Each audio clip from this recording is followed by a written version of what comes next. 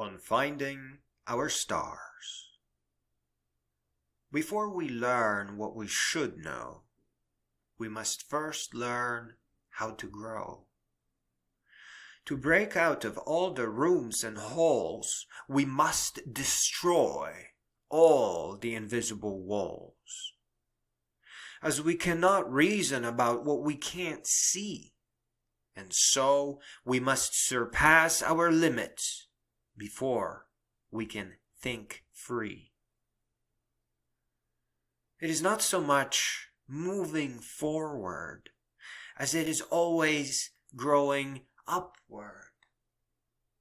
We say forward when we seem to stop, but we mean up to the top. And then rise above where our limits once stood.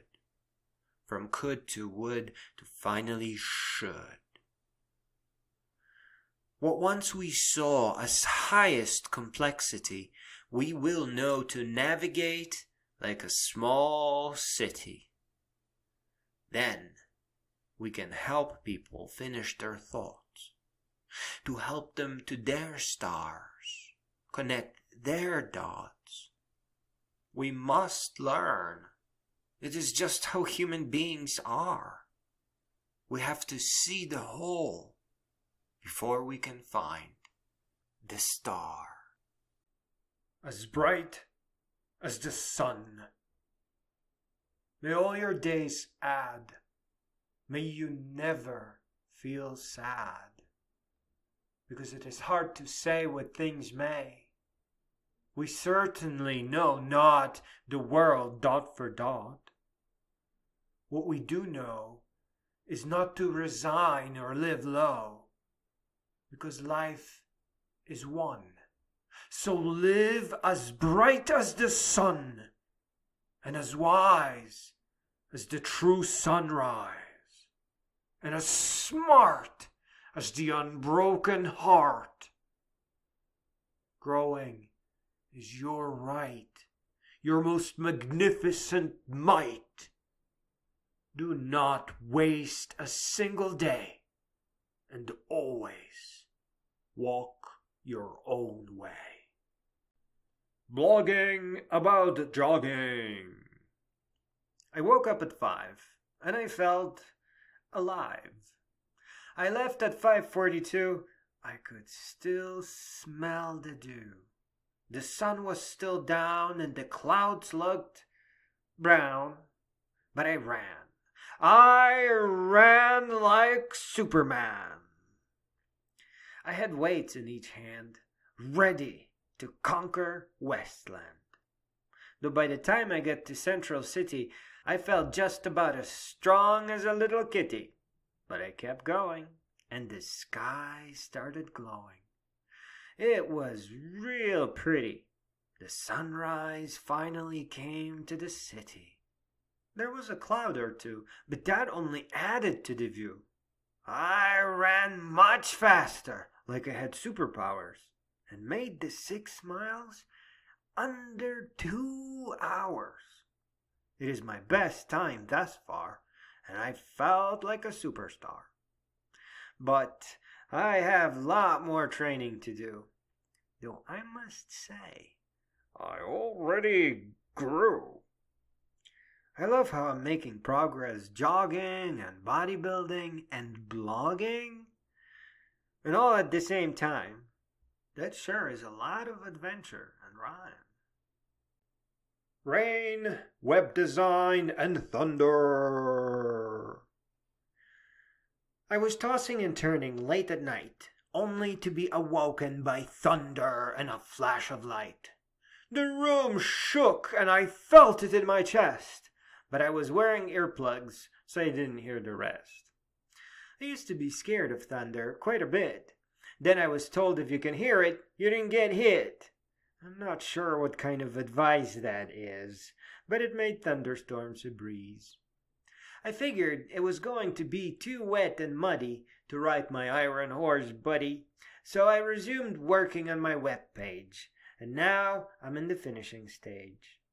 When all else fails, there's always web design. At the end of the day, everything will turn out fine. I had to rest a bit as I switched from 8 p.m. to 5 a.m. for my endurance running. But now I feel I can resume and become even more stunning. Iron Mare. I woke up early, dressed just barely, just enough so that I'm not bare, and jumped on my iron mare. We set course away from the sun, and just like that, we ran. Some quarter way through, we had to turn left towards the dew, but then the road went straight, and all the way till the end, the ride was great.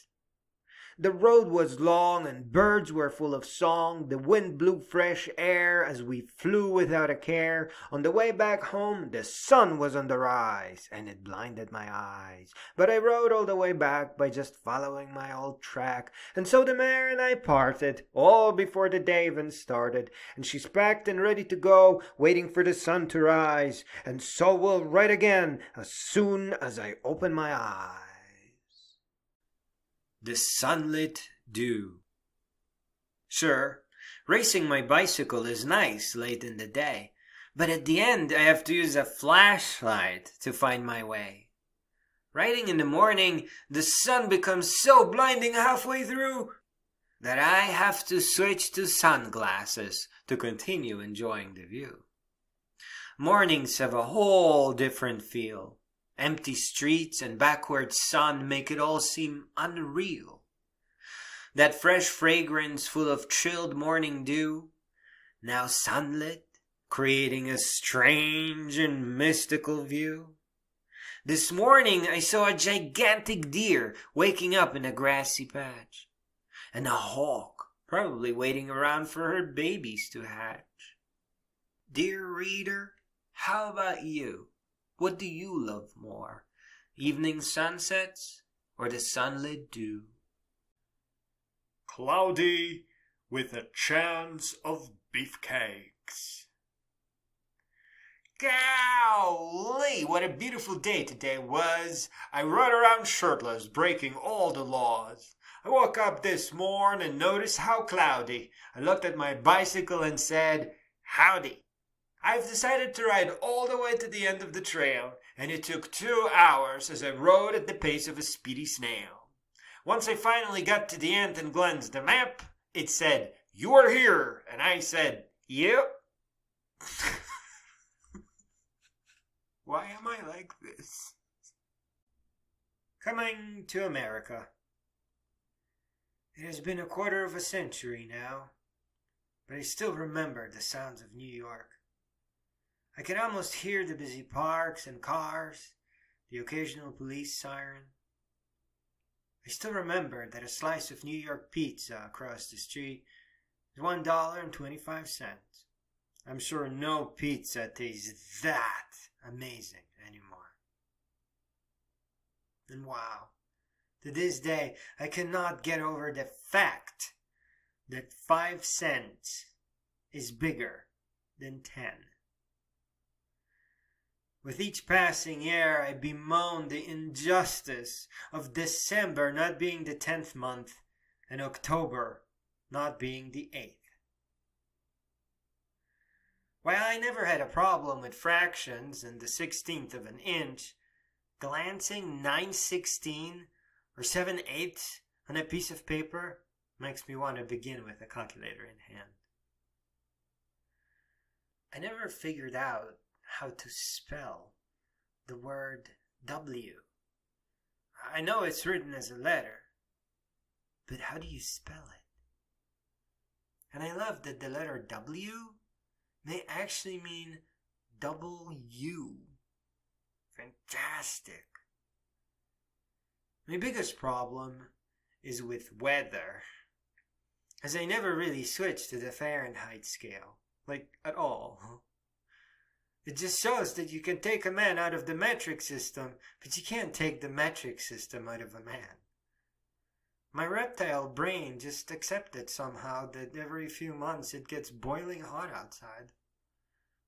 During hot summers, I catch myself staring at my thermometer that extra second longer, and slowly go, "What the It's 105 out there!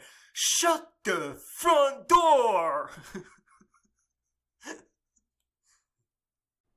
Writing red. Sometimes I race my bicycle in the twilight. It's not too dark, there's still plenty of light, and to be safe I do bring my flashing lamp and write carefully like a real champ. But oh boy, is it nice. There are deer, bunnies, and little mice. Oh, how the smell of pine trees mix with the smoke from the fireplace. It smells so good that I want to stop my race. Sometimes I do stop to look at the sun go down. But I have to imagine the horizon as I am in the middle of a town. And then the sun gets low enough for all the clouds to light up red, finally allowing the darkness to begin to spread. That's usually when I turn around, but I love the frogs and crickets and that early night sound. I wish I could capture it and keep it all, but the pictures and videos I take look dull. I think we should all enjoy these simple treasures, as these are some of the life's most magnificent treasures. Good night's rest. Life is always about learning and knowing, all those winds of change freely blowing. But there is something you must always remember, that you are a raging fire and not a glowing ember. It is your right to strive and thrive and grow. May you melt all the sleeping and cold snow. Let there fill new oceans, let the rivers flow, and may the sun shine forever with your beautiful glow. We each should live our lives with a huge thunder, because no matter the tests, life is always a wonder. But the best things come from us beating life's test, by rising up, becoming wise, and doing our best. No challenge is ever as easy as it looks. It all requires reading plenty of books. I don't think anybody's ever truly blessed. I think life may push us all to feel stressed. But we are each so special and so strong and so sweet that we can all take on the challenge and handle the heat. All the things we hold tight to our breast always come from some hard challenge or quest. It is all about learning and taking that harder route, so that each day we grow more in wisdom and less in doubt. So please, always strive to do your best, so that the 90-year-old you can get some good night's rest. Ensue. My friends, not only are we unable to directly conjure up the greatest of our heights, in that they must ensue from our greatness and pursuits, but also we can't see that which we will miss. A mistake hidden within the heartbreaking realm of never knowing what we missed. An old, odd realm, strangely built with invisible walls. The only way we can be sure that we have not fallen to some prison of invisible walls is to keep moving forward and up and never stop. If our elder selves do end up having regrets that begin with, "I wish I knew," then by pushing forward today, we let them know that we have done our best. We send a message of compassion to our future selves. Late at night, at 3 a.m., the elder you will lay awake and say, I was amazing. There was nothing else I could do. Our elder selves need to know that we lived boldly, courageously. It is for their health and so that they feel proud and can get back to sleep with a smile. I'm always sad about never hearing about this from teachers, that our life is one in many profound ways. That authenticity is not some ideal, but just another name for health, for sanity, for strength. When we are older, we realize that shortcuts are worthless, that they only lead to some sacrifice, that throughout our entire lives, the longest way was the only way. We must each climb the highest of mountains. It is how we grow. It is how we bloom. It is how the greatest of heights will ensue. On writing the 5th book, I know all too well that writing books is hard. As far as I can tell, I'm still learning English. But books share principles with life. Be it book or life, it is always page after page. It has chapters. Books are not some fancy extra, but a pretty fancy way of rising, just rising in life. And perhaps it is somewhat old-fashioned to be urging you to write books, but I don't feel bad at all. I expect the first one is the hardest, the second one will be so good, the third one, I'm sorry, will feel as floppy as a thinly sliced ham. The fourth one, after that long, wonderful pause, will surely be the one. It will feel like such a closure. But listen, I suspect that we don't really get started until our 5th book. Because, it's the book you don't think about writing that gets you. And I think I can actually predict enough of it to say that as children, we look to the future. As adults, we grow. And as great beings, we look at the past with wise eyes. See, it's not until we get there and glance over at ideas that we were passionate about when young, but now through the eyes of the great being, that all of a sudden things like amor fati are not merely about love of fate, but also from when we look at life. See, when looking back, we see fate as something that has largely already unfolded. And now, the love for it fits. It is the love for all we've been through.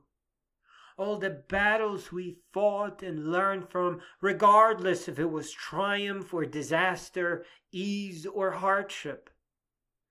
It was what helped us grow profound, what made us ourselves. So as long as we fought to rise, so as long as it counts for more than mere whim or being pushed around, it does not matter how hard things were. It matters that nothing took away from our love of life. That we faced those challenges, easy or difficult, because now you sit at the typewriter and you know the story dot for dot. See, we have to live our life so sturdily as to bring enlightenment to our elder selves and perhaps make them cry a little. And why the heck not? See, growing is not just getting somewhere, but also building that which will eventually become our beautiful past. And though as children we may need to admit to ourselves that we don't understand everything, as great beings come our golden age, we will understand what we once have struggled with. And with a great sense of accomplishment. A sense of accomplishment that wouldn't be there had we not challenged ourselves with things that were out of our grasp when we were young.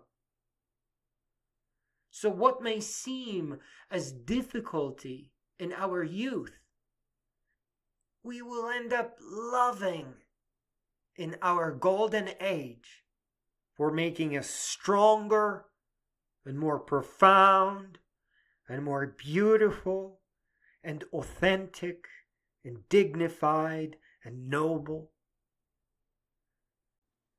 On learning philosophical concepts a little bit at a time. The philosophers attempt to bring ideas to the future generations. They are masters of learning how to think, conceptualize, and get extremely smart. There are a few things that we must set aside at first. And above all, remember that they were children once, teenagers, that they are all too human. When possible, we should begin with survey courses and general overviews, video lectures and audiobooks on the subject of philosophy in general. The story of philosophy, the lives and opinions of great philosophers, is a great start. Ariel and Will Durant seem like an amazing couple. In 1977, they were presented with the Presidential Medal of Freedom by Gerald Ford, and Ariel was named Woman of the Year by the city of Los Angeles. The Giants of Philosophy series is a set of 13 audiobooks surveying world's top philosophers, written by multiple authors and narrated by Charlton Heston. We must not judge a philosophy by the mistakes of the philosopher. If they did make mistakes, then they published hoping to be granted a hearing. We should avoid memorizing. Ideally, we want to approach philosophers that we find familiar, and perhaps already having reinvented some portion of what they worked on. One concept that comes to mind is amor fati. It means love of fate in Latin. But to me, it does not speak the kind of fate where everything is predetermined, or the fate of a person who lets whim and life push them around, but rather events that just happen. Friedrich Nietzsche wrote a great deal about amor fati, but in my opinion he takes it too far as he speaks of suffering and runs into extremes. My bullies are an example of extremes in suffering, and amor fati does not mean I should love my bullies, and Friedrich states as much. Only great pain is the ultimate liberator of the spirit. I doubt that such pain makes us better, but I know that it makes us more profound. Thanks, Frederick, my dear old friend. Albert Camus brings it down to reality, speaking of accepting that life comes with difficulty and ease, and we should accept both. A will to live without rejecting anything of life is the virtue I honor most in this world, he says. It's not enough to learn about a philosophical concept like we just did. We should hope to integrate it, or keep it as a reminder that we have to learn more before we understand it completely.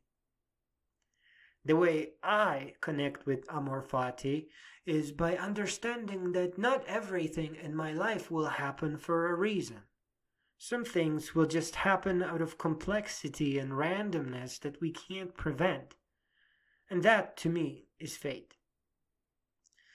I like how Albert Camus talks about ease and difficulty, and the way I understand him is that we should stand up for what we believe in, even if that means people will yell at us.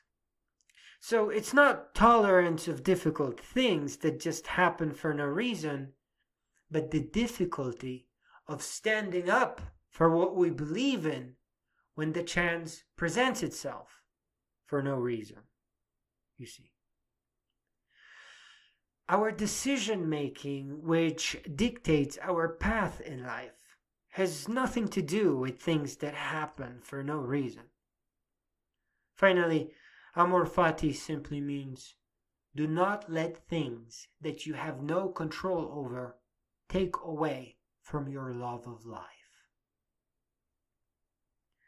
While this may not be exactly what Friedrich Nietzsche and Albert Camus talks about, my initial, more personal interpretation gives me a platform from which I can learn both of their interpretations and mutual differences. And what I am showing here is that we don't have to understand all the philosophical concepts right away. That it is best to learn a little bit at a time, at our own pace and in our own sequence. Live wisely and beautifully. We are all very unique, and we are irreplaceable. But the world is still growing, and it may neither fit nor truly inspire you. So you have to find out what really moves you, what makes you stand on unshakable ground, accepting the responsibility for your own education. You must become authentic and unbreakable.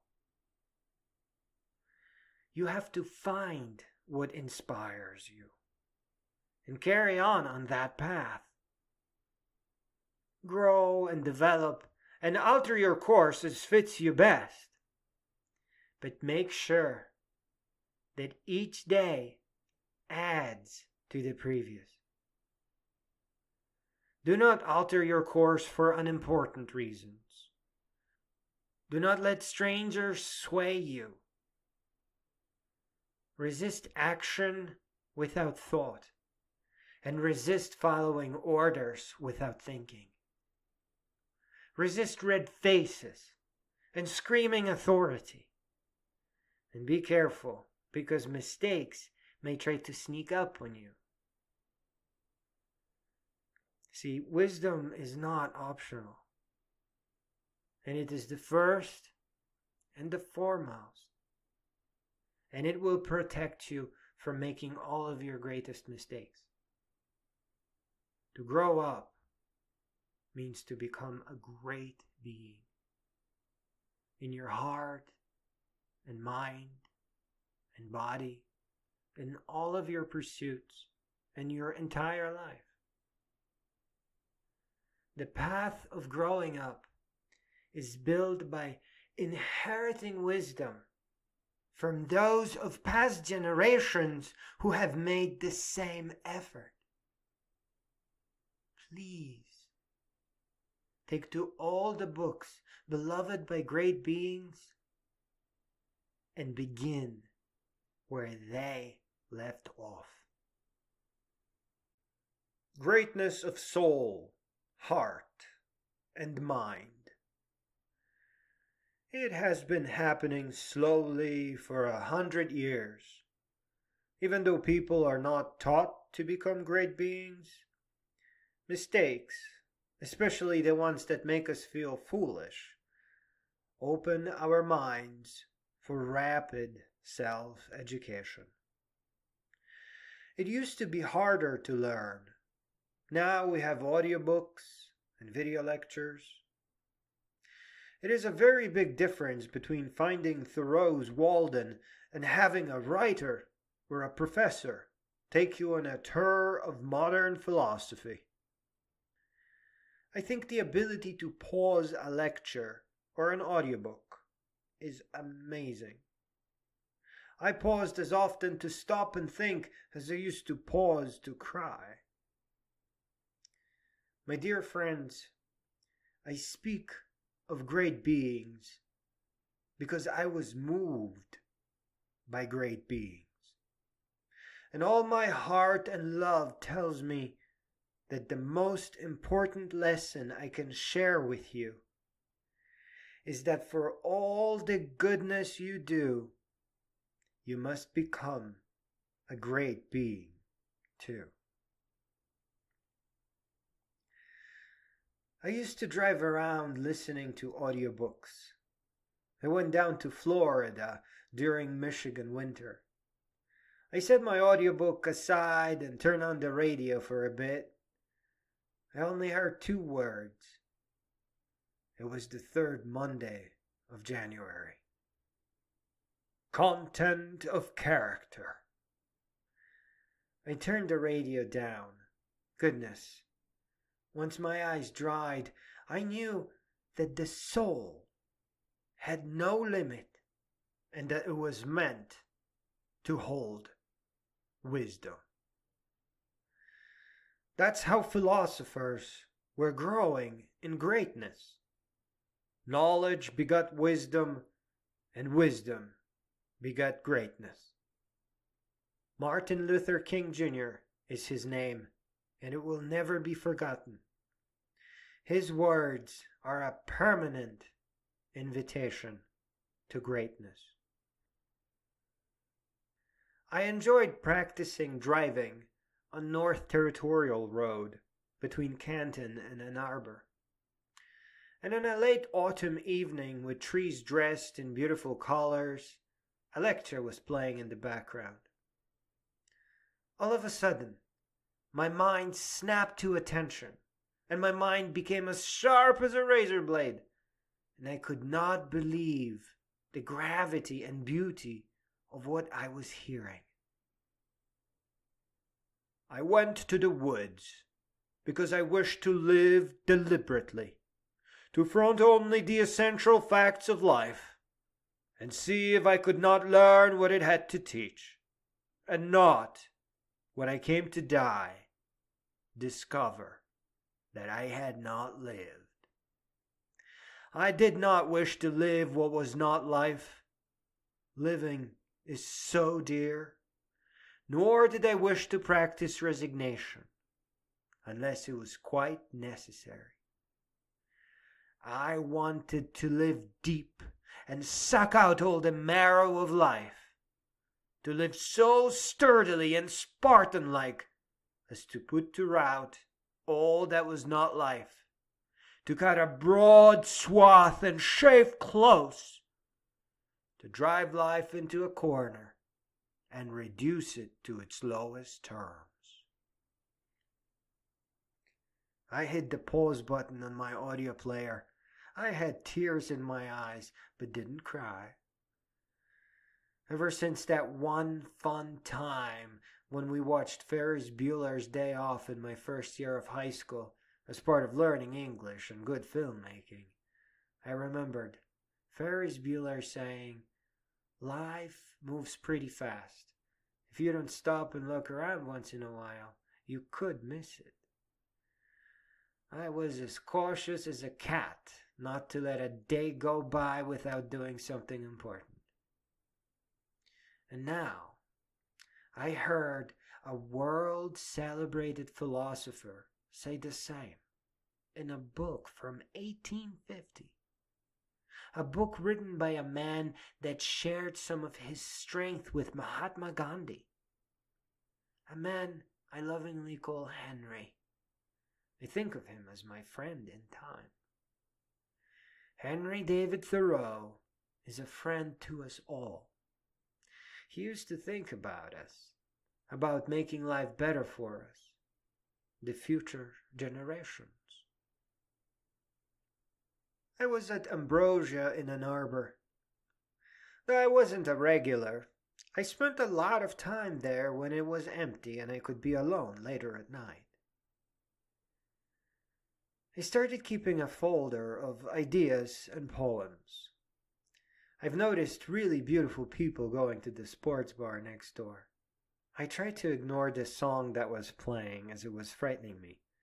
The lyrics rang, "Where'd you get your body from? Where'd you get your body from? I got it from my mama. I got it from my mama."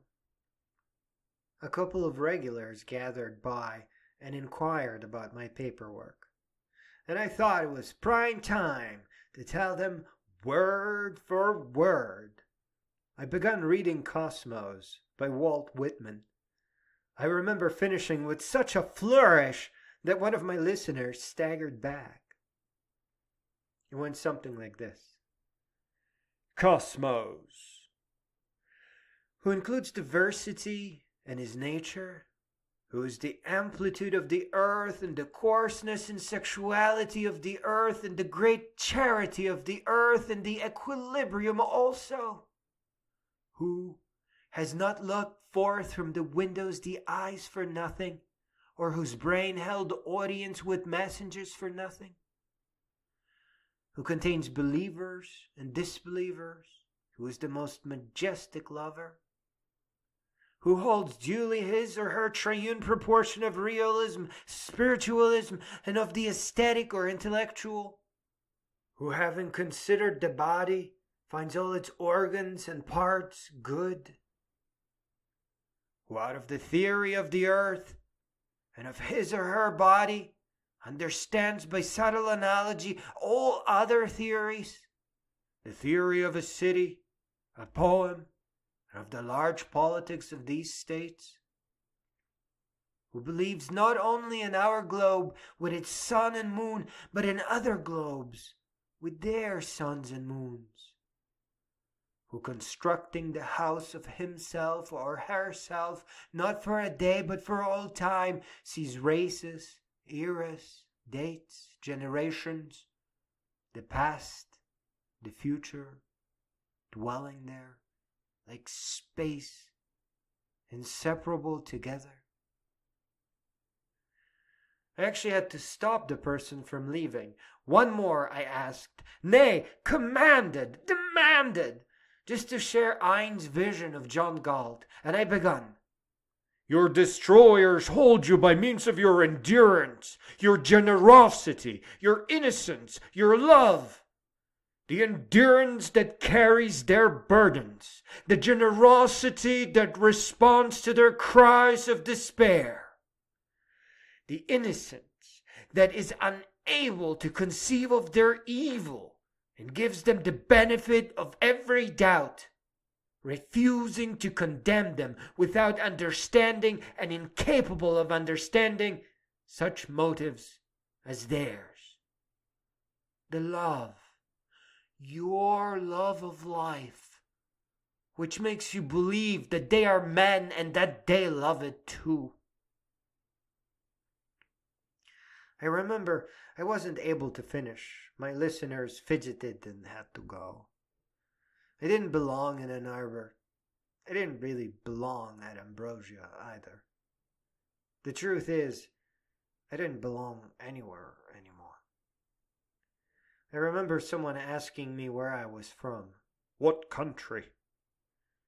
and as I rolled up my poems getting ready to leave, "I'm a citizen of the world," I said, without thinking anything of it. I remember sitting up one time, feeling really alone. I think I was headed up to Ludington this time. And time came to listen to Viktor Frankl's Man's Search for Meaning. Bullies came after me when I was a chubby child. One year, sometime when I was 13 maybe, the little me made the older me make a promise.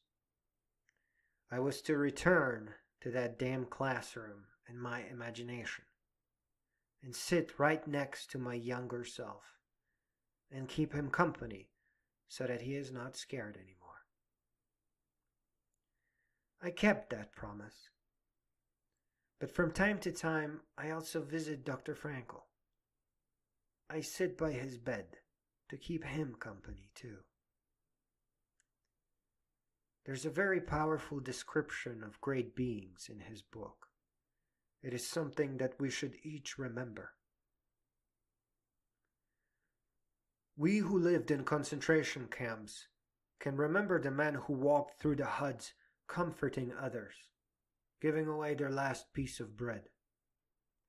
They may have been few in number, but they offer sufficient proof that everything can be taken from a man but one thing, the last of the human freedoms, to choose one's attitude in any given set of circumstances, to choose one's own way.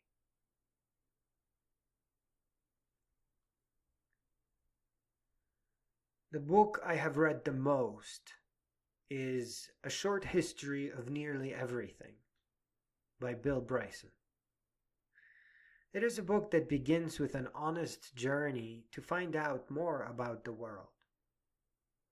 It is very helpful to realize that we don't know all the things we should know, and not be ashamed of that. Just simply look for some audiobooks on the subject.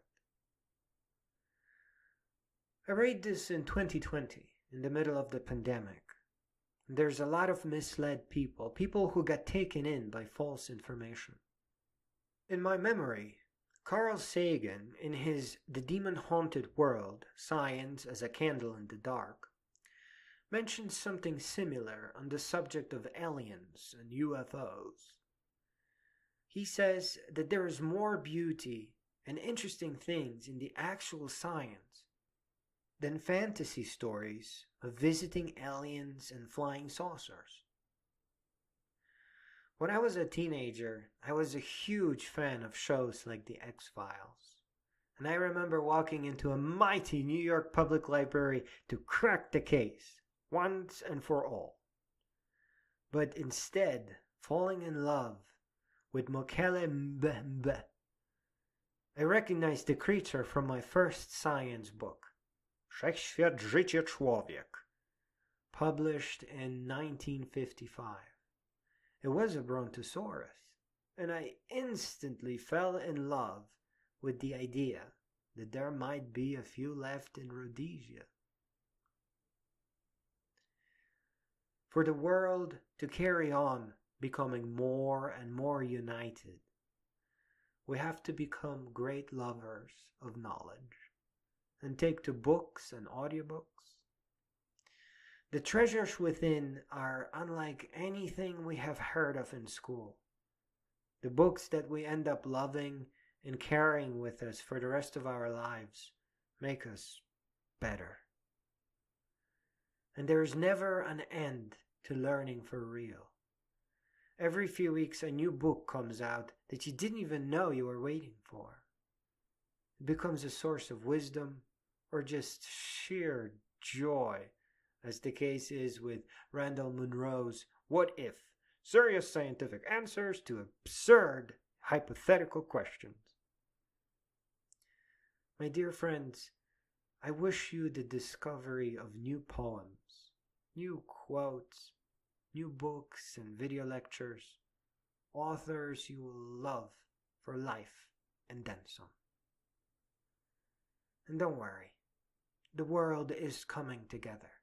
the borders are fading, and there is nothing that can stop it. Humanity is in the process of unifying, becoming one big, loving family. We can hasten this process by learning, acquiring more knowledge, preventing history's mistakes from repeating themselves. The path to the future is found in knowledge and wisdom, and aiming for greatness of soul, heart, and mind. Cheerfully becoming mighty and wise. Growing up, getting up, moving up, rising up, we each have this abstract sense of a special direction. It calls to us when we are down, and it calls when we can go higher. You don't even need to speak a language. Just lift your finger and point to the sky. It works for everything and every time. It encourages us to continue to rise. There is always an up and never an end in sight. Growing up demands that we open our eyes and rise, stand our ground and look to the skies. So as long as we aim for the tallest of mountains and rise, our knowledge will quickly catch up in size. Wherever we begin, we can rise. To grow in wisdom to no end is the ultimate prize. May we each discover our path to wisdom and rise, cheerfully becoming mighty and wise. Apocalypse. Meow. A powerful summer storm approached with mighty thunder and powerful showers. And as always, my power went out for some 24 hours. I love Mother Nature and her cosmic powers. With this much rain, there can only be more blooming flowers. But yeah, as soon as the power went out, my apartment went completely dark. My air conditioning was gone too. I tried to turn on the window fan before I realized I need to think this one through.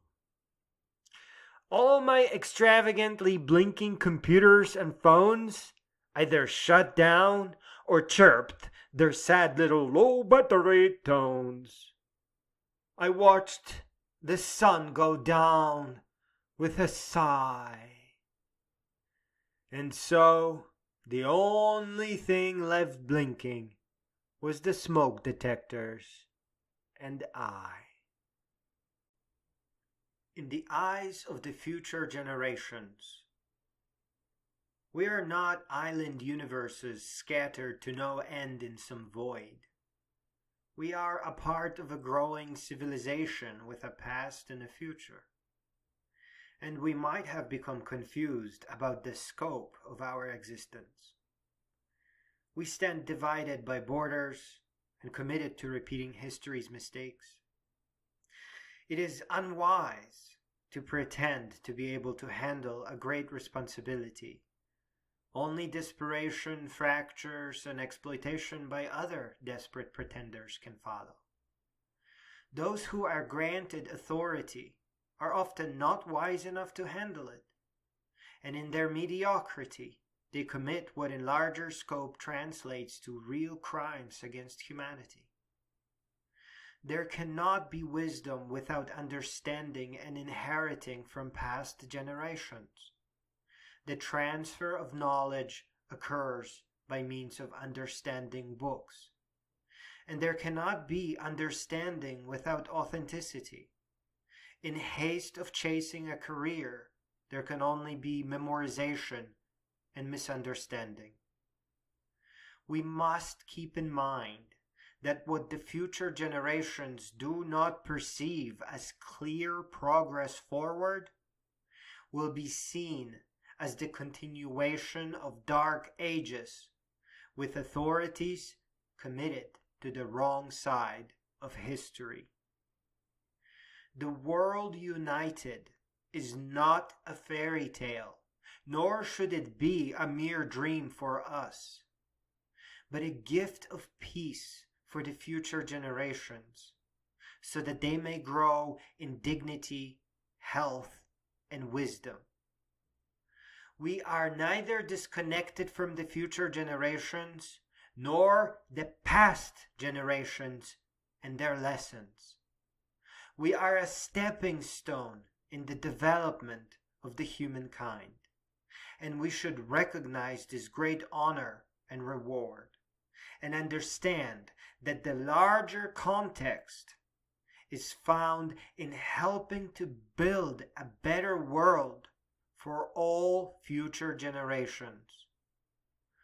All our decisions across all levels and authorities, police, attorneys, judges, parents, teachers, principals, mayors, governors, prime ministers, and presidents, and everybody else, must be mindful of future generations, of a growing world, of making lasting and meaningful contributions to the entire humankind. A world that will eventually become united and free of borders. A world with future generations that will look back at us right now, right here, with questions that we must present answers to. We are getting stuck in circles because people are forgetting history's lessons, because we are not thinking on a large enough scale. We end up building more prisons rather than ending poverty with meaningful prevention programs. Endless cycles of heartless poverty that frees the best of us. Poverty that wouldn't even be a feature of a modern society had we in our wisdom recognized it for what it is. Poverty denies people food and well-being, causes stress and great harm to their minds and body. Love above law. Before we allow the practice of law in a city, we must end the cycles of poverty. Money must not be used to limit people or make them sick. It is meant to help. And how can a culture be so fragile as not to see how a young person allowed to build a business without the threat of homelessness and starvation will contribute back to the city and everyone's well-being? What is so hard about seeing that rather than sending non-violent criminals to prison, we can prevent their biggest mistakes by putting an end to their worries of sleeping hungry on the street? Any time we fail to keep to reality, be it by sending a 15-year-old lady to prison, or denying science, or tolerating arrests by obscured or unidentified agencies, or abuses of power, or abuses of discretion, we create fractures and distrust, blindly defacing and destroying work of many much wiser great beings who gave their best, trusting that we can carry on in wisdom. We must not move against the grain of reality. Any and all divergence will only create a cascade of fractures that will demand constant attention and result in nothing more than systems that merely stand to support themselves and as an affront to justice and future generations. Where there was once a solution, as clear as helping children to inherit the wisdom of their elders, we now see the emergence of a failed and impotent educational system with a mass incarceration backend. Wisdom, an inheritance of knowledge, cannot be replaced by fake it until you make it.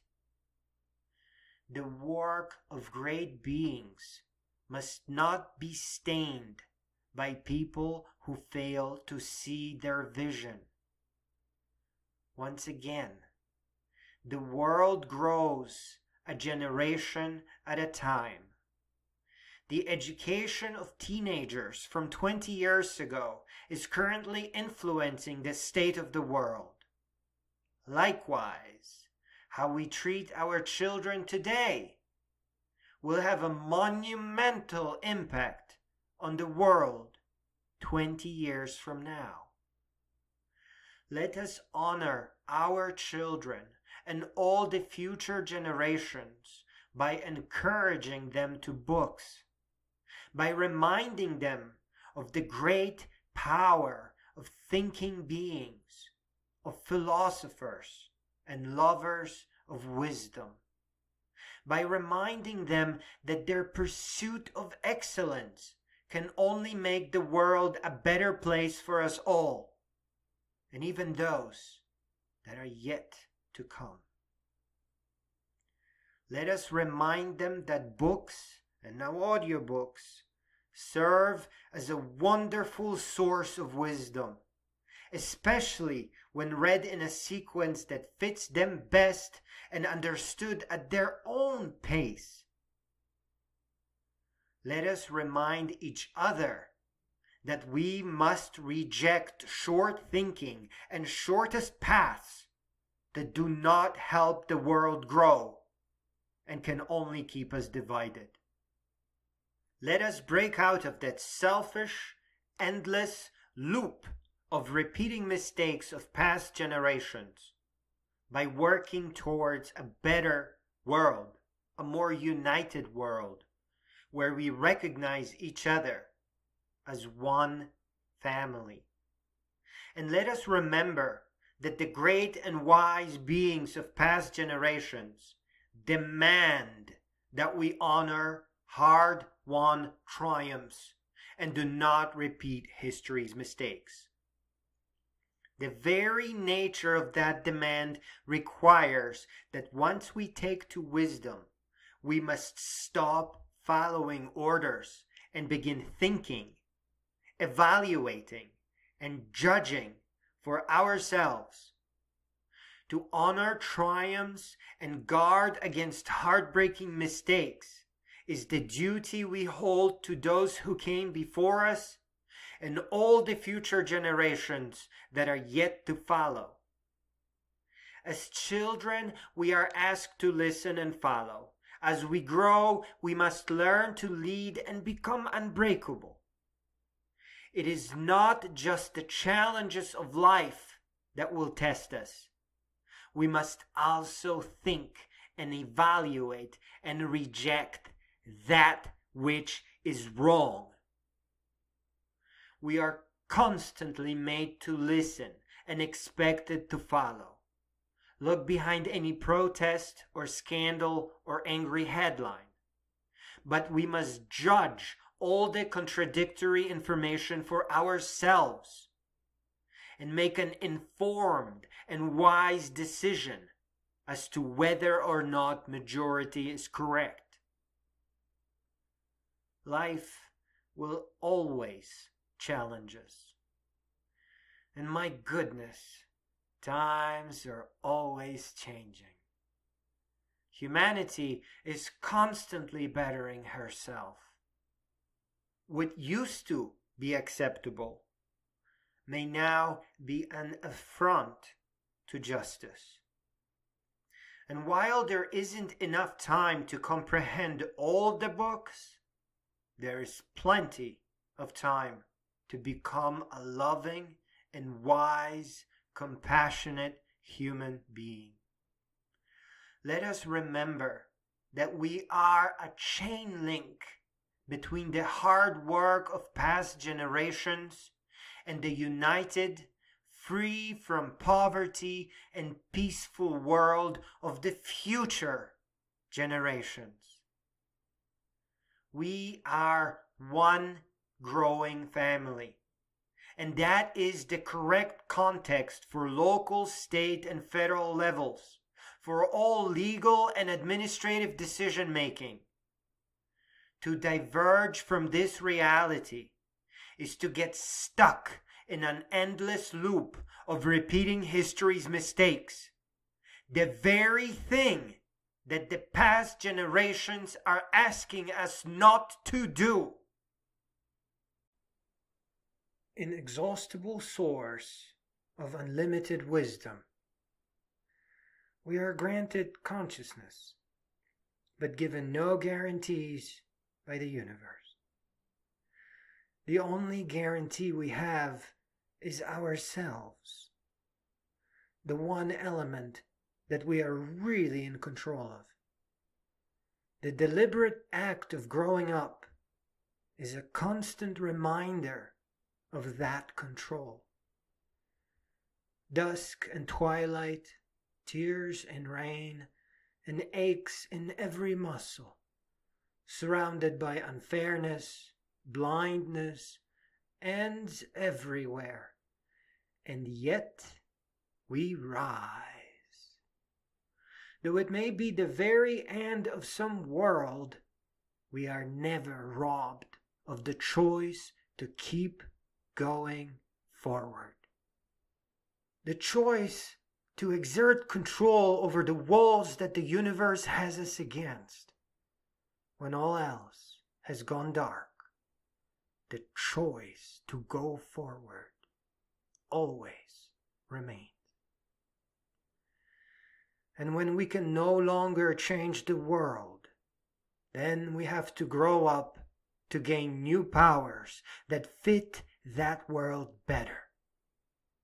The new powers will alter the world, and eventually we will find our way back home. No matter what misery or battle marks our past, having chosen to rise and learn and rebuild made us beautiful.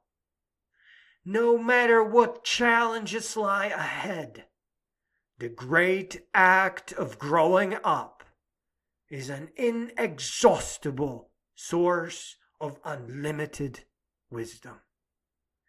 And the sum of it all is the great health and joy of life. Philosophers, poets, and artists. Nope, we may not finish school, get a job, buy a house, and worry about old age. My dear friends, I forbid you, and you're not even allowed anyway. I don't know who came up with this nonsense, and I don't know why our parents repeat it, though I have some theories. You are to figure out what moves you and get on with it.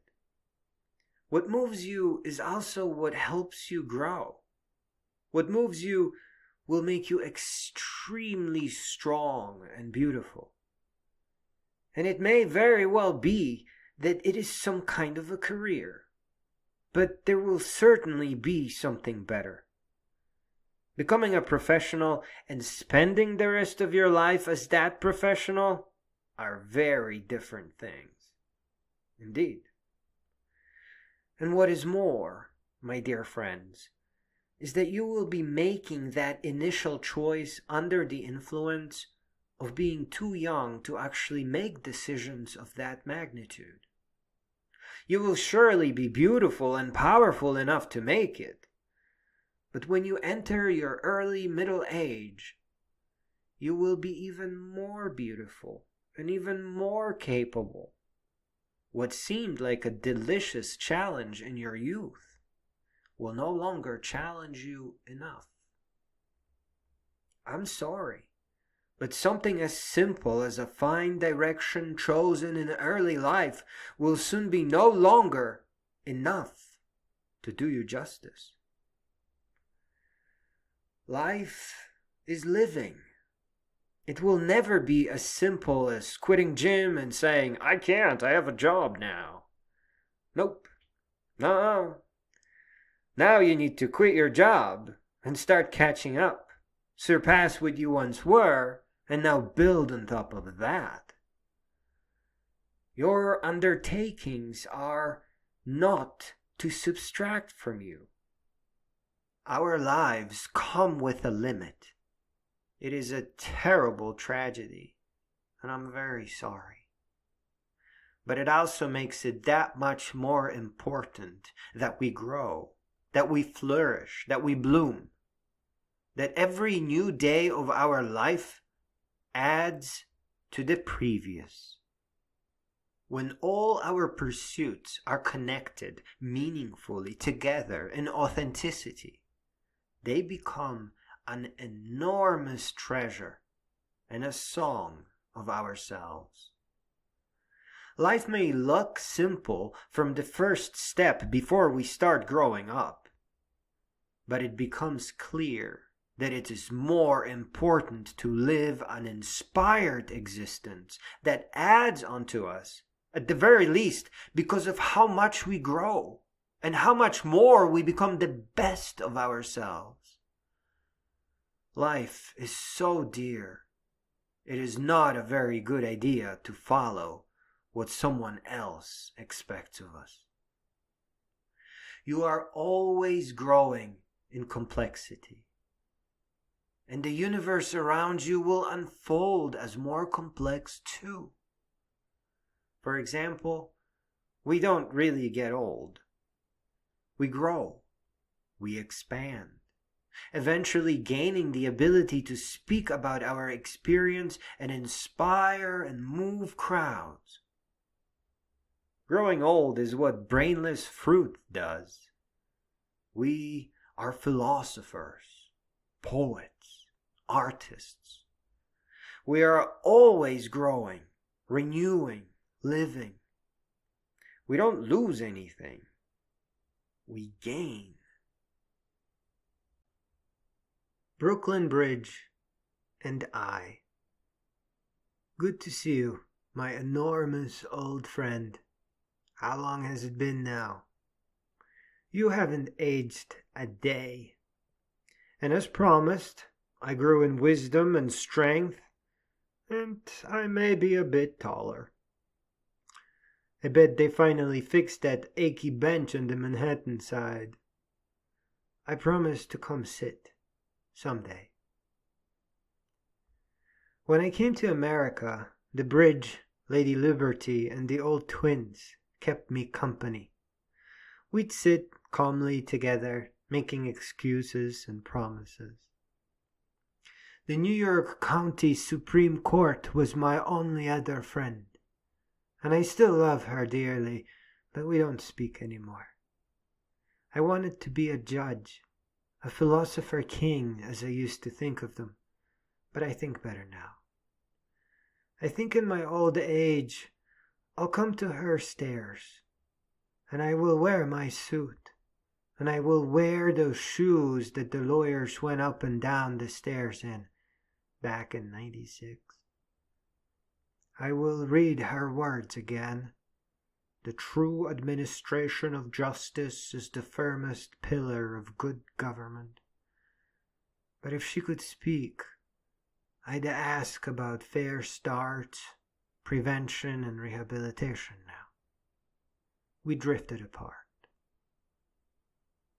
I made a little pilgrimage after the twins fell. I went to see if all was healing properly, and it was. Workers were preparing the site for what would become the Freedom Tower. The city was unchanged. It was still the same people. Home, sweet home, I said out of awe and nostalgia as we turned to see the New York City skyline framed in the bus window. Damn right, the person next to me muttered. That broken bench on the Manhattan side was my bench. We connected instantly. I was breathless. It was a long walk. The things I'd ponder about back then were supremely simple. Like, when is it going to stop raining? And will they let me back on the subway in a coat this wet? And I wanted to know more about what Ferris Bueller said. Life moves pretty fast. If you don't stop and look around once in a while, you could miss it. But it turned out I never let go of a year without trying to learn something new and lasting. Years were always too precious for me. I'd claw at Decembers like a cat going after his favorite toy. Mostly, I would sit there, quietly, watch the occasional jogger, stare at the cars going left and right beneath me, and boats going up and down East River. I remember always having some sweets on me. The old bench is a great place for a picnic. The amazing power of audiobooks. First of all, let me share with you a secret to a great intellectual wealth. If you ever get hurt or lonely, the audiobooks will completely restore your health. They will help you understand the world a lot better, and they will piece your heart right back together. Audiobooks will make your heart whole, and they will add a great wisdom and strength to your soul. And let me tell you, they help us resume great works and understand great lives, connect with great beings, their minds and drives. And it really, really works. They help you inherit power. It gets into your soul and grows like a flower. And they help us see better with our own eyes. See world poverty as the enemy and the world peace as the prize. And the more lives you inherit from, the sooner you will find your way home. The original way we used to learn to rise higher was by listening to moving stories by a crackling fire, by listening to all the world's great stories. We push poverty away and we become wiser to no end, each and every day. Reality, clarity, and future generations. Of course, let us ask what their regrets are. We are, after all, the future generation to those that came before us. Therefore, we have insight and certainly have regrets. We regret wars, poverty, hate, and stupidity. We want world peace because a single human life is more sacred than all the gods put together. Because borders are stupid and war is hell. Because ongoing weapon manufacturing is evil. We want the end of poverty. Because money should only be used to help a person and not make them worse. Because no one should be denied mental, dental, or medical care. Because not a single human being should ever go hungry or thirsty. We want the age of wisdom. Because people must learn how to think before being told what to think. Because the modern human being must first catch up with knowledge in beloved books. Because we must put an end to making mistakes that can otherwise be avoided. The world will not grow if human beings are prevented from meaningful education. The world will not grow if people are too scared or too hungry or too tired to learn. The world will not grow if you and I and everybody else fails to honor the future generations. As many evil forces as there are, they will give up the moment they see that their lies can't move crowds anymore. Moving against reality commits the followers to the forgotten side of history. Standing up for truth and authenticity fills us with light of wisdom and love of humanity. You never know the first day when you become ready to reinforce or add a new article to a document that will define humanity for all generations. We can't be sure if this document exists yet. Perhaps you will begin writing it. Perhaps your article will be the opening article, and yours the first signature. There are too many borders, my friends. And too often money is being used for harm where it was invented for good. Our world, with our love and our blessing, must take another deep and long breath and exhale in blooming changes all around. Practice. Take out your journal and scribble to no end. Many high and mighty laws, printed over and over on paper, will not hold up forever. Humanity never moved towards some economic paradise. It has always moved towards goodness and love. It has moved slowly, slowed down by poverty of so many, slowed down by borders, and people not yet ready to learn how to think before they are told what to think. But it has moved with unlimited strength, sanding down to dust all that stood in the path of good ideas and goodness and love. Do not accept wrongs on paper or law or the red faces of those moving against the grain of reality. Do not assume that the wrongs that stand today will not be erased tomorrow. Proudly, nobly, respectfully, deep in thought, take time off and reach out to world's best-selling nonfiction. My friends, may you laugh, may you celebrate, may you admire, and learn from and forgive mistakes, leaving them to the past.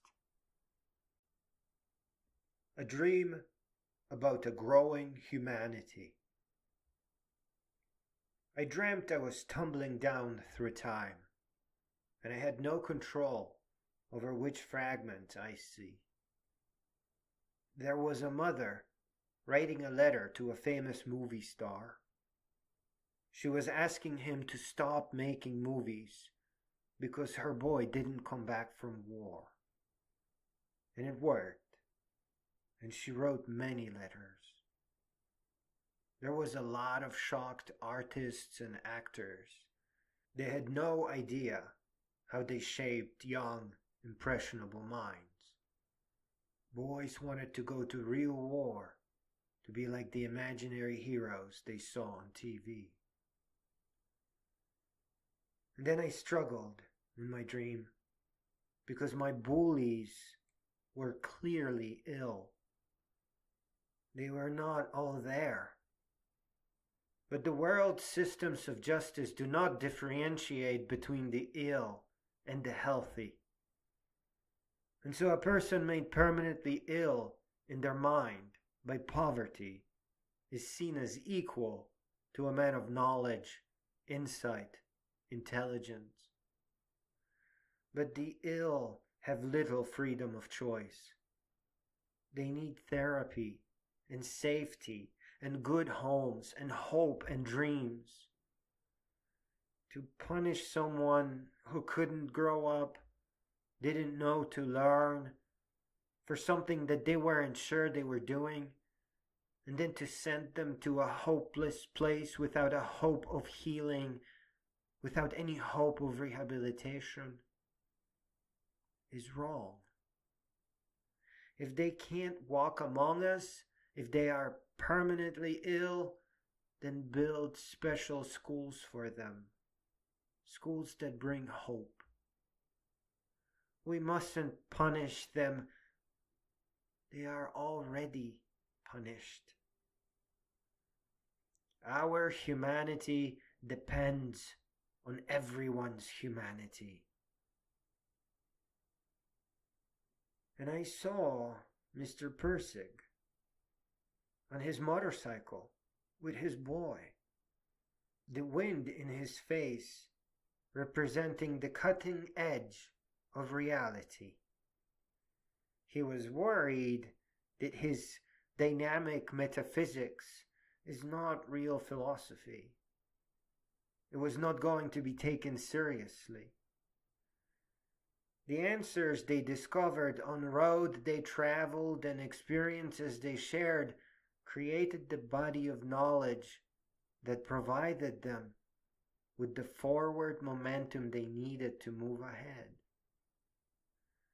I dreamt that Purcig was just talking about authenticity, nobility, and dignity, and knowledge, and wisdom, and wise intuition. He is unafraid to show us how vulnerable philosophers are. That all it takes is ideas worth sharing, once or twice. Anybody can be a philosopher.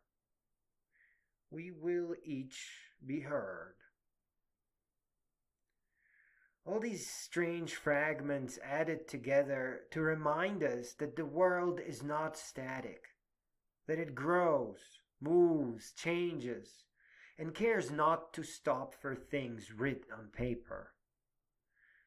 Advancements in psychology, the trailer to the movie about Philip Zimbardo's work, alone should invalidate laws and behaviors previously thought acceptable.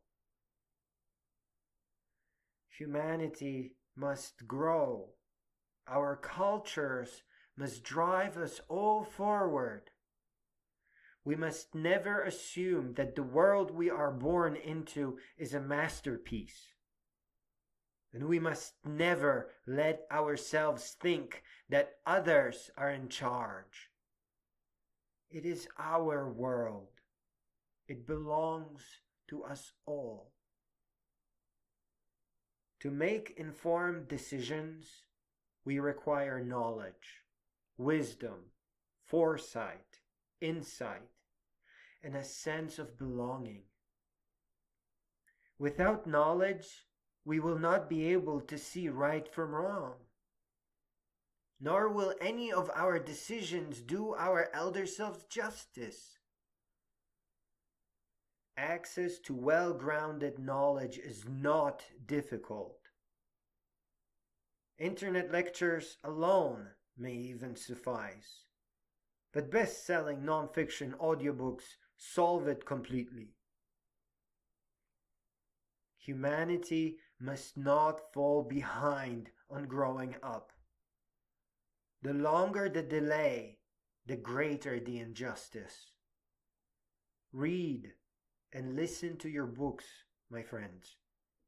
Inherit the lifetimes of knowledge within. We can't send people to prison without any hope of rehabilitation for uninformed decisions that came on a whim. And we can't allow mere practice of law without functional rehabilitation and, above all, meaningful education and universal basic income that truly lifts people out of poverty. We are the people. We outgrew borders long ago. We are one family on a lonely blue earth. We must learn to catch up with what is worthy of knowing. We can use science or love or both, or the leading edge of instinct powered by our humanity. But we must continue building this world. Each generation must make improvements and never stop. Those who stand in power today are to soon gracefully surrender to the better wisdom of the new generation. To preside is to wisely wait whilst the new generation becomes worthy of the position, and to quietly step down and put whatever wisdom was discovered to the books of history. To preside means not to continue repeating mistakes because they are on the books and therefore one will not be punished. There are only two sides to history, and only fools think it is the winning and the losing one. The two sides, as seen by the future generations, is the wrong one and the noble one. Let us all rise to the challenges of wisdom and making lasting and meaningful contributions to the human family. Let us not be lost to the wrong side. Let us not be passed over by the books of history. Let us help wisdom propagate. Let us stand up to every corner and every challenge. And let us speak out against the wrong, the mistakes, the incomplete, the unfinished. Let us not accept half measures or good enough or status quo or the lowest common denominator minimums that get committed to law books. Let us remember who we are and how noble the human being. Let us stand upright in authenticity, dignity, wisdom, and compassion. Inspirational poetry. While constitutions and declarations age and get amended to become other than intended, most beloved poetry is writ in stone, loved and celebrated, and hard to forget. So let us write poems to celebrate every era and each new idea worthy of us in the modern times. Humanity has always faced great challenges, and the greatest challenges moved us the most. Today, we must fix education for all, and it has to result in creating wise, great minds. We have to fix world poverty, as it too often destroys minds before they can even put up a fight. And we have to create a clearer picture of the world, poems that reveal problems before they come into being. Above all, we have to help young people, help them to understand the world better, help them gain early insight so that they are not easily manipulated. At the very least, we have to explain how borders divide and how divided we are made to fight. How easy it is to dress ignorance in authority. How some principals or teachers or parents never cared and never will. How poverty is not the fault of the children born into it, but a mark of broken and immature and selfish politics. How talent and genius and genes are a stupid myth for poor, angry little man, and how self-education is far more meaningful, and how noble. You, my dear readers, you are full of great ideas. The things you wish you knew when you were younger are more important than you think. Those are the ideas that will create unforgettable poetry. Please, pick up a pencil, pick up a keyboard, and rhyme or arrange, impress with words, with inspirational letters.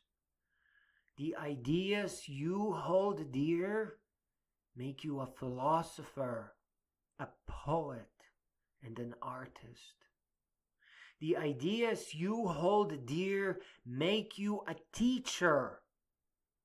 Please help the world learn. Phew! It's only 8. Hey! Phew! It's only 8. And here I was worried that I'm going to be late. Today is Friday, and on every Friday I must look for new ideas to add to my fancy warrior book. It is a book made out of videos, and some ideas don't have enough of those. Last week I searched for Ladies Fast Draw, but it only returned 3 videos last time I saw. I also tried Women Sharpshooting and Compound Bow, but something didn't fit. The chapters just didn't flow. I'm searching for inspirational things, ideas that bring friends together and give them wings.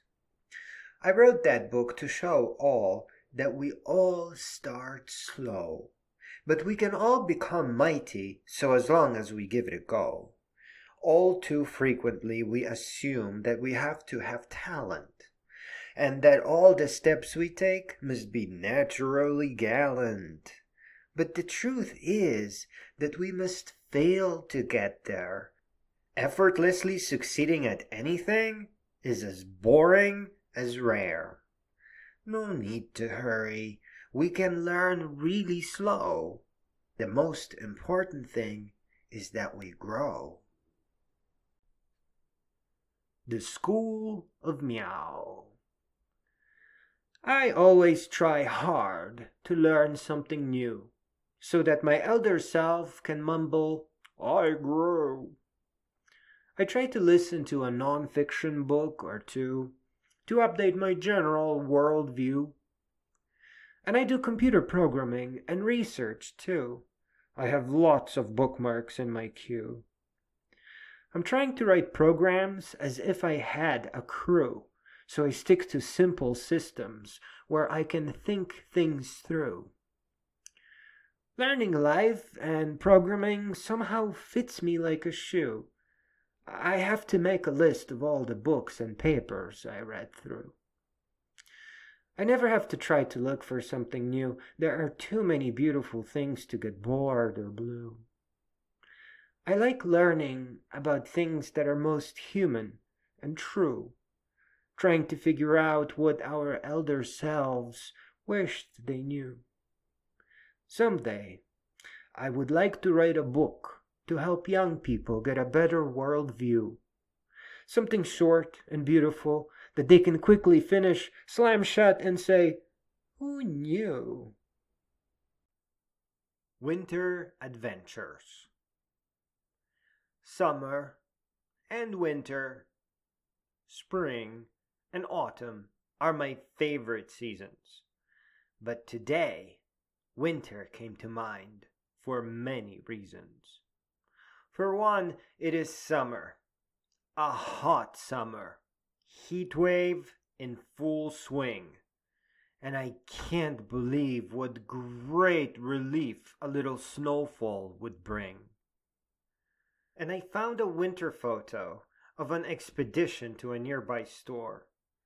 I look thrice my size. I can't even imagine how many layers I wore. Then I remembered back in 2014, the polar vortex was all the talk. I was so excited to dress up and go on a long walk. But my favorite memory is riding my bicycle and hitting a patch of ice. I fell sideways, upside down, and did a little loop-de-loop twice. I landed perfectly flat with a winter splat, kicking up the downy flake. And I lay there a bit, muttering, "What a story this will make!" I love blinding summers, and rainy autumns, and spring, when all the flowers grow. But I am a huge fan of winter, and all that bright white snow. Learn and teach. Without learning, we cannot grow up, and without teaching, the world cannot progress. It does not matter where you start your journey, be it top of the world or the very bottom or somewhere in the middle. Wherever you start, you must immediately begin moving forward. Step after step, find what moves you. Grow to create a solid thought or dream or aim or understanding, and get on top of it and start building the next thing. The road to catching up with everyone else is very short. Once you are there, like everyone else, you take off in your own unique direction. We must let go of beginnings and ends and questions of lengths of road we must travel. We must let go of things that we can't finish in time to enjoy life. Empires ought to be built by generations of visionaries, not a single inspired being. We must put majority of our existence towards a happy, meaningful life. Not struggle or war or fear, but simple, meaningful, beautiful happiness. We must not forget about the importance of meaningful and enlightening education. The world is not able to give all a safe home, but we can learn to build one. And once we learn and find peace in life, we should consider becoming teachers. By teaching people, by giving them the right tools, by helping them to see how to accomplish great deeds, we also grant them the path to get where they will bloom at their healthiest, and thus find hope. Inadequate education is one of the greatest barriers to a healthy existence, but it is also the weakest barrier, as it is removed with simple audiobooks. We should encourage people to search for best-selling nonfiction and inherit both lessons and the culture of successful great beings. All the problems we face are human problems, and thus the solution is in our hands. As humans, we know that the source of our powers is in our minds. That is where we must begin our lives, by making our minds strong, noble, authentic, unbreakable, dignified. Let the self-correcting nature of inheritance of knowledge from all our beloved great beings be the start of our battle against all the problems that plague our civilization and cultures. Without wisdom, all serious problems bear negative consequences. Consequences that help to multiply problems until there seemingly seems to be no solution in sight. But that is an illusion. Instead of building more prisons to contain minds sickened by poverty, let us teach meaningful wisdom and knowledge. We must learn to prevent minds from fracturing, and from getting lost, and from not growing up. We must build a better world for all. To build a better world, we must fearlessly challenge ourselves to success, to wisdom, to knowledge, to noble pursuits of excellence, and then boldly teach all the lessons that moved us. The seagulls. Of all the filthy creatures, from the Baltic Sea to Lake Michigan, there is but one I miss and always rejoice to see again. Never have I met a creature more awful and cheerful than the ring-billed gull, and not a single moment we spent together was any dull.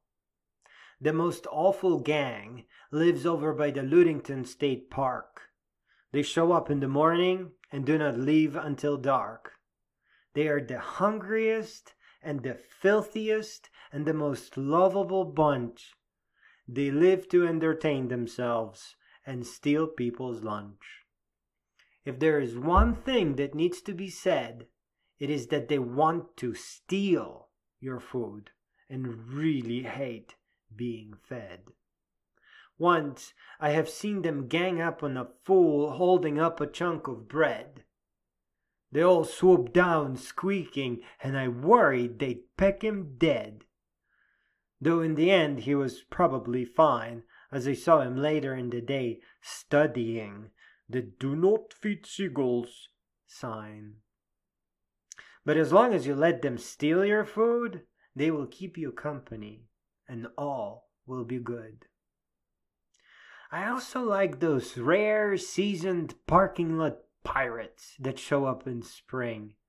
They can fly to any sea or ocean, but they pick a parking lot, and that's their thing.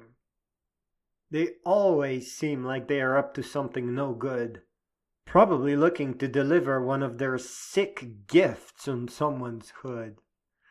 But I always feel sad when they fly away for warmer climes. They always remind me of strange wilderness adventures and good times. That little trail. One late afternoon, I hopped on my bicycle to ride the trail and returned with an interesting tale. For right where 275 and Michigan meet, I found a little bicycle path that's really neat. It's a huge park that branches out to two more little parks. They're behind people's houses and pack a lot of dog barks. All combined together, they make a sweet little quest, but make sure to bring plenty of water and rest. The main path has little river bridges and lots of really neat sights. But be really careful about ticks and mosquito bites. And that northern stretch under the power line is a sight to see. It's just barren, bumpy grassland without a single tree. If you keep going north on Haggerty, you'll reach Ford, and then you can bicycle back to 275 and get back on board. But I think the Woodland Trail is the best, because there's a lot of shade. I imagine that's why it was made. Have no fear. When you sense that fear is near, begin thinking about all the things you hold dear. Think about how far you have already grown, how much of what you love used to be scary or unknown.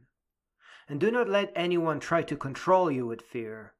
They are weak, and their mind is already broken and unclear. Above all, know the weakness of fear. All the things in your soul are far more real. But do not just close your eyes and let it pass. Turn inward to remember your beauty, strength, and class. Let each time you get scared, mark a day where you contemplate. Think about all the little wisdoms you love, and how much more you've learned by standing up when push came to shove. Humankind must keep moving towards wisdom.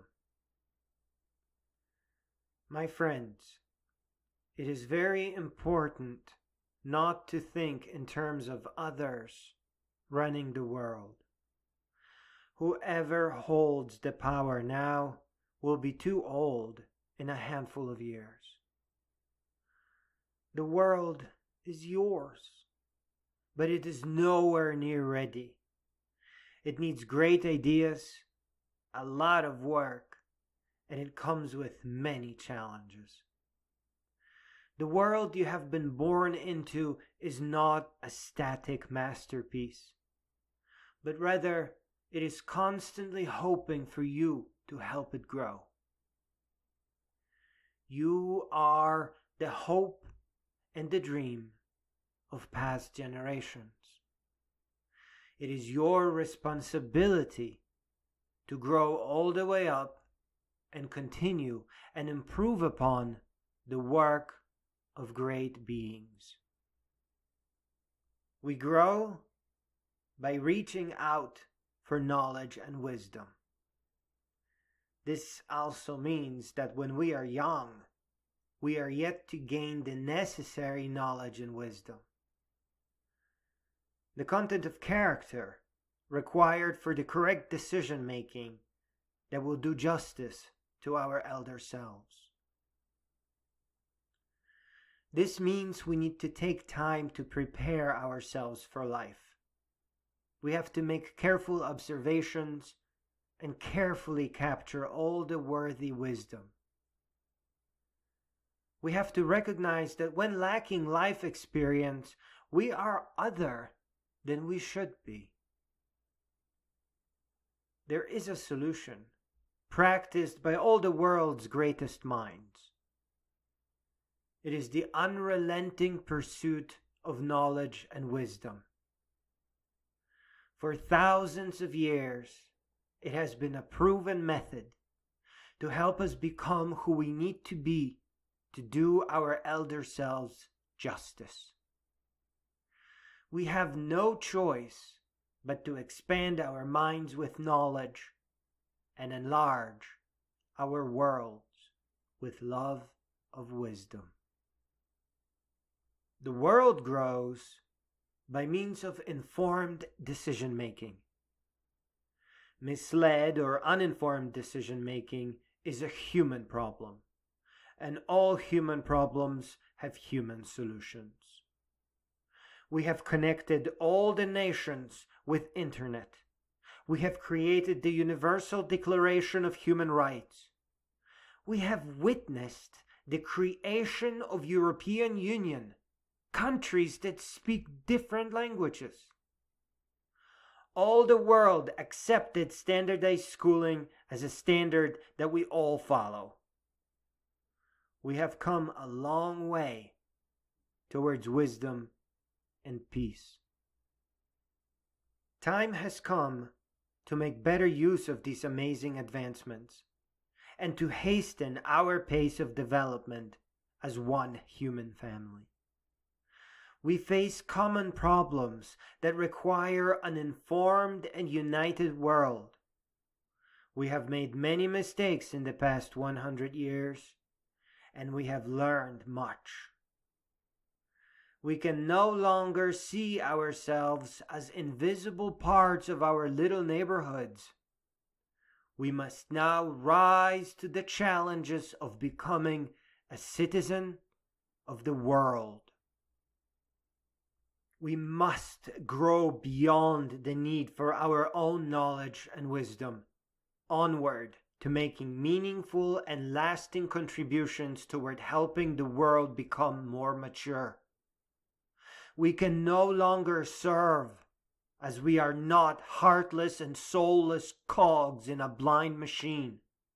We must now rise to question, judge, evaluate, challenge, and fearlessly stand for wisdom.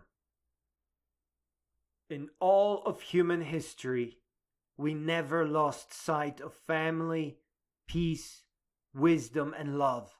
Not for a day, not for a moment. Every day of human history pushed to become better than the previous. And any fractures that occurred have had the global community come together in hopes of repairs. Let us hasten our pace with an aim that none suffer for any reason, be it hate, punishment, arrogance, or ignorance. Where we cannot fix something, let us use the power of time and either prevent new fractures before they begin or establish benefits for those born after a certain year in the future. Let us never leave a chain link unlinked. There is not to be a courtroom without a meaningful force of prevention and rehabilitation on either side. There's not to be a war where it could have been prevented with education, knowledge, and wisdom. Let us make sure that all generations from now on know with certainty and understanding that their first step in life and the true rite of passage is in the acquisition of wisdom and the capacity of decision-making worthy of their elder selves. Above all, we must remind the children with knowledge and science that they are a child of the universe first, and with history that to them belongs the future. That they are to reject the status quo, because what was well enough for the previous generation now needs improvement to do the current one justice. Little journals of interesting adventures. Great adventures need not take you far, and ultimately, wherever you go, there you are. But still, there is something special about new places. We see more deeply and get in good graces. I think the kind of adventure that really is the best will make you start keeping a little journal to document your quest. When there's time to think about all the things and little bits, even the slightest curiosity will bring about new wits. So fill all the journal pages and leave it for later, because you never know when a little journal may become something greater. It could come as a surprise that this little adventure you took turned you into a famous writer and became your first adventure book. My little dream of convergence. On the last day of the old year, kids were granted the power to come up with a name for our newly united world. It all started a long time ago. It was about not repeating history's mistakes, a newly found emphasis on not committing the sins of our grandfathers. Young people began rejecting jury duty by recognizing poverty as a mind-eating virus. When the judge asked if anybody couldn't serve, people would rise and say, "Virus of poverty." It meant that they were unable to take the oath, that they could not be an impartial juror, because they were convinced that universal basic income would prevent the defendant from committing the crime in the first place. The judges had their hands tied, but they loved to hear it, and it always restored their faith in the world. I stand against the disproportionate mass incarceration of people made ill by the virus of poverty. Back in 2021, schools had to go online, and that exposed their weakness for all to see.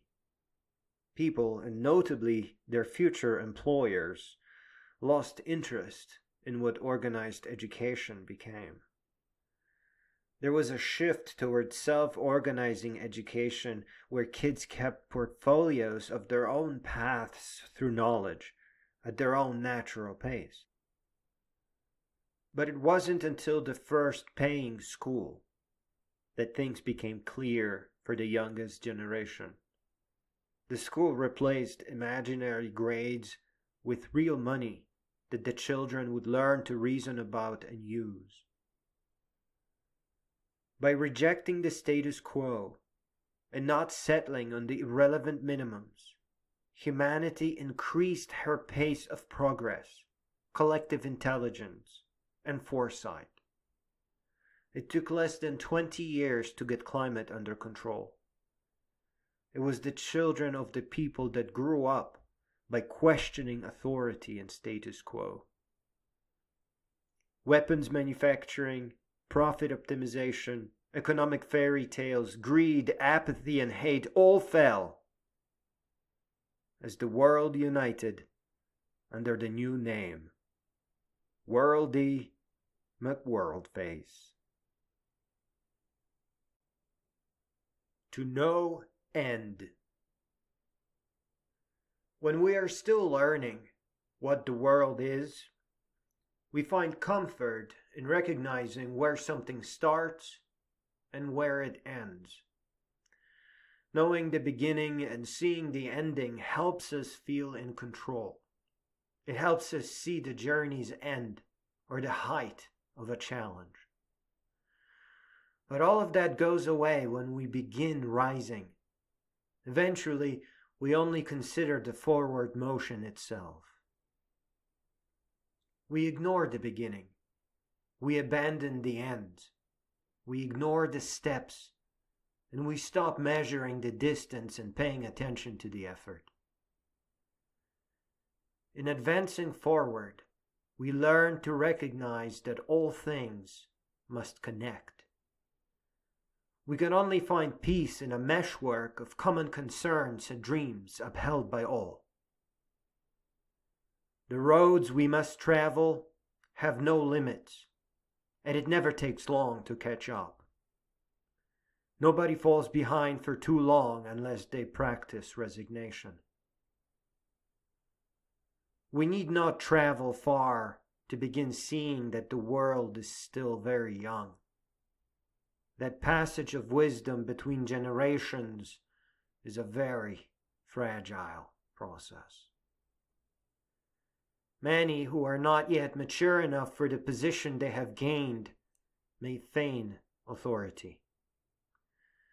We have to be careful who we listen to and be mindful of the paths they have traveled. We are the sum of all our rising, all our triumph, effort, and intent across all our ages. How we rose and the choices we made and the wisdom we grew with all adds to the sum. That sum doesn't just outline our personality and who we are in the now. It is the structure of our wisdom and the body of our knowledge directed towards who we will become in the future. A choice we make in the now will paint a moment in our past, but also influence what is yet to come. And all the choices added together create who we are in the future that we will eventually enter. We must take great care of our choices. We must take care to love ourselves. to find the calm and peace from which we can make healthy decisions that will help us grow. Not everyone will start in a colorful city with good schools and amazing friends. Some will struggle to rise out of extremes that will never make sense.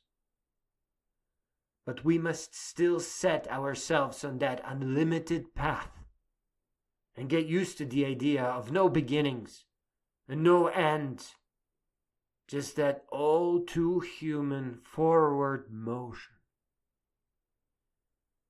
The direction is always the same. Move towards wisdom. That is the meeting point of all human beings, no matter their circumstance or culture. We begin as children. We mature into adults. And then we must go on to become great beings. All greatness is rooted in love of wisdom. And the root of wisdom is found in boldly facing the challenges of life. The great being. To rise, to become strong, to grow and to break away and become more authentic is our first great responsibility and our health.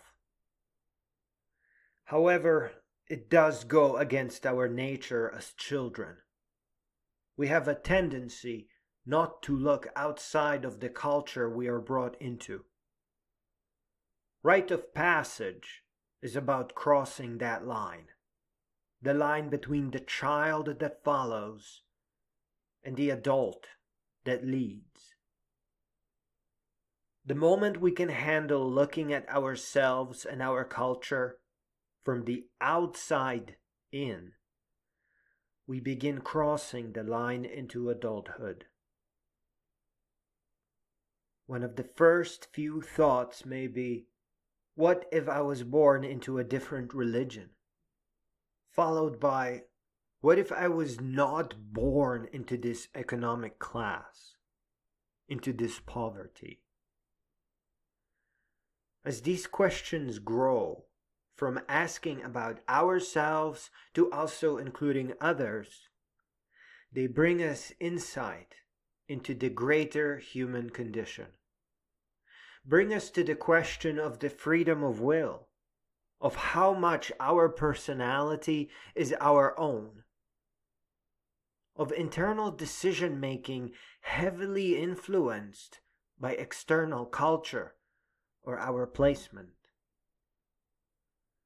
As we grow, we begin asking even greater questions about others.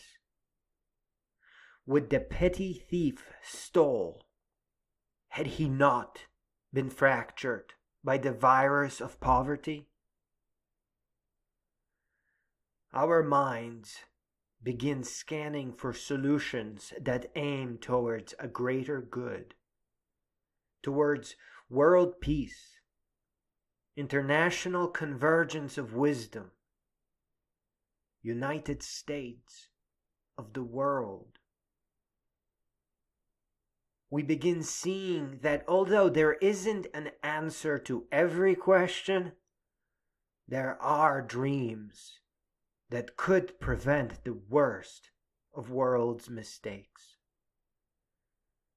Building schools to help a culture grow, instead of forecasting war and manufacturing enough weapons, preventing the existence of criminals by helping little children to happy homes and to a universal basic income.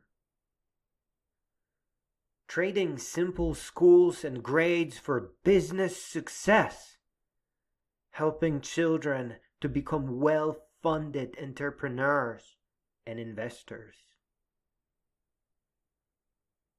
No matter which questions we begin with and how our path is arranged, we discover how critical growing up is for us, for everyone. How much more we are than mere followers of the rules that we are born to. How important to our mental health it is not to fall a victim to bad ideas or fractures of poverty. Our first great act in life is lifting ourselves above the culture we are born into. That is the meaning of the words rising, growing up, breaking away, becoming stronger. And the acts of independent thinking that are sure to follow are the very foundation of our hope in a better future. Have no fear of rising, of breaking away, of growing up, of growing in strength, for that is adulthood, and none can stay children for long. Close your eyes and begin building, because your next step is to become a great being.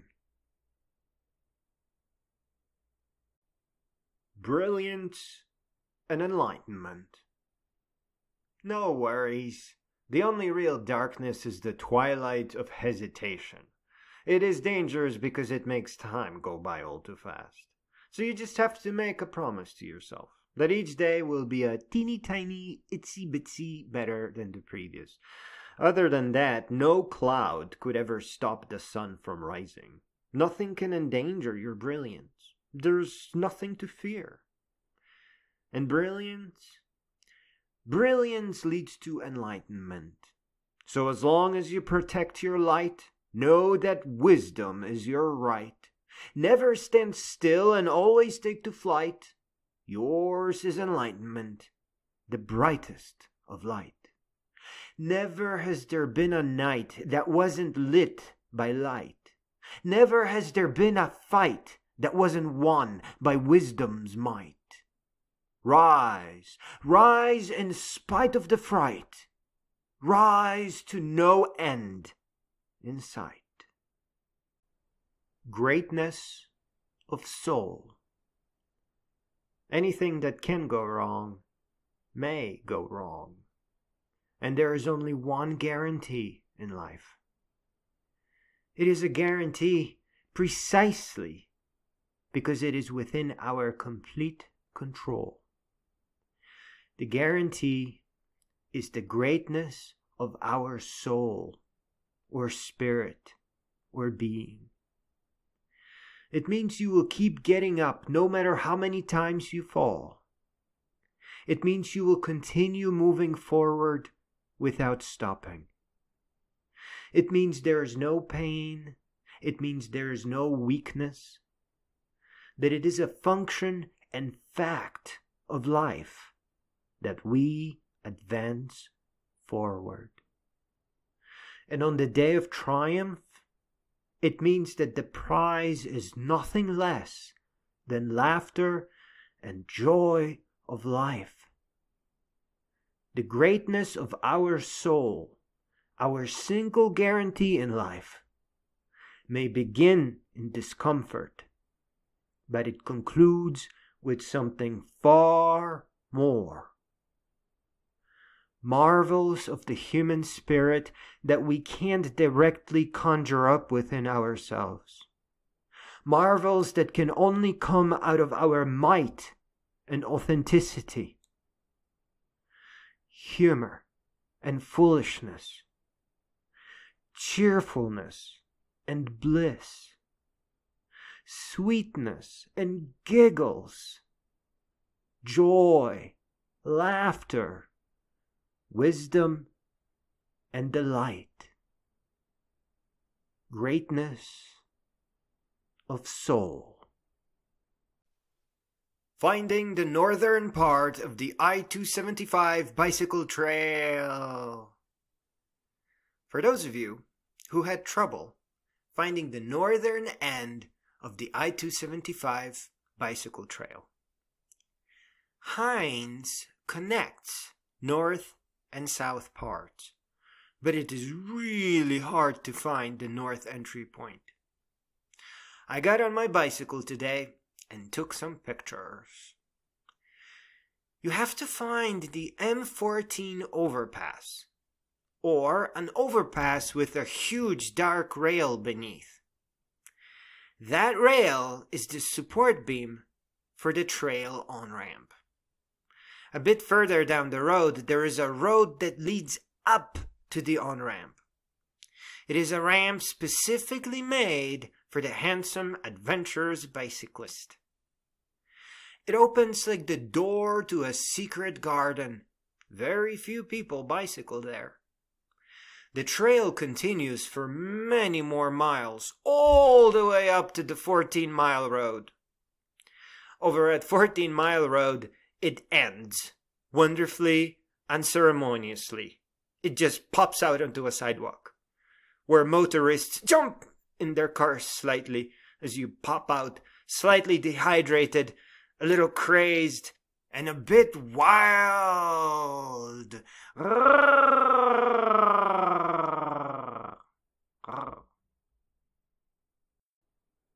Amazing nap. Back when I was a teenager, one late Friday afternoon, I had a nap so amazing I have never forgotten about it.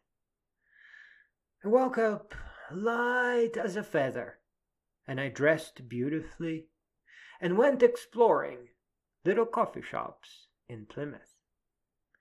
I went to see the brouhaha full of mighty minds with extreme dreams. I peeked into the coffee studio and saw angel-headed hipsters reading Tolstoy. I poked into the bean full of dirty hippies reciting beautiful poetry. I made my way back home, walking alone through streets of gold. I read Chaucer, programmed Visual Basic, and went back to sleep, full of new memories that I would keep. The Way of the Warrior. In the beginning, we discover our universal self, the being we are regardless of what culture or place we are born into. Then we set an aim by asking our elder selves what their regrets are. The more we advance forward, the more we become ourselves. The less regrets our elder selves have, the more we become in harmony with ourselves. The way of the warrior is a self-correcting path. Each time we advance, we become stronger, wiser, and more powerful. Frame after frame, as time ticks away and our minds and bodies grow, we near and finally become our elder selves. We arrive with certainty of knowing that the path we traveled was our own, that we are in harmony with the universe, that all our senses are finely tuned. In moving forward, we don't need to ask what life is for. Life is for living, for those who grow and advance forward. There cannot be any real regrets, as we had decades to avoid them. And whatever obstacles there were, we never lost our way. The final aim is to rise all the way up and become a great being. To build a legacy of wisdom and good ideas, lessons worth sharing, and moving inspiration. Inventing yourself. Try to imagine yourself born in different places or to different cultures. Note how you are influenced by all the surrounding factors. Note how there are parts of you that never do change, that form some kind of a foundation. Rather than letting your place of birth or culture influence you, imagine inventing yourself independently of everything. Look towards nonfiction books or audiobooks, memoirs and biographies, and see what wisdom you can inherit to help you on your own journey forward. Allow those parts of you that never seem to change, no matter what culture you are born into, to expand and grow upwards. See if becoming a citizen of the world, and not any nation in particular, helps you see the world more clearly. See if becoming a lover of all wisdom and all good ideas, and not merely the culture you were born into, helps you understand more about the human condition. Imagine that you are made of stars, that you are a child of the universe. Gradually increasing endurance. All those high and mighty claims of, I am stronger, I can run longer, you can't do what I do, are bunk. But they also beautifully underline the importance of endurance. Nothing is more important for an athlete than proper endurance. Without a solid measure of endurance, we probably can't push our body into adaptation. In a way, it will run out of the ability to go forward just before our body notices it needs to make some changes. Endurance may just be the very core of any and all athletic pursuits, including bodybuilding, gymnastics, and even dancing. It is easiest to see that in long-distance running. In order to finish the race, we have to gradually increase our distance. It is very unhealthy to try to run an ultramarathon without having first worked on our endurance. In bodybuilding, lifting something 30 times may entertain a muscle, but it is unlikely to influence it to develop to be better. Slowly gaining endurance to lift 300 times, 3,000 times, and 15,000 times will reliably encourage your body to adapt.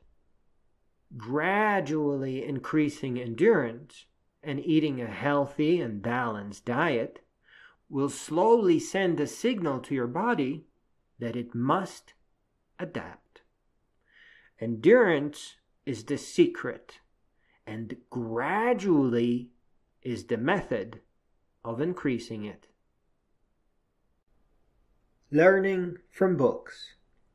Non-fiction books are a way to share wisdom.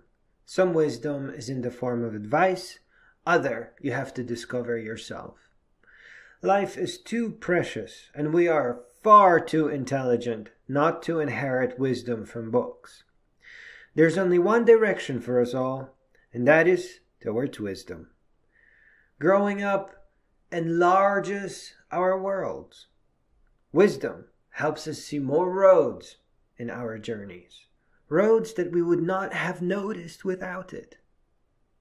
How can we be sure if we are traveling on the path that does us justice if we can't see all the forks and roads ahead? Let pursuit of wisdom bring you the light needed to enlighten your path, to show you all the roads and many of the futures ahead. Seek your own wisdom from many books that interest you, that present a coherent path of self-education. Connect them in harmony. Make your road beautiful. The reasons to break away from waiting to be taught and following others are countless, and the access to books and audiobooks far too easy. Non-fiction bestseller audiobooks are especially powerful at teaching. Some represent a near lifetime of knowledge, of rising to success and wisdom. We don't just inherit knowledge that leads to wisdom, we also inherit culture, ways of thinking, and roads towards joy and happiness. Humanity celebrates those who rise. It celebrates wisdom and the struggle for goodness. The most beautiful of books and audiobooks very often end up on bestseller lists. Start there. Find a way to listen to non-fiction bestsellers and inherit the treasures within. The snack bar. You know me. I'm not one to complain. But every once in a while, a little bird flies into my jogging lane. She lands and turns her head to look at me. The moment she sees that I see, she starts hopping, moving much faster than me. At first, I thought she was trying to raise me as her baby. But now, I think she's only doing this to mock me. She's just sick of seeing me struggle from her tree. For one, when she's done racing me, she stops and just stares angrily. Then she always takes off for my face. It is really hard to duck when you're trying to focus on your pace. I have a theory as to why she flies at me this way, though I'm afraid to say. Some of the flies that catch me when I leave my yard, you know, those little ones that are always trying to lick so hard. Even after several miles, they kind of keep my pace, kind of actually run circles around my face. While I bring most of the flies back, the bird probably flies at me like this to grab a snack. Well, I'm now trying really hard to improve my pace, to get all those creatures out of my face. I run fast just as soon as I get out of my home. Maybe if I can outrun the flies, the bird will leave me alone. The building of the ocean. Since we can't see future clearly, the risk is simply too great not to take the higher, more challenging roads. If we are mistaken about the importance of growing up and choose to push and climb and become great beings anyway, well, we can hardly say that we have fooled ourselves. Becoming a brilliant and beautiful being is probably pretty hard to regret. But if we are mistaken about the importance of growing up and put opinion above fact, fantasy over reality, merely age and never grow, if we reject real education for grades and GPA and a photo op, and a mere feeling of maturity, but also fear and no motivation to continue, if we reach the age of retirement confused or breakable and lost, then we will surely regret this. And although we won't know what might have been, we will have a feeling that growing up would have brought us clarity, unbreakability, and calm. The risk of misunderstanding the importance of growing up is too great. Let us all aim to become great beings, my friends. The beauty of beginnings is that they are always simple. There are very few unfamiliar things that play a role in rising. After all, we only rise to become more human, all too human. We are born with this ability. It has to be within each and every one of us. It starts in childhood as we venture to explore, be it a garden or some rusty machinery or the alien world beyond the train tracks. And like interesting pebbles in a pocket, our observations add, and as a whole, stand to mean more. Once our mind begins to flourish a decade later, what we found of interest, or the things that created more questions, lead us to books. We discovered that there were others there walking that path before us, and what once was a twinkling star becomes a distant sun, not unlike our sun. And where once was darkness, there is now a ray of light. And we must stay on this path, my friends. Everyone will try to push you, claim to know better. Siblings, parents, teachers, friends, your boss, they will have few motives and little to explain. If you resist or rise again and find your way forward, the universe will continue adding to your knowledge. You will slowly begin to become less what others need and more of who you really are. Your knowledge will begin overflowing. It will create a vast ocean. And then the waves will finally come. Churn, turn, tickle, help you up, and rest and relax and feel safe.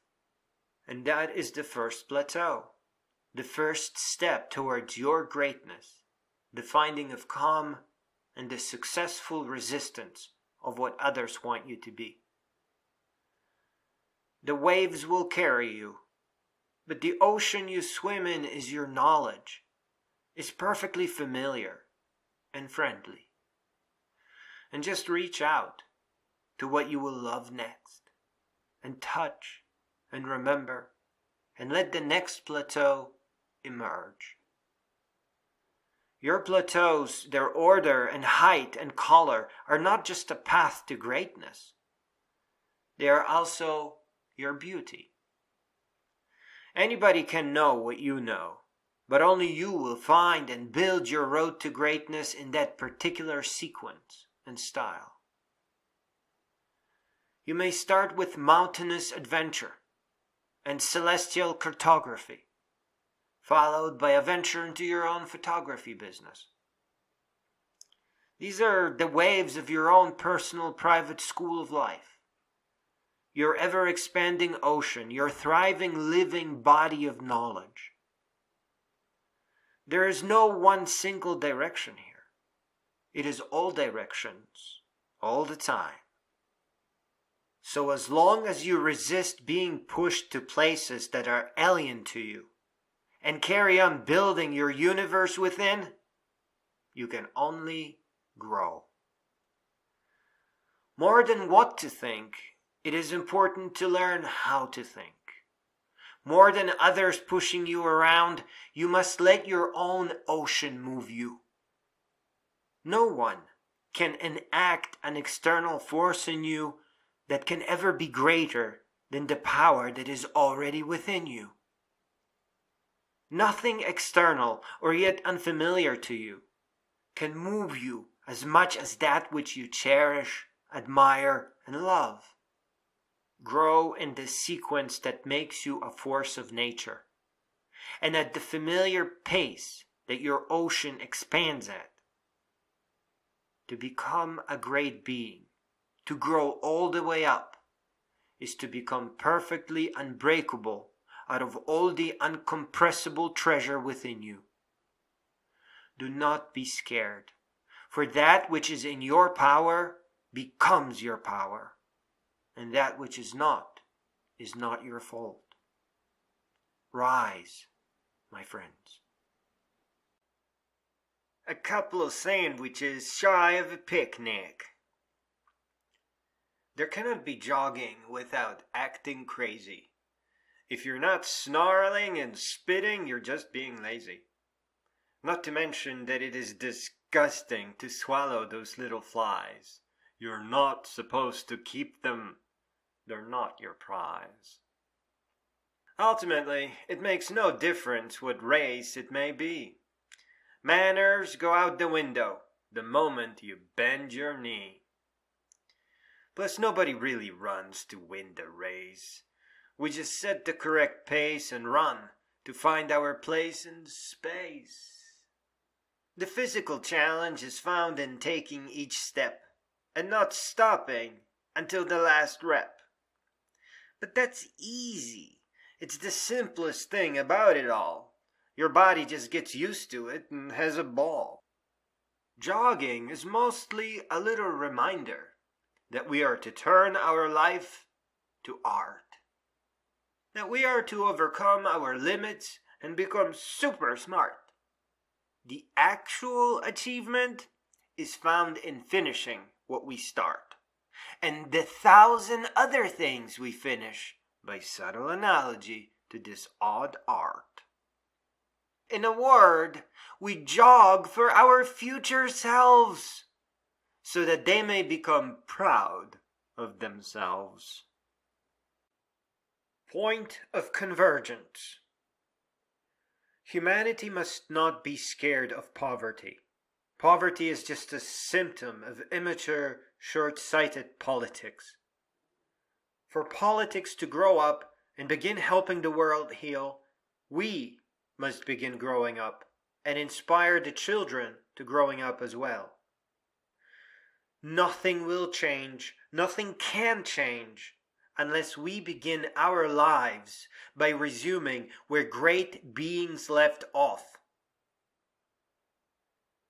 There is just one road for all to agree. The road of reality, results, knowledge, wisdom, excellence, and good ideas. We receive a very good impression of the meaning of wisdom when we are children. We think of adults as all-knowing, as always correct and perfect. This is our aim now. For in the absence of teachers, we must become the teachers. We must become the adults we wished we grew up with. This is how we make the world better. For our generation, and more so for the new generation, and all those yet to come. We can't hope for change and not grow to meet that demand ourselves. The change we need is driven by permanent inheritance of culture of wisdom for all generations to come. A fine culture is self-repairing, and it always heals.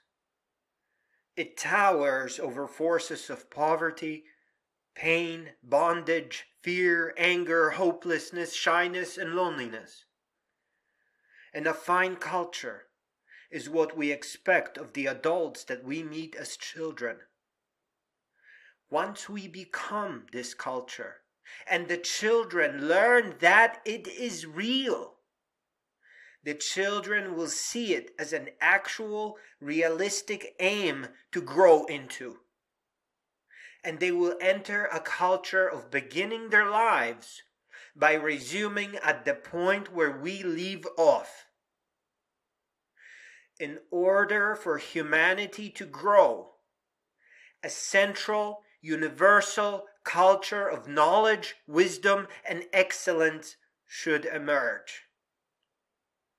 A central meeting point for all cultures that choose to leave bad ideas behind and converge on wisdom and peace. Philosopher queens and philosopher kings. Your earthly lineage began some 4 billion years ago. Your ancestors weren't human. They couldn't even breathe oxygen. We gradually adapted to changing conditions, to chemical composition of our little lonesome blue earth. In a mere 100 million years, we will be as different from who we are today as a shrew is different from a great ape. But one thing will never change, And that is how special life that begun on earth is. How colorful and unique our good ideas. How different we must be from what life there may be out in space. And how incredibly close we all are. We are such a tightly knit family. We share so much. And how we can think without restrictions. We don't have short memory. We don't lack imagination. Our ideas come from nowhere and everywhere. We dream about anything and everything, here and everywhere. And we have poetry and paintings and doodles. We have sculptures that are made out of stone and metal. And above all, we are all born a royalty. And our proper posture is to rise to the challenge of becoming philosopher queens and philosopher kings. Our consciousness makes it so that we must rise to no end. Step after step, book after book, work of art after a work of art. Do not be scared. Above all, love yourself. Humanity is in a process of amassing culture. Whether we notice it or not, it is abandoning bad ideas. And you are born a royalty. And your aim is to become philosopher queens and kings. Say it with me. Forbearance, hardihood, largesse, benevolence, and honor. Restraint, dignity, nobility, unbreakability, fortitude, courage, love, and insight, and foresight, and understanding, and authenticity, and heroism, and celebrate your beautiful life. The journey to the old end of the I-275 bicycle trail. Every once in a while, I bicycle to the south end and check if they did any work and how it went. I always find it old and full of bumps, thorns, and grass. No matter how hard I bicycle, there is never a way to pass. I woke up this morning and said, it's time for another check. I got my gear together and squirted sunblock all around and on my neck. As soon as I got too far to go back, my bicycle creaked and shuddered and squeaked. And I was like, what the heck? The noise came from the bottom where the pedals are. And only the left pedal made the noise thus far. And the noise would not cease. I had the tools, but no grease. So I said to myself in a deep tone, it is time for field repair, and although I have no grease, I will not despair. First, I checked the pockets of my new red pants. The short ones that I like. But there was nothing there that could fix my bike. So I looked to my day pack, and the solution sat right next to my bicycle lock. I squeaked, I do have grease. It is in my sunblock. So I squirted some on the pedals and the connecting rod, and although I admit the solution was a little bit odd, I was back on the road, riding smoothly and quietly like a pro. After all, I had places to go. I made it to the southern edge. It was 15 miles away. They still didn't fix anything. Bumps and shrubs were blocking the way. I took a photo to share with you, just in case you were thinking about going or pushing through. The actual ancient end of the trail is not that far away, about 2.6 miles south, but you are better off walking the rest of the way. Even better than following the ancient end is to go to the park and head for Lake Erie, but make sure to leave early so that you don't bicycle back after dark. The trick to make it to the lake is to turn right before the nature center and head through Flat Rock to Maple Beach. You don't have to pay to enter. I think of it as the real end to the trail. Reaching it always makes for a good tale. You are the best, but you also need some rest. Life shouldn't be about beating your best. Just as important as rising is your day of rest. No matter how important your athletic quest, or how upon your arrival you are going to be blessed, everyone needs to get some rest. Days will only get longer when you are stressed. If you must, imagine you are a bird of fantastic plumage, and your bed is a nest. Come morning, fling your messy crest and puff up your chest and tweet about how you are not getting dressed, because you are too stressed and you are having your rest. And explain to those confused that you are not speaking in jest. Make it clear that this is not a test. Today is your day of rest. At best, you will be having a nice cup of tea, should you feel pressed. Allow strength to return to you, so that you are at your best. Tomorrow or in a few days, you'll resume your quest. Once you are not feeling so stressed, you'll show the world that you are the best.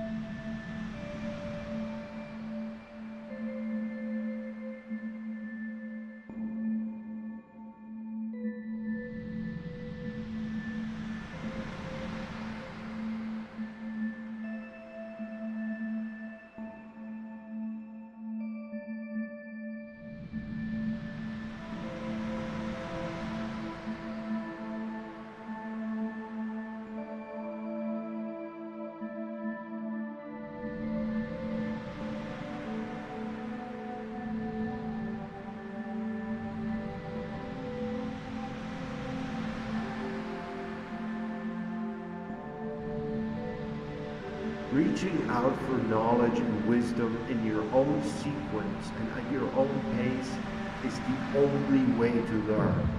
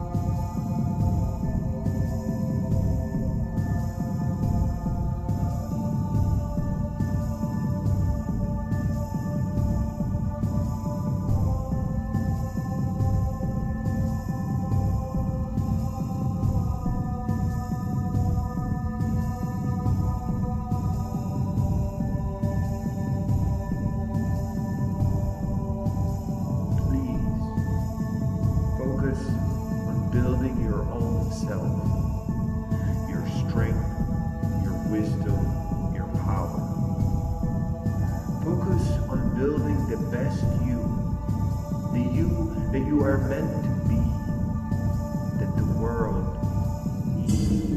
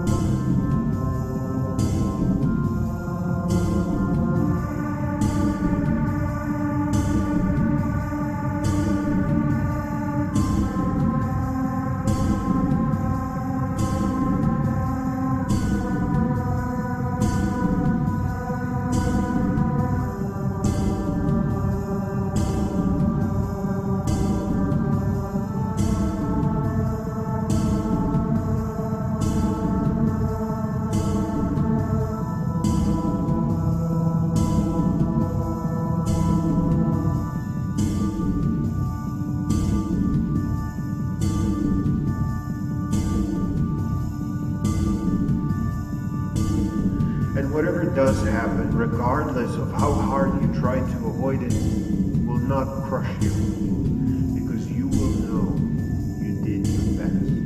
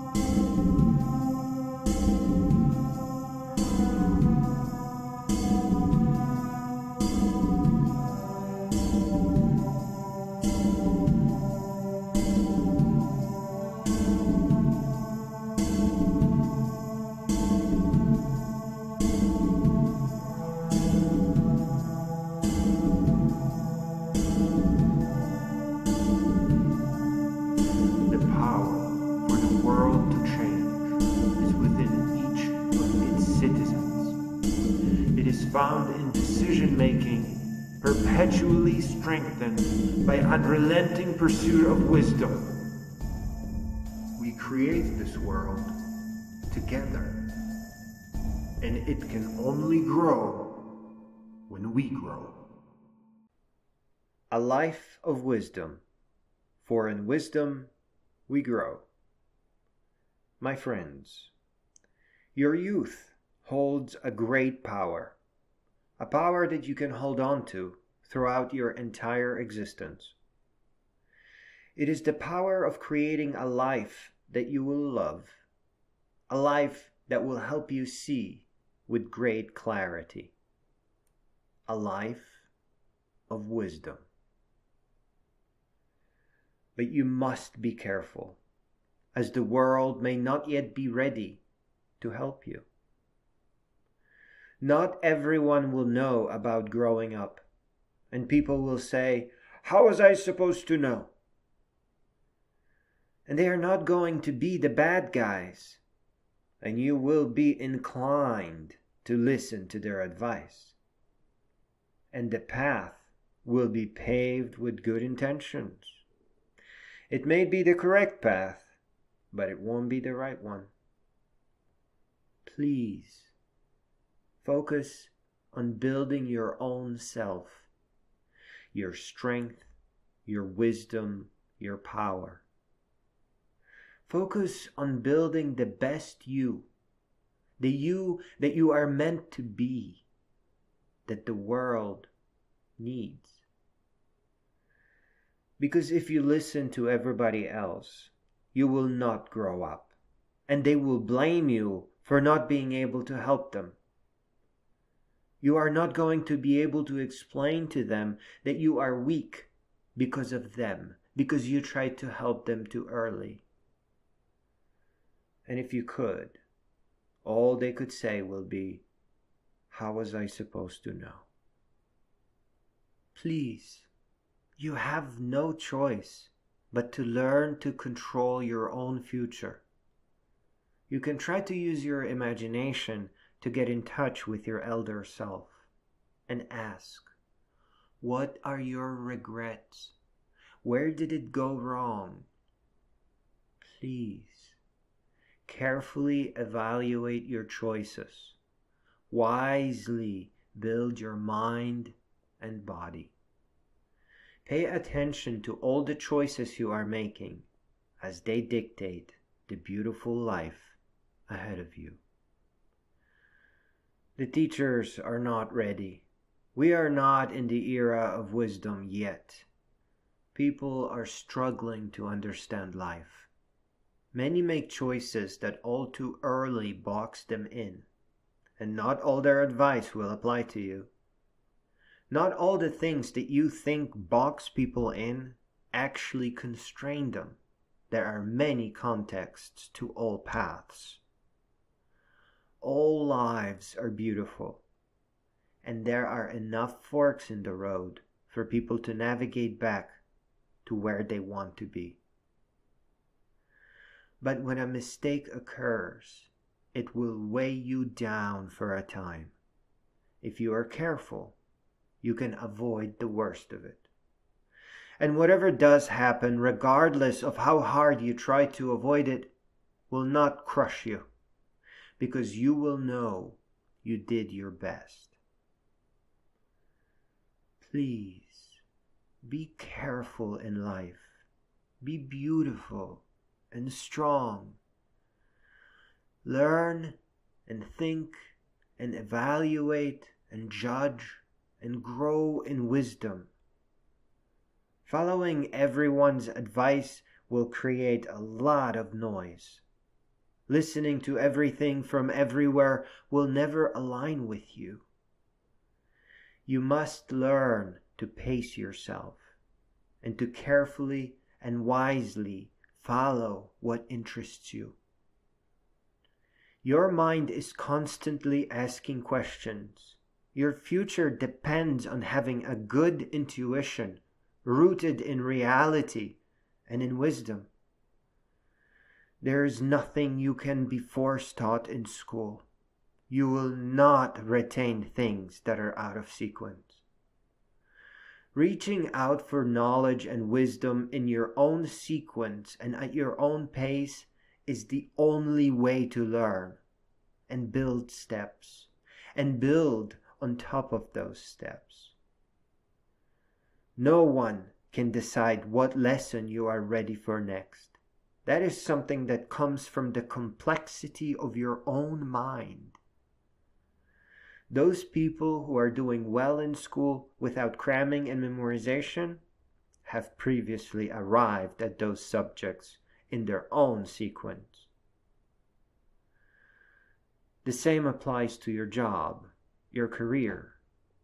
Your career needs to emerge from the path you are growing up with. It needs to be an extension of your pursuits.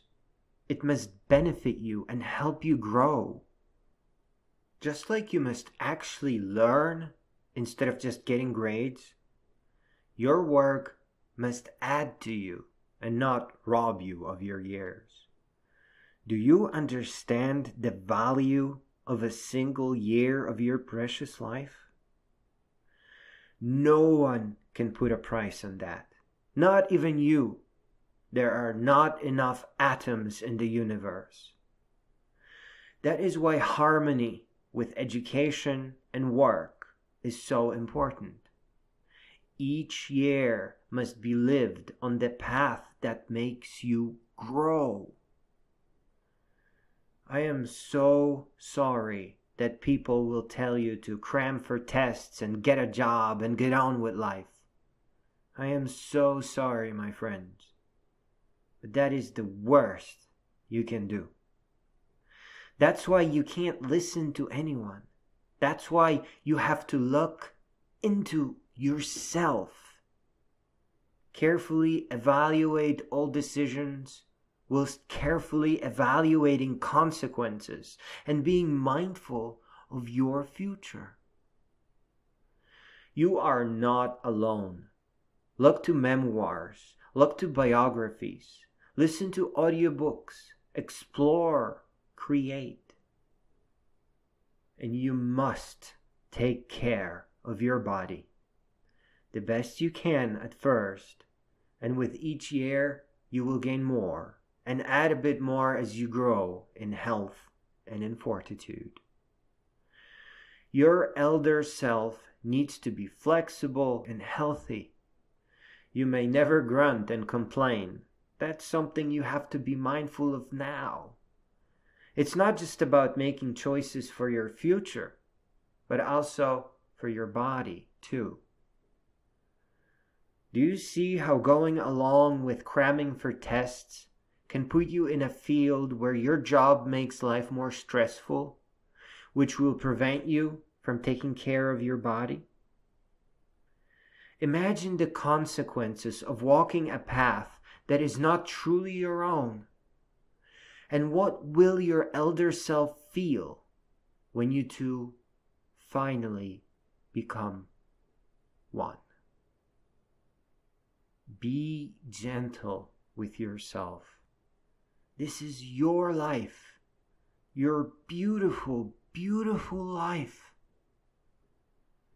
Put down the incomprehensible textbook, the standardized tests, and find an audiobook that you will love and actually learn from. Stop trying to find a job or get hired and become the kind of a person that companies can only hope to hire. Start living healthy, years before you start your training. Do not force your body into endurance. Gradually teach it to adapt. Choose audiobooks that really help your wisdom grow. Embrace your hobbies and expand your adventures. If you can't find a career path that will add on to you, then start your own company or become a co-founder. Take care of your body. Be mindful of your body mass index, but also aim to become a healthy athlete. Health will never take away from you. In all we do, in choices or intuitions. We are driven by the wisdom we have thus far acquired. A decision that made sense in your youth may reverse as you gain wisdom from books and experiences. The richer our pursuit of wisdom, the more in tune our decision making.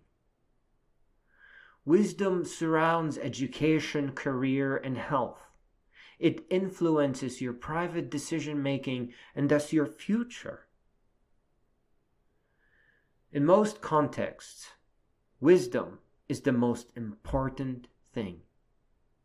What can be more important than the thing that influences your private decision making? And be mindful that your decision making is in turn the very thing that influences all the future ahead of you. The beginning of your knowledge and wisdom is found in the things that you love as a child. In a way, those things are questions, and playing with them brings answers. But you have to stay with it.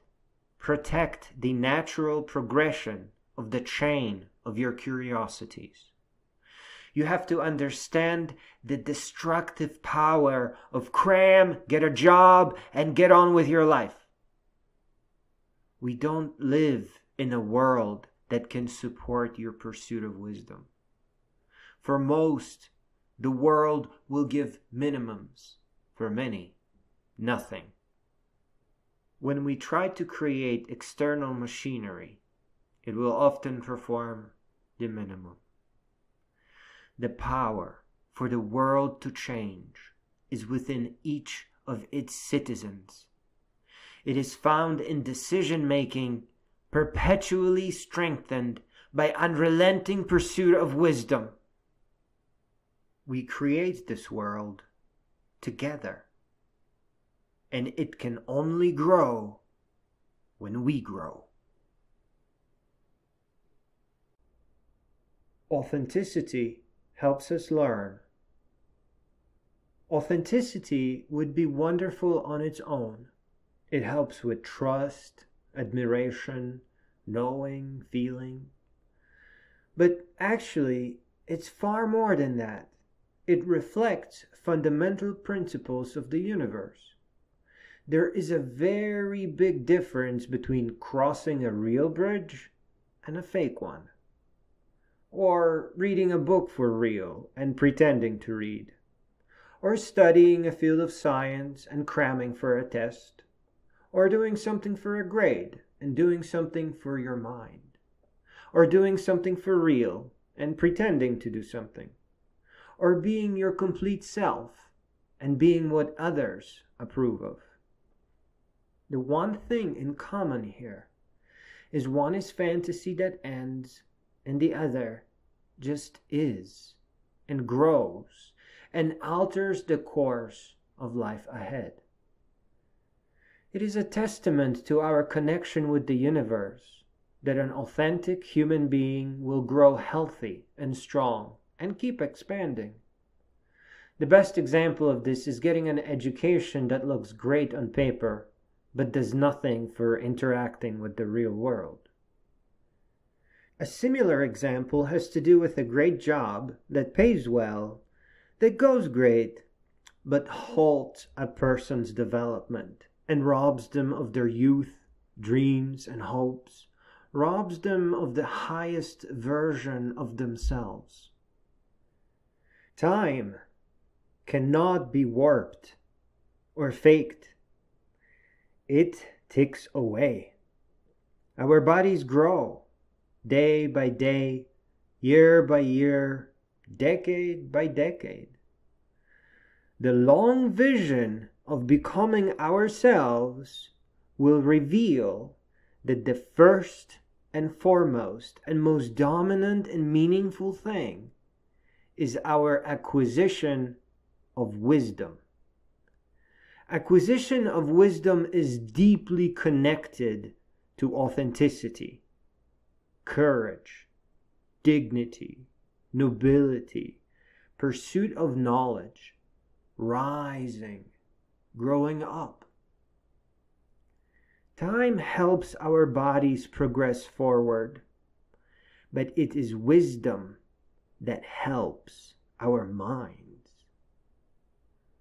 Authenticity gives us this incredible power to start something today that will make us wiser, healthier, happier, filled with more insight. And not merely tomorrow, but for all our time to come. As in authenticity, each day adds to the previous. You are divine. My friends, build your mind and build your body. Do not ignore your well-being. You require blue skies, seas, mountains, oceans, lakes, and forests. Do not ignore your body. It needs care and exercise and proper diet. Do not merely hope to get a job. Make companies hope they can hire you. Do not ignore the content of your character. Spend many great adventures in pursuit of wisdom and insight. Do not ignore your beautiful heart. Keep rising, keep searching, keep shining. Build your life like a sculptor builds a sculpture. Ensure strength, beauty, authenticity, dignity, nobility, and restraint. And when you run out of strength, and it will happen often, laugh as you pick yourself up, and your laughter will connect with the laughter of all the other great beings who rose before you. Your life is to become a work of art. Day by day, you must add to it, make it more beautiful. Our civilizations, cultures, and the world may not be ready to embrace your growing up. Many will stand in your way, some even with advice that sounds good. Never follow. Always lead. Know that all the steps you take toward wisdom and enlightenment count, and you will never regret this journey, as rising up is a law of the universe. All the great beings who have risen before you had only one regret. I should have risen faster. So get up and go. The sleeping giant. We are too good at working too hard. This is why we must stay on guard. Your mind is more than just a tool.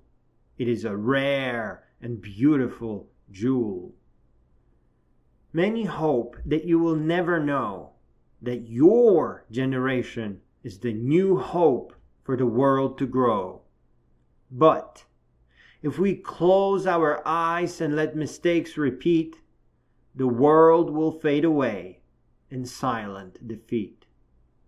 Go, take to adventure, pack, and get into your car, so that you will never forget who you really are. The Adventurer. To slowly turn your life into art, small is the best way to start. Small means but tiny discomfort. At first, make your adventures very short. You don't have to go out all the way. Let the sky, mountains, and sea invite you out to play. And the call rarely ever comes from something big. It will be more like a fragrant breeze, or muddy shoes, or the snap of a twig. Before you know it, you'll be packing up for Nordhaus Dunes, hoping to be the first to greet all the fancy raccoons. Bees at the knees. I sprayed myself with sunscreen today, grabbed my bicycle, and went on my way. And then, all of a sudden, I thought I was attacked by some angry bees. It turned out to be a mosquito who got me twice, in both knees. To be fair, I wore my new short pants to be trendy, but the little sucker didn't need to get me where I'm so bendy. It itched all the way back home with each turn of the bicycle wheel. It was indeed a very itchy ordeal. When I finally got home, I took a vitamin, and on each knee I squirted a bit of antihistamine. I sat there a bit, wondering, why me? Why get me twice, in each knee? To be honest, until I realized that's simply where my new pants ended, I was feeling pretty gosh darn offended. Seriously, I'm sitting here looking at my legs, and I have 4 little nipples. Growing up is sacred. No one regrets becoming wise. No adult ever wished to stay a child. All the grown-ups embrace the powers they developed. You can see it in the way they nobly and calmly carry themselves. The time meant for your growing up should not be disrupted in any way. Growing up is not as random as it seems. Your observations will create questions, questions will sprout affinities, and affinities will draw you towards places with answers. Growing up begins with simple questions and simple answers, but we amass a library of twisty little passages. And later in life, we apply those passages to other things. We face the universe, and there are consequences to all our actions. What do we do when the bullies come? We learn to practice restraint so that we don't end up the snarling beasts they are. What do we do when people belittle us, step on us? We expand our sense of dignity and nobility into an independent universe free of their flaws and limitations. And how do we stand up against isolation or being cast away? With unbreakability, fortitude, courage, and honor. The meaning of life? The meaning of life is always found in love. And how do we learn to see and rise and better ourselves? With insight and foresight and understanding and authenticity and heroism. My dear friends, your growing up is the very formation of you. This is not a process that anyone is allowed to interrupt. You are not allowed to have anybody step in your way. It is like learning to walk. No one is allowed to push you to the ground. I don't know if there is anything more sacred than your growing up. You must learn to push what is not important away. You must get comfortable with not following. And you must stand your ground or walk your path. You must lead. You must make sure that you rise a little higher each and every day, and that each day adds to the previous. Growing up is sacred. It is your right. Suit of armor. Take all that you are and forge a suit of armor. Paint or sculpt or cosplay. We are always all too human, but we are unique. All your armor decorations and your medals of honor will show you as you are. And keep growing up. Keep adding to your story. May your armor reflect the sun and let go of the poker face. That's not really you. If you must, show everyone how mighty you are, how great and beautiful your heart is. Keep growing up, book by book, poem by poem, art by art, in triumph and failure. Build a mountain of worn-out running shoes and torn-up bodybuilder gloves. Fill coffee shops and galleries with your art, with your sculptures or music. Let who you are protect you from misfortune. Be authentic, always lead your own way, and never follow. Show the world who you really are. Questions. Where do we come from and why we are here are just silly questions. While even silly questions lead to good things, they're not the primary questions we need to answer, like what makes us unique, and what do we love, and where are we going to go, and what great mountains must we face. We are here because there was no one to count the failed attempts, because the universe was running out of other paths. There was no plan, there was just a progression forward. Universally speaking, there is probably plenty of life out there, but what the universe will never have, cannot build, is another you. If someone tried to take your place, it could never work, ever, at all. In all this complexity, you are one and only. There will never be another you, ever. It is because at a certain point, the universe stops and your ideas take over. You become the creator. You become a universe within a universe. You are plenty special, but if you only move forward, you will not gain the capacity to fully share who you are. The universe will know that you are majestic and adventurous and sometimes mischievous, but we need more of you. We need your sculptures. We need your poetry. We need your works so that we may learn and maybe continue your work. We have questions, and you are the only one with your answers. So grow up already, build up, create, and share your wisdom. The wisdom you will gain from your pursuits of excellence will be unlike anything else the universe has ever seen before. You will speak in your own pictures, with your own personal touch, and the words you love, and above all, the paths you took. With your help and works, humanity will become wiser and more beautiful. Help us see. Not merely forward, but up. Don't just move forward.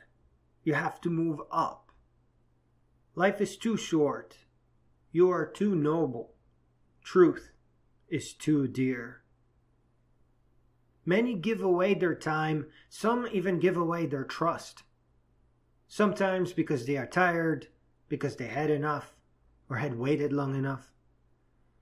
Giving something of yourself away will not make that other person nobler.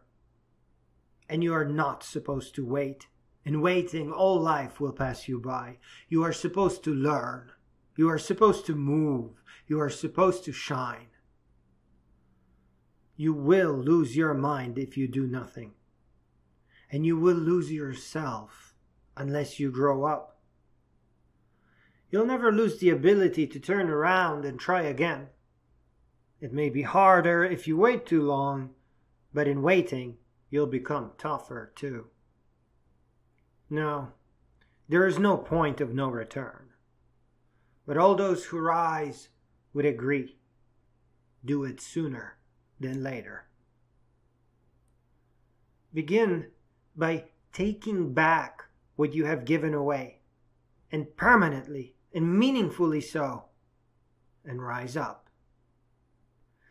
There is no art to this. You just pick yourself up and go. You're going to need running shoes, and your first battle will be with fatigue. Be good to yourself. Strive to be better. Let your body rest enough so that it may grow stronger, and return to point zero. Go all the way back. Of all the noble things within you, not a single thing is to be shared unearned. And listen carefully to the words spoken to you. By inference, reconstruct that which drives others, and find the kindred and the kin. Do not be alone for too long. Isolation is as bad as fatigue. It is a state of having fallen and being lost.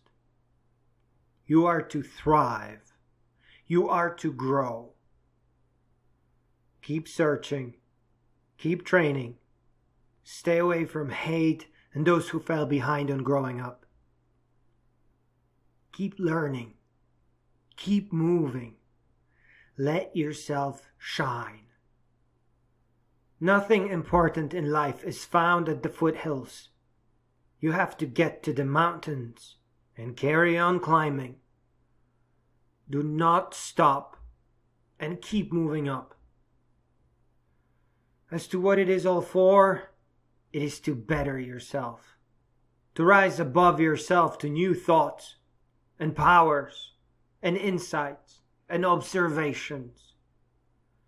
If you stay at the foothills, you will never really know who you truly are.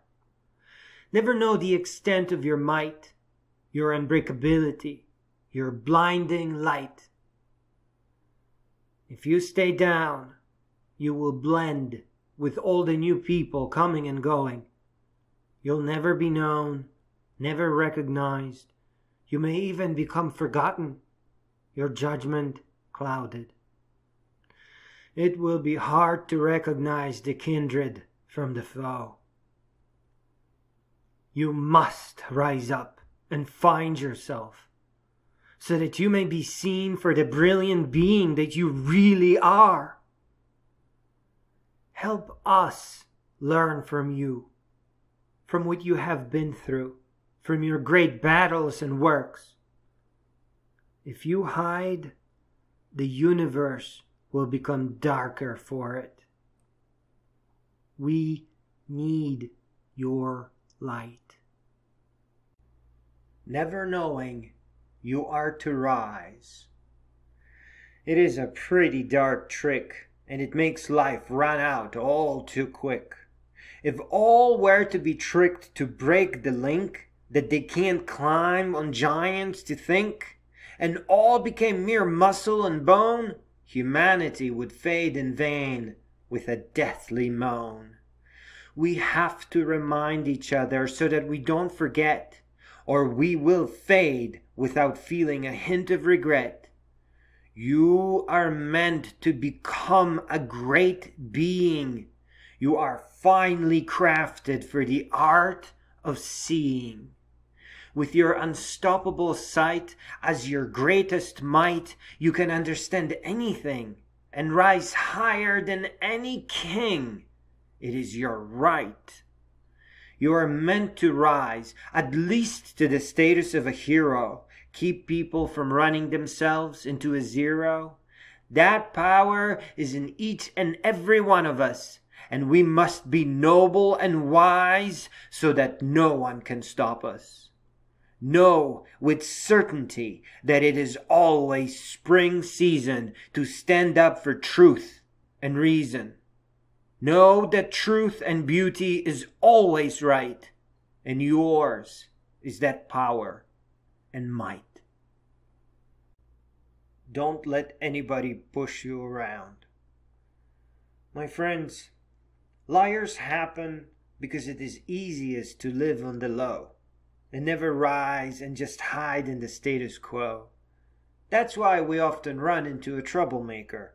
It takes no effort to be a faker. Leave them to their own stupid little prison. In their web of lies, there cannot be any reason. That's our first shaky step in life, to learn to see who's hiding a knife. And then, cutting with a sword, and setting ourselves free to move onward. I promise you, it gets better after this. The sun will rise, life will become bliss. With each step we take, we find more light, and baby step by baby step, add to our might. It is as simple as the math of standing still versus learning. One goes nowhere, and the other eventually fulfills all yearning. Walk your path. Don't let fakers sway you. Look them in the eyes and see right through. Choose the real over the fantasy they sell, and move away from their stupid little hell. And if someone ever comes pushing you around, use the might of your wisdom to push them back and stand your ground. There are so many sweet little treasures within you. The one you start with will show you heights you never knew. And the higher you rise, the more brightly you will glow, and you'll find your sweetheart before you know. Life is meant to be lived in wisdom and happiness and laughter. Heaven is right now, not in some fantasy of after. All the things that are worthy of the beautiful you will never extract at all, will only ever add unto you. Nobody worthy of you could ever make you feel sad or bad. They will foolishly trot and prance to your rescue until you feel glad. Don't let fakers trick you into thinking the world is blue. The sun is right over the next mountain and is already shining for you. The Trainer. Take 2 steps forward and 1 step back, Jack, because jogging is an art, and for art, you must be smart. For each 2 days of training, on the 3rd, you must pretend it's raining. If you can't make it rain, always worrying about your gain, then walking is just fine. But never cross that little line. The 3rd day is a day of rest, and the 4th, your next test. Because you always have to go back and start anew to lay down your track. Wise world. Don't take shortcuts. All shortcuts end abruptly. You can't pretend. What you pretend can't ever become real. A life without authenticity will forever feel like chaos. You have no choice but to rise, to emerge in majestic authenticity. To build and reinforce your content of character, to pursue wisdom and excellence, to be you, to feel meaning. Growing up has always been a great challenge. It has never been easy. Growing up is the first and foremost and most important. And should life crumble, you will rebuild. Don't worry. You are not wasting your time growing up. It matters not how you step forward, just that you do. The result is the same. Content of character, strength, joy, love, happiness, adventure, and foolishness, to name a few. Not only is this the only way to live, but it is also the only way for the world to learn. Humans cannot be led outside in. They must be taught to lead inside out. The recipe for your own growing up is also the recipe for a wise world. Be good to your elder self. Your light must be a true reflection of yourself, so that you may be truly seen and understood. Do not hide, emulate, simulate, pretend, or serve. That only disrupts your light and path. You are already special enough. You are a child of the universe. You are meant to become a great being through your own journey. You are meant to bring enlightenment unseen before. Please, take good care of yourself. You are responsible for your delicate mind and body. And take good care of your elder self, so that you may have no regrets come your golden age. Your existence requires that you walk your own path, that you lead your own way. But the path is not a straight line. It is more of a flat spiral. You are never far from yourself. There is so much of you in your elder self, and there is so much of your elder self in you already. Be good to her. Love yourself. Be mighty and authentic. Never let yourself down. Always rise. And do not slow down. Step after step, jog mightily forward. Decorate your beautiful journey with wisdom and triumph. May your elder self perch upon a porch and muse and wonder. What a strange star child I was, and how impossibly long my beautiful life. And may you bring her memories of every year and each decade, of things you noticed for the first time, and things you never knew could happen, and things that other people never expected of you, like that year that you wore a bushy tail because it made you feel beautiful. Love your older self. Make her smile and wonder. Make her love the younger you. Fill in all the years completely. Make sure that not only is there nothing new to add, but also that there is nowhere anything could possibly fit. Universe entropy. We have an aversion to being trapped because of an innate sense of distance that we must travel. The distance begins the moment we gain self-awareness. The end does not matter. Only the distance does. You are in charge of the direction of your journey. If you let it lead you, it will pull you in all directions. In letting the life dictate, you will become divided. In doing the dictating, you will set the aim. If you let yourself become a leader, you will arrive at a single destination. In one way or another, you will, without a doubt, arrive.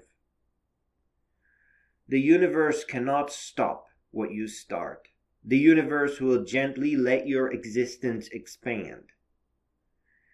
It is tough to be led and expect clarity. There will be too much noise from following. But in leading, there is no noise. The path is pure as your imagination. The steps along your journey extract a price. The universe smiles as you pay your way. You start as a child, and the first step is very difficult.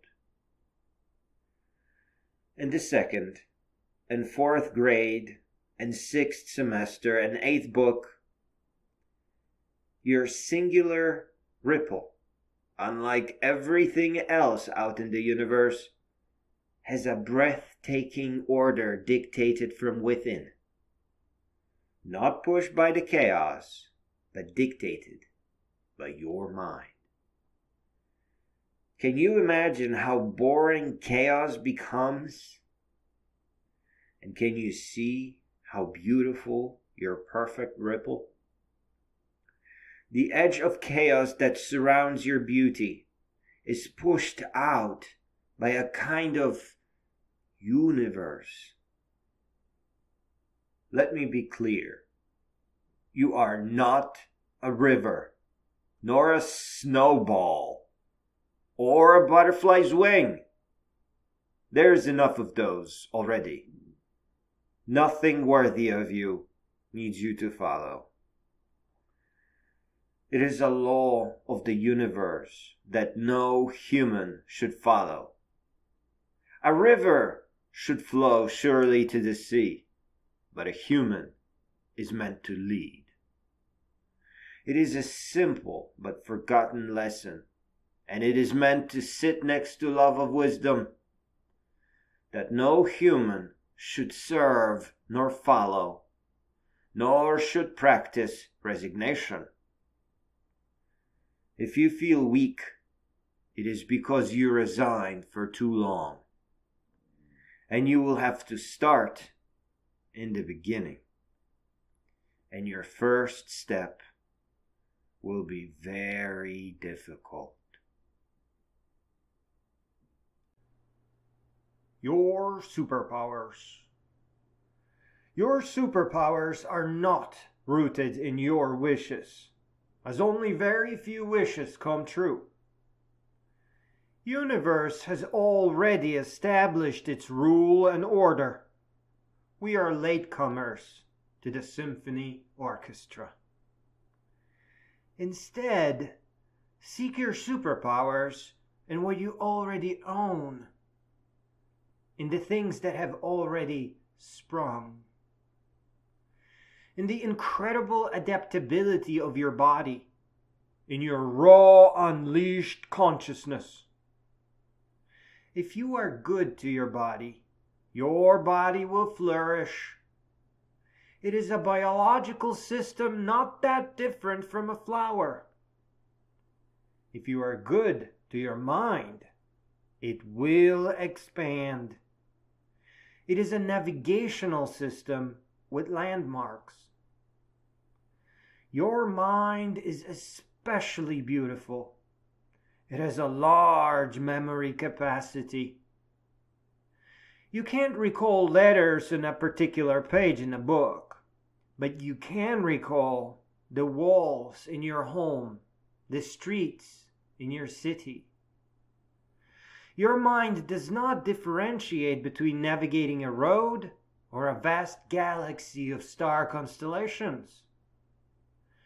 Your mind can encode interconnected knowledge, so as long as it is marked with pictures and relative locations on a well-connected tree.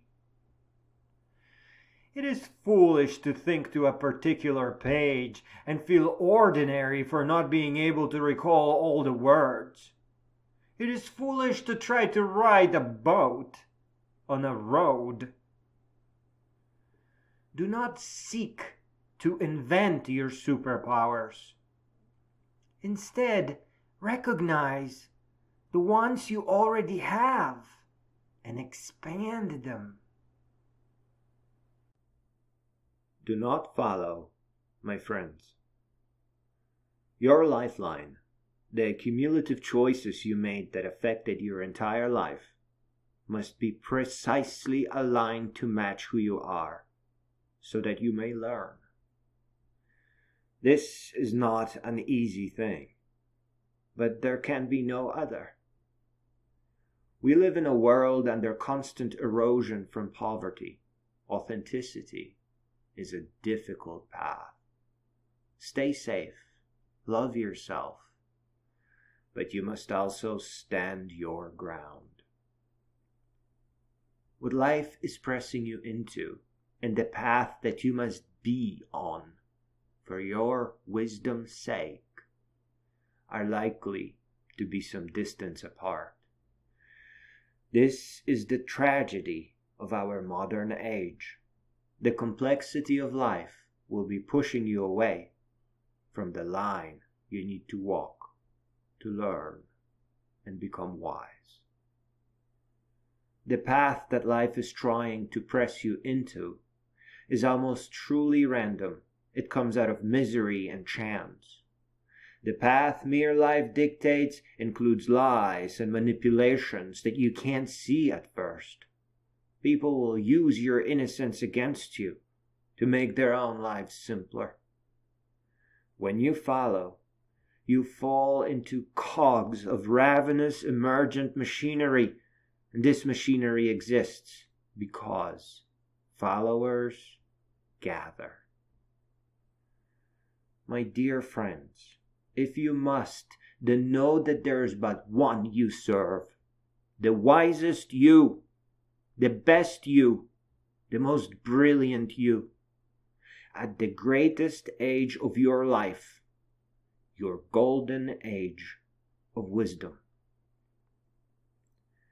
The path that mere life dictates is a melody out of tune. You become a piano key, and life will keep pushing, non-stop. But the path you dictate is very unusual indeed, because each step you take adds to the previous. And with only a few steps, you are stepping higher. You are already building up. That is the same up that Grow Up uses. Your own step followed by your own step forward and up. If you dare to throw caution in the wind, it will bring you wisdom. You'll see. But other than that, like a cat, walk cautiously onward. When things start adding up, you will surpass your younger self. And now where you used to think, or where am I actually going, you will see a road ahead by subtle analogy to the road you've already traveled. Where once you toyed with the question of, who am I? You will now see you. You'll make little mistakes, and that is okay, because you will have your path to fall back on. And those mistaken tangents, they will cradle you. They will add and refine your decision-making. When you walk your own path, you do not make big mistakes. The little ones will teach you about the bigger ones by subtle analogy. Your own path is a great teacher. So what is it like on that path?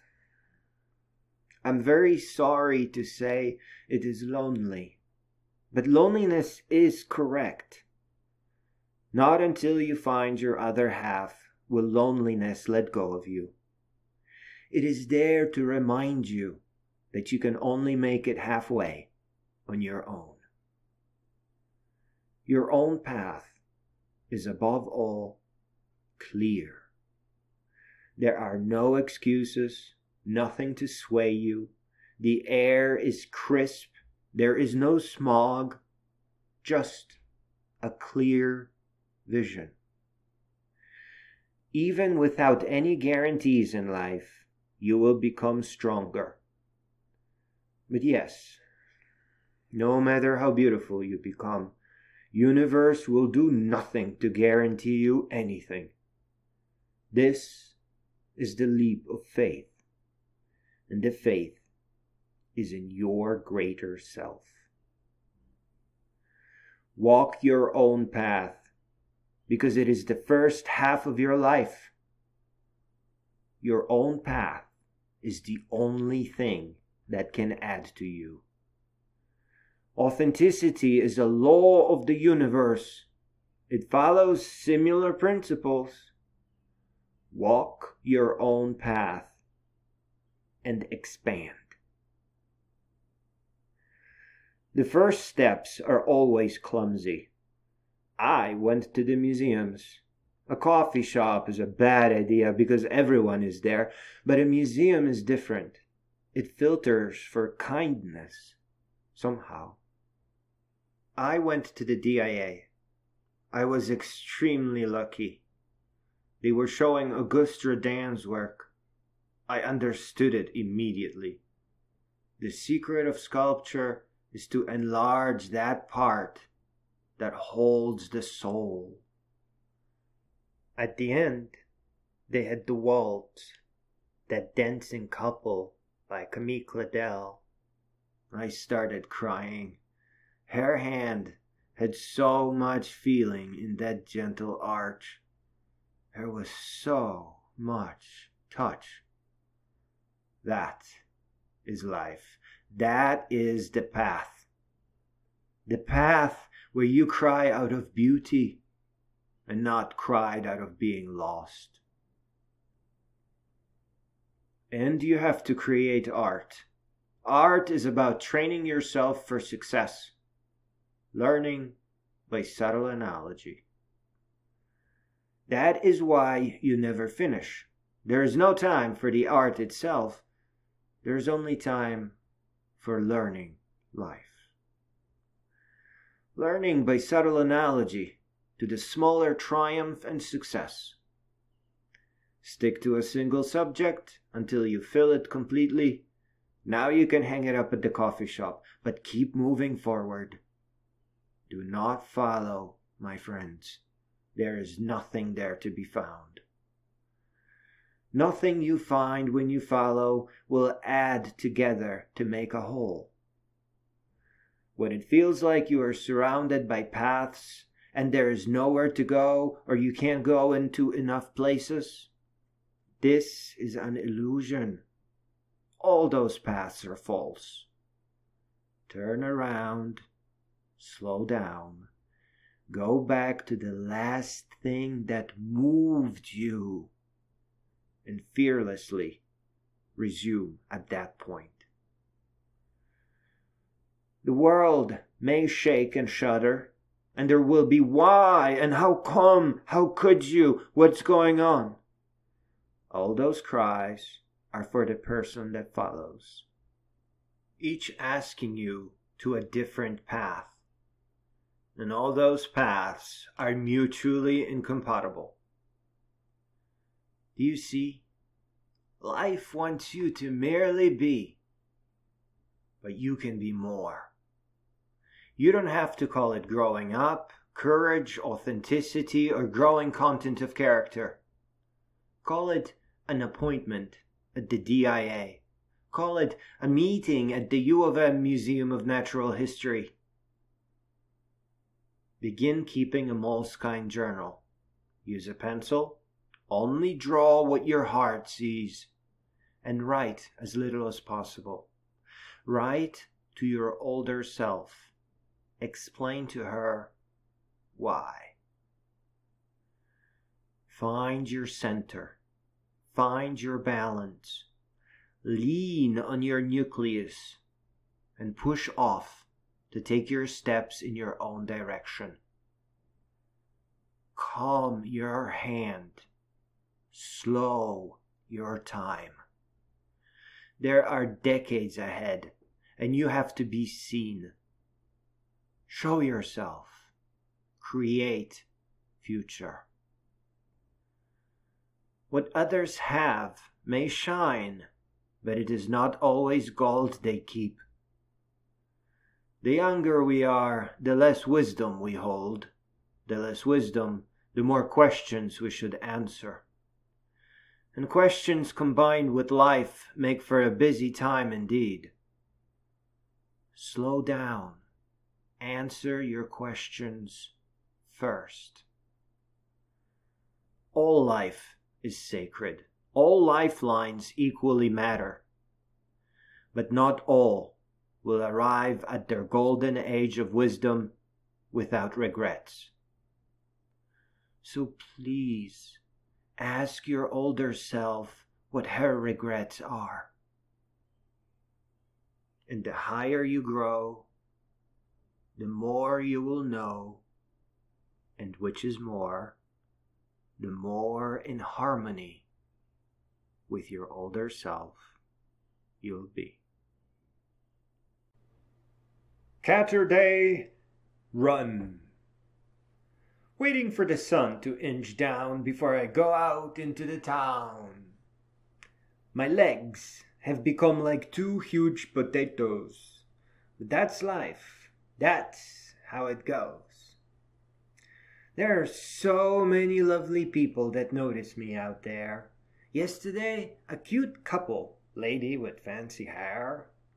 A couple of days ago, a gent from the gym, slowly walking and wondering, "Is that him?" Oh yeah, that was me. I shaved my mustache and taught myself how to dash. Sure, I run at the speed of a sickly gastropod, but after my gym dancing, I don't even feel odd. And before that, the ladies in the Jeep. I didn't wave back. I'm sorry. I was in the middle of a huge leap. And then, the first person to notice me in my sluggish swim might have been the trainer from the gym. I was really tired in the middle of my early run, muttering, "I can't believe I have to run the same distance before I'm done." And then I heard, "Hi, Andre," and I instantly regained my strength. I could have run 5 times the length. Sure, I'm still learning, running tests and trials, but my aim is 1 hour to do the whole 5 miles. And you know what? Just after 2 weeks, I run a lot faster, and I have rosy cheeks. All of us, or none. Our minds constantly construct boundaries and constantly try to make us comfortable. But in an evolved world, this works against us. It creates boundaries across which we hope to discharge pain. The source of the pain is poverty. Poverty of mind and wallet. Fear, pain, unfairness, and inequality add to the blindness. There's no solution on the level where poverty reigns. It will always be walls turning people against each other. We are not ready for the next level. In the next level, we recognize poverty as a virus. We see it as a natural disaster. We sit back, relax, calm down, print enough money to end it, and move on. This does not mean everyone's going to be rich. It only means nobody will be stuck in financial poverty. Poverty of mind, the other half of poverty, is not even up for discussion. Not until everyone has a safe home. All of this seems impossible, to many laughable, irrational, infantile, unfair even. For those of you who don't understand how someone could possibly call this unfair, some will angrily yell, "Why should someone get a free home when I worked for mine my entire life?" This is the nature of the walls, the picture of the great divide, a divide between who we are today and who we should be tomorrow. A human being is so special that they may not exist without their own home, not just a house. So special that active countermeasures must be put in place to help people move away from bad ideas. A human being is so special that they must never grow up in fear, that they must never be lied to, never manipulated. They must never be pressured, never become stressed or depressed. Minds are delicate and must be protected. We can't see that because the walls are invisible. We often can't see that with which we grow up with. Emboldened, we dare to hold up our opinion as if it was on par with a great being's carefully observed fact or wisdom. Crushed, stressed, pressured, tired, we temporarily lose our mind. The thing that makes humans special can be turned off by tiredness and stress. And our brains go into stupid mode. A versus B, A lesser or better than B. And it seems like we are still operating, but that's just an illusion. That's not us. Not at all. I don't know how long it will take for us to see how special we are, how many gaps need to be crossed, or how many upgrades our cultures need. I know that divided, the generations will always fight across pointless walls, and I know that without unity, the world will not progress. The children are watching. They are always watching. They will emulate what they see. They will accept it as reality. They will add to the invisible walls and dismiss others to discharge pain or stress. We can't have a discussion about any of this until stress of poverty is out of the picture. It will be one of the humanity's greatest achievements to help everyone wake up to a home with enough food and a world that cares. Until that moment comes, we can't have a conversation with all. Whether we are ready to know it or not, the way the world grows, it's either all of us or none. My little day. Today was my day of rest, and then I went jogging to run another test. I got really tired after my run, but I said, not until I write my poem will I be done. Earlier, I wrote a little program to make art. Overall, it was a very good start. I woke up at 6 in the morning and jumped out of bed without a warning. Now the hour nears 11. Getting into my bed will feel like heaven. I'm not sure how I feel about staying up late to write my rhyme, but there is something sweet about writing just before bedtime. Loomings from The Whale by Herman Melville. Call me Ishmael. Some years ago, never mind how long precisely, having little or no money in my purse, nothing particular to interest me on shore, I thought that I would sail about a little and see the watery part of the world. It is a way I have of driving off the spleen and regulating the circulation. Whenever I find myself growing grim about the mouth, whenever it's a damp, drizzly November in my soul, whenever I find myself involuntarily pausing before the coffin warehouses, bringing up the rear of every funeral I meet, and especially whenever my hypos get such an upper hand of me that it requires a strong moral principle to prevent me from deliberately stepping into the street and methodically knocking people's heads off, then I account it high time to get to the sea as soon as I can. This is my substitute for pistol and ball. With a philosophical flourish, Cato throws himself upon his sword. I quietly take to the ship. There's nothing surprising in this.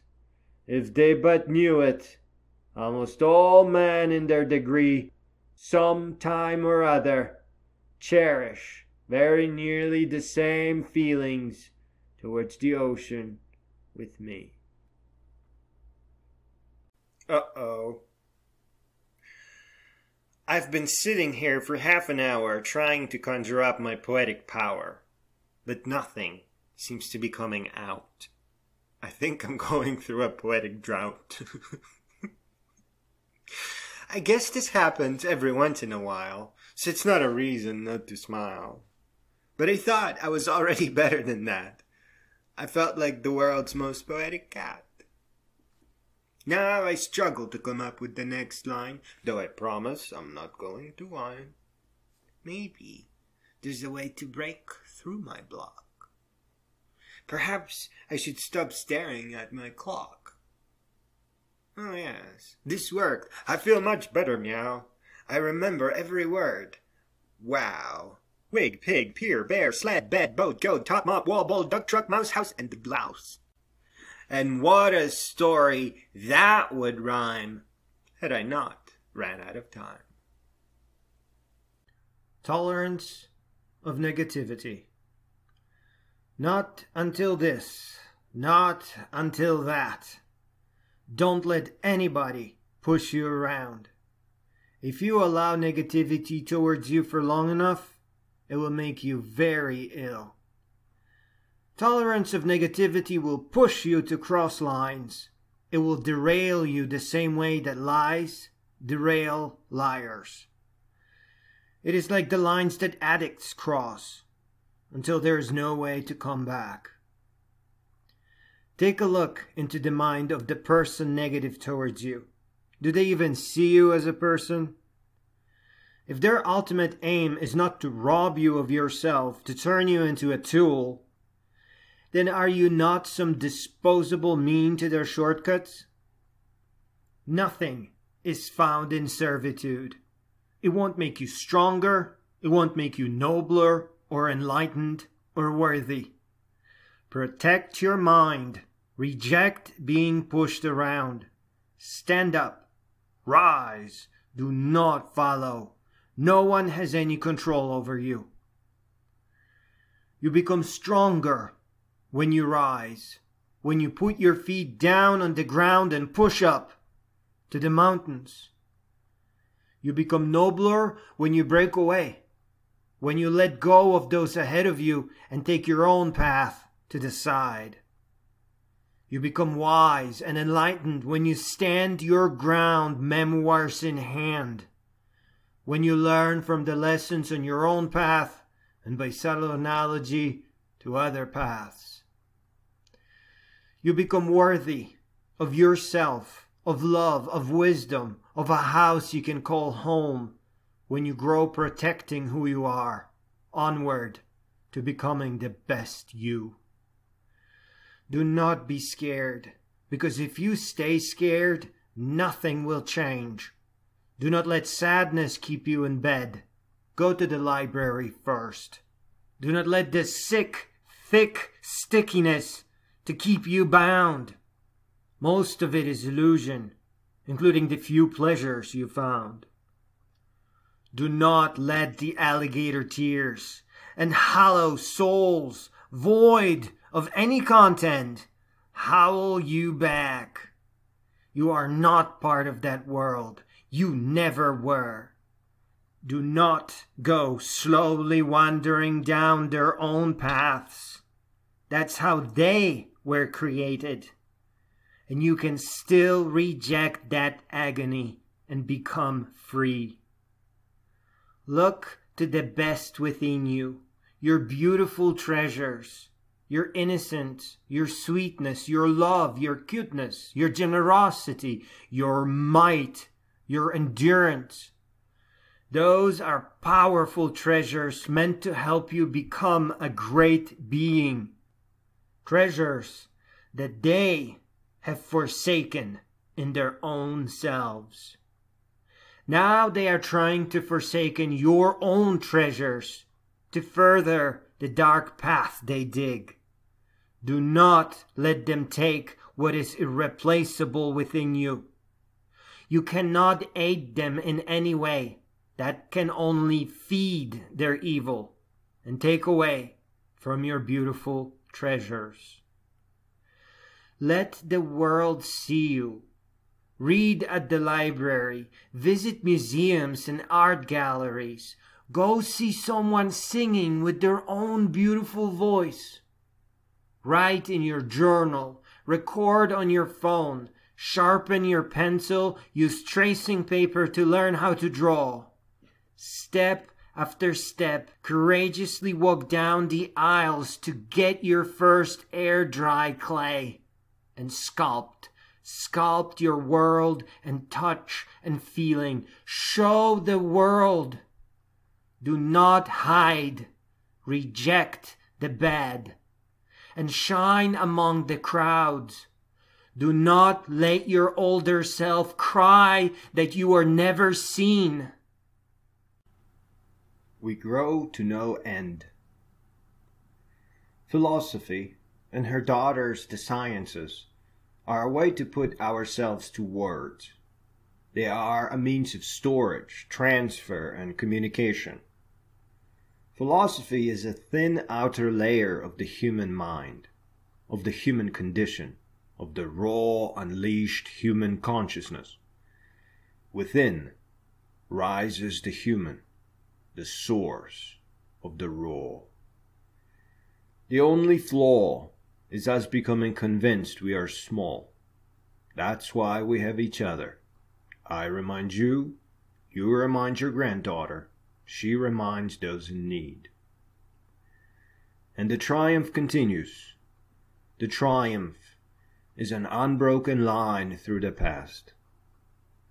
Like an eraser, it runs over nations that take freedom, wiping out corrupt politicians for the specks of dust they are. In a bone-shaking scream, it runs through the blind judge. It strikes nightmares in those who treat man as animal. It pierces the hearts of animals that recruit unprepared kids to teach them how to become men in war. It carves the predatory weapon manufacturers that turn the air to acid for a profit. It strikes right through the slavers, burning them to dust. The lawless beg in their last moments as the village heroes rise. And the wolves run and hide under our very own blankets, made of the snarling bear skins from last week.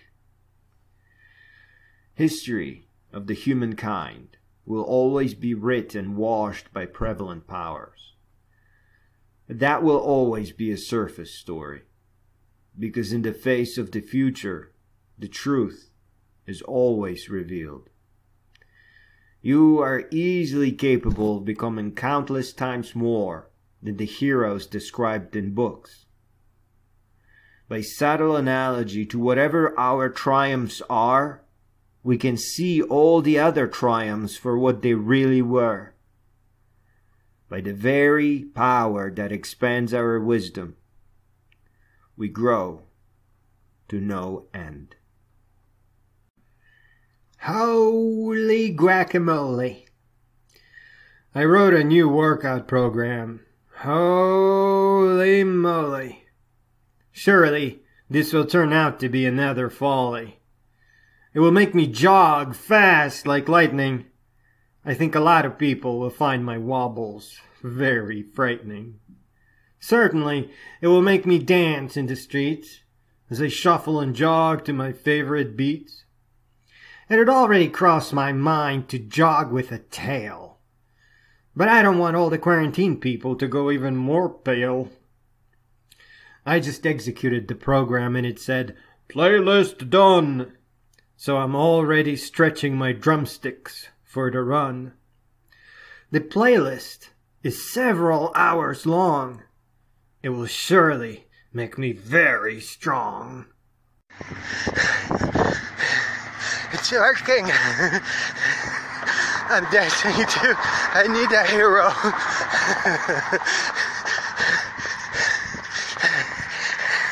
It worked. I can't breathe.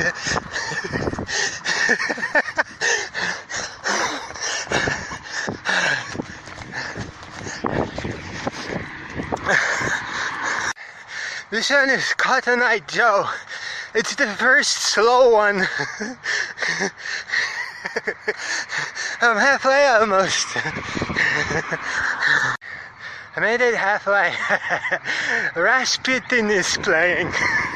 I've been trying to thrust my hips sideways. This does not work.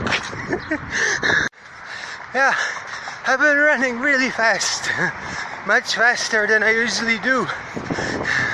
It's working. A couple of months of this, and I'll be running like a jogger.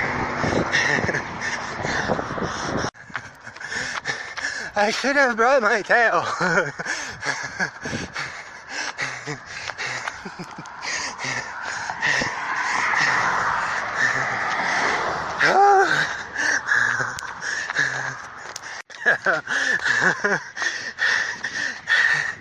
Slow down a little. It's Blackpink K-pop. This has been difficult. I found if you can't stop, you can growl. And that's working. So this is a success. No matter what I say, do not become a programmer. It's bad. Wisdom and foresight. Universe created evolution. Evolution created consciousness. Consciousness created humans. And humans created philosophy. The word philosophy comes from the Greek philosophia. It means love of wisdom. It comes from the time when great beings first began emerging among us. They rejected inauthenticity, violence, contradiction, and imaginary things and creatures. These were the first superheroes, and they were often attacked. Socrates, he taught the children the power of wisdom. He was sentenced to death, and he did not run. He died for wisdom. Wisdom is self-correcting. It eventually went against the state and its imaginary gods, and so the state went against him. He outlived the state by becoming immortal. He is often seen as the father of philosophy, but there were many other thinkers. Hypatia, her tragedy marks the end of the first philosophers. The world plunged into dark ages. As hard-earned as wisdom is, as long as it takes to cultivate and grow, the criminals can take it away in a cold flash of steel. Her tragedy should not be forgotten. The noblest become a target to the fractured and blind and jealous. For now, wisdom is no longer seen as the highest there is. Today, opinion seems to matter as much as fact. There are calls to teach controversy, for equal debate, to show both sides, to let the reader decide, falsely presenting a broken opinion to be on par with the reality and fact that helps humanity grow. It is an old trick. It's cheap and self-assembling. It emerges on its own from poverty, inequality, suffering, blindness, and pain. Being conscious and self-aware is not quite enough because of liars, thieves, criminals, murderers, war, and even poverty. Wisdom is like a higher level operating system for humans. It enhances our consciousness. It grants us unique powers. But every human, each member of the grand human family, needs to see wisdom as a necessity. Until then, racism, xenophobia, inequality, poverty, and darkness will keep us apart. The stories of superheroes are rooted in lives of philosophers, because a philosopher cannot be hurt like the ordinary man. Philosophers survive for thousands of years in text, in stories, in paintings. They survive by sharing wisdom that makes us stronger, that enriches us, that we each yearn for. When you read the words of a philosopher, she or he comes around, and in a way, they keep you company. Socrates knew that, and he knew he needs to send a powerful message far into the future. An important being died for something important. He is signaling that wisdom is your right. He was a soldier. He found a way to repair the world, and it was love of wisdom. Once you begin paying attention to it all, a constellation of stars will begin assembling in you. Each star will repair and strengthen all the others. It will bring you health and clarity. Your contradictions will begin resolving by rejecting and ejecting that which makes no sense. It will help your decision making. It won't let you move forward when two things oppose. It will keep you in place until you reject the one that is not fact. Where all the other stalks fracture, wisdom will help you bend in the colder winds of change. Foresight helps you combine knowledge to construct events that are yet to unfold. Moreover, it helps you construct the correct path ahead and reject whatever else may come. The power of foresight does not end with the individual wielding it. It can extend to guiding the world to the correct path. Heroism is in part about learning what not to do. Helping others requires solving their problems, and thus you learn life. But the greatest of insights are found in memoirs worth reading, where they are placed in correct context. With enough insight, crime, for example, transforms from an impenetrable state of mind that it is to our need to create walls of prevention so that people don't end up blind. Punishment and revenge is not a way to treat a human being fractured by poverty or violence or even hunger for food. Only prevention can work here. The power of insight shows you that while you can't go back in time, you can prevent the little ones from ending up in the same place. In that way, you take the pain of those punished and use it for a thing that matters, preventing children from following in their footsteps. And we get to feel others. We get to feel when they have been wronged. And we get to feel what they felt when times got tough. And the power of compassion makes us a family. Who was it that gave George Martorano that little pencil? Power of compassion is incredibly complex. You hold hands with every wronged being on earth, those looking to their favorite star, wondering if someone else is looking there too. We are. We all are. We are there with you. You matter. Your heart matters. Your mind matters. Your life matters. And in wisdom, we will fix all of it. Whether we are ready to recognize that or not, we are a family, and as one, we will fix it all.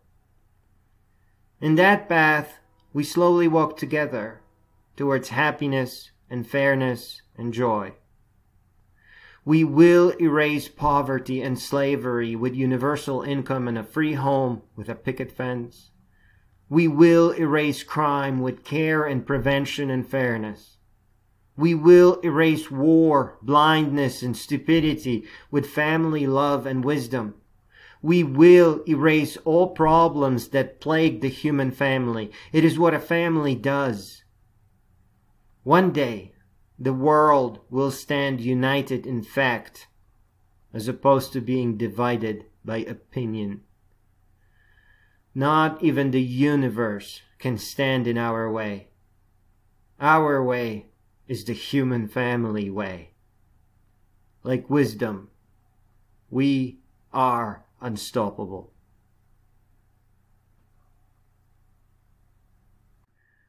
thin, invisible walls.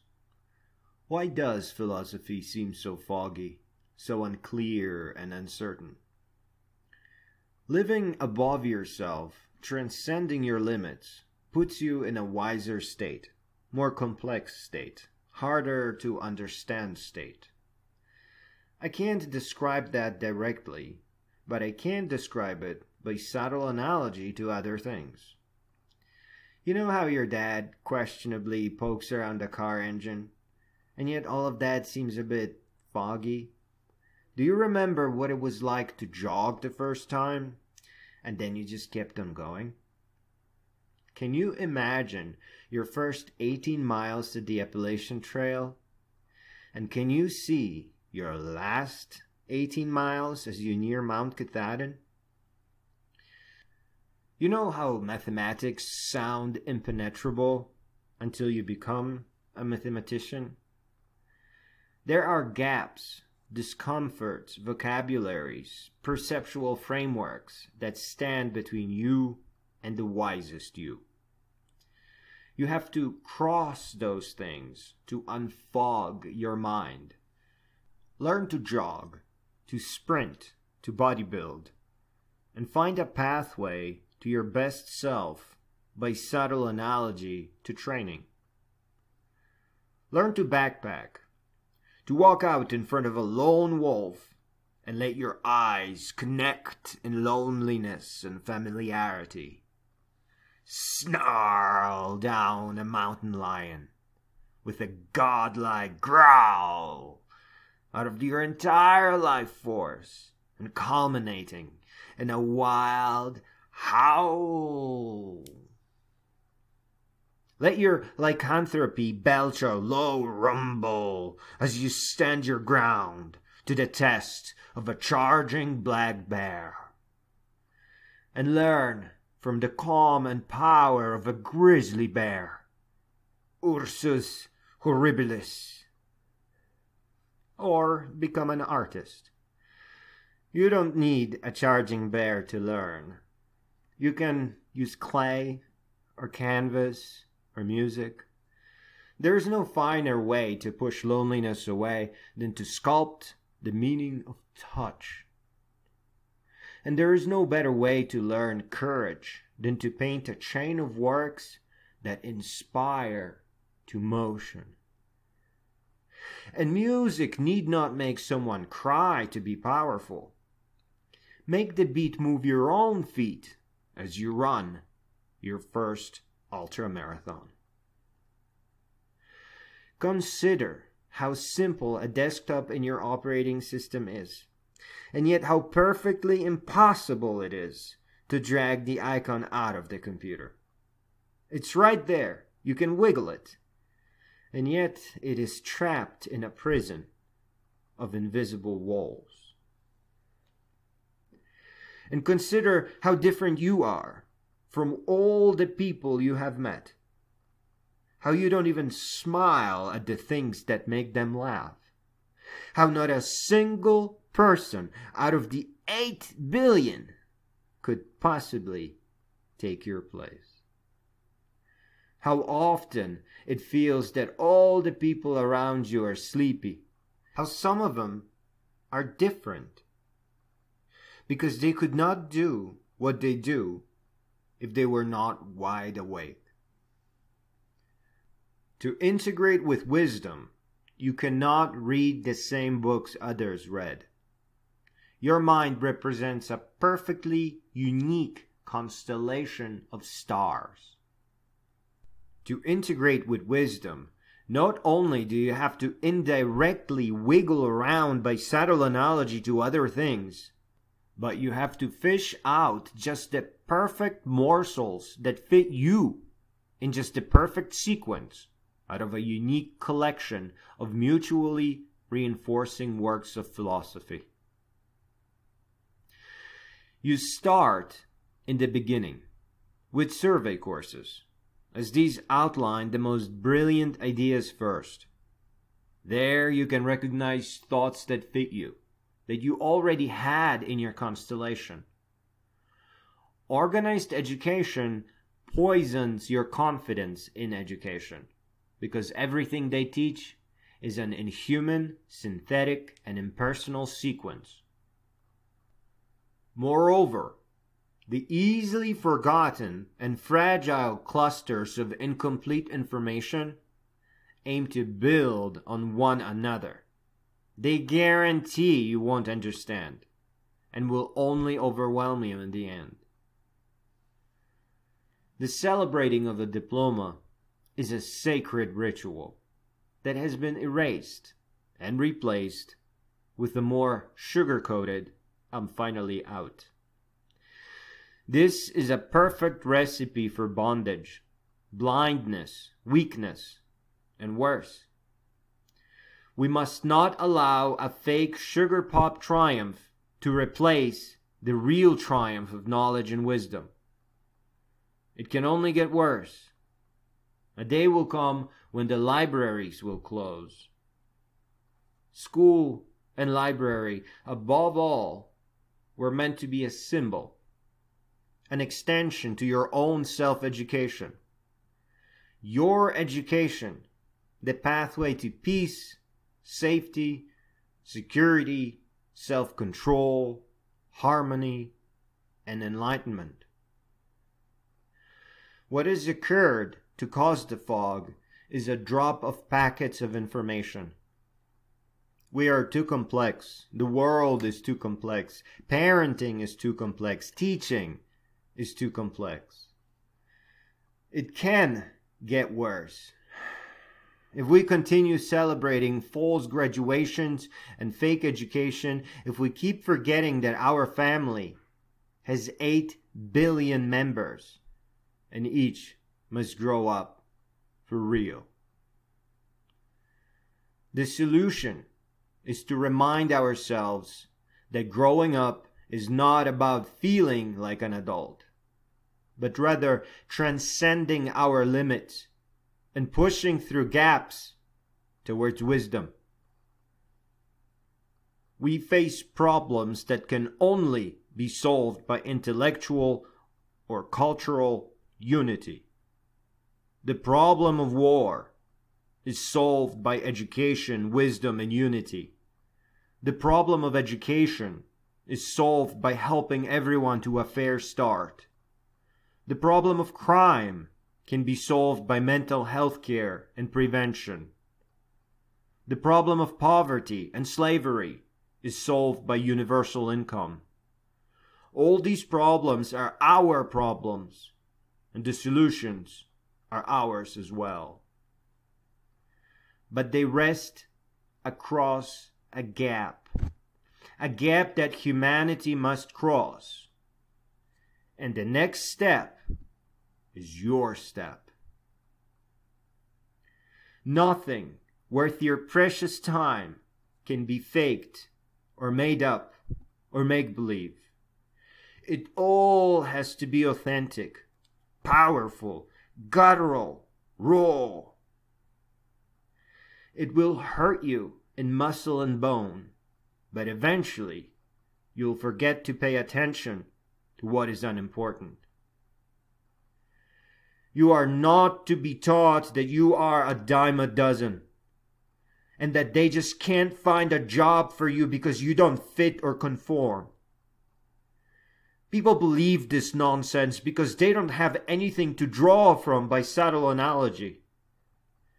That is why we must challenge ourselves to great deeds, to acquire the experiences necessary to tell wisdom from waste.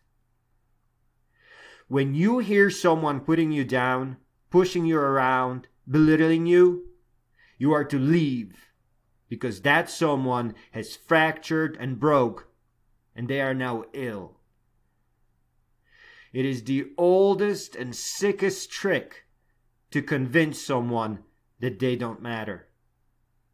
They do it for personal gain, money, or laziness.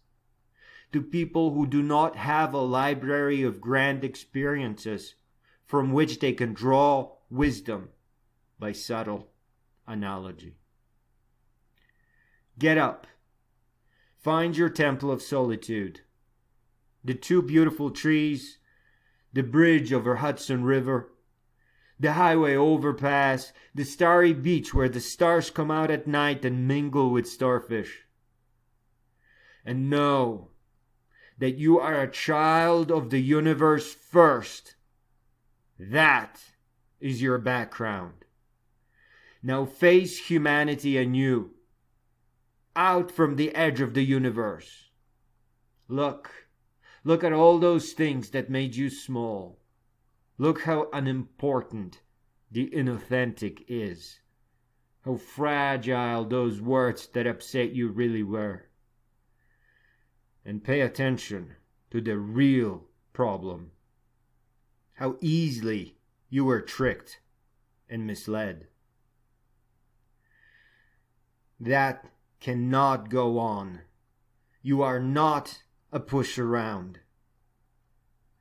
I wish you knew how powerful you really are. How easily you learn at your own pace in the sequence that fits you best.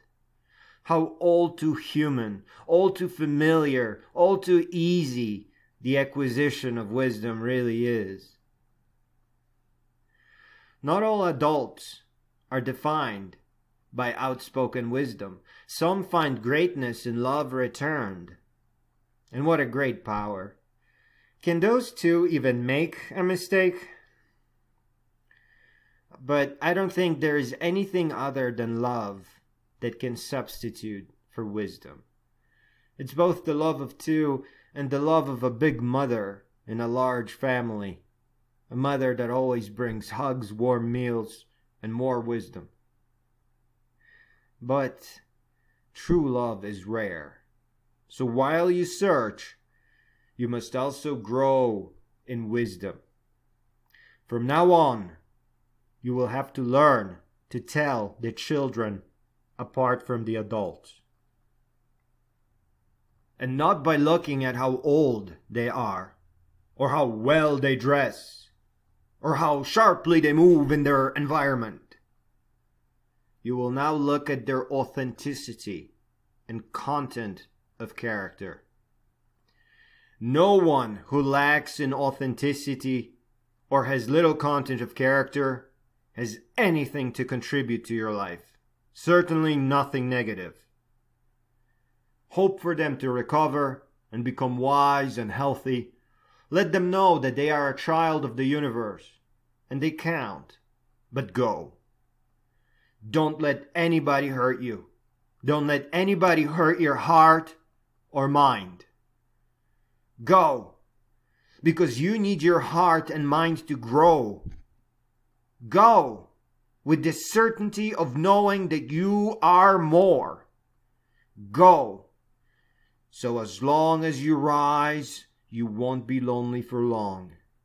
Go. Because there has never been a way other than forward and up. Go. And don't be scared. All great journeys start with little things. The others who went through the same are with you in spirit. So many invisible battles have been fought, and as much triumph gone unnoticed. The warriors are everywhere, and they stand by your side. You are in company of great heroes. Climb by subtle analogy to the triumphs already had. Rise to the highest of mountains. You are meant to become a great being. You are meant to remind others to follow a similar path. Rise, and you will be well on your way. Humanity only grows when people like you tear down those thin, invisible walls. Wherever you are right now, begin transcending your limits. No matter how small, each will help you learn more. With each new success, more pathways will become visible to you. You are not trapped. You are just at the beginning of your journey. It is hard to see it all because you are still learning, but it is easy to read or listen to books and inherit great wisdom from others. It will never get easier, but you will grow greater to a point where ease will become irrelevant to your existence. You must use your heart and mind to learn all the lessons ahead. No one can teach you. You must find your own books. By subtle analogy, rise to your greatness.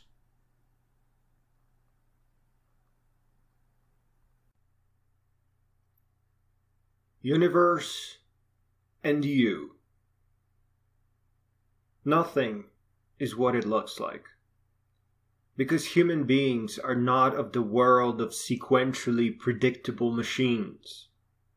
Human beings emerged out of infinitely increasing complexity, by rules of infinite accidents along the lines of fuzzy principles.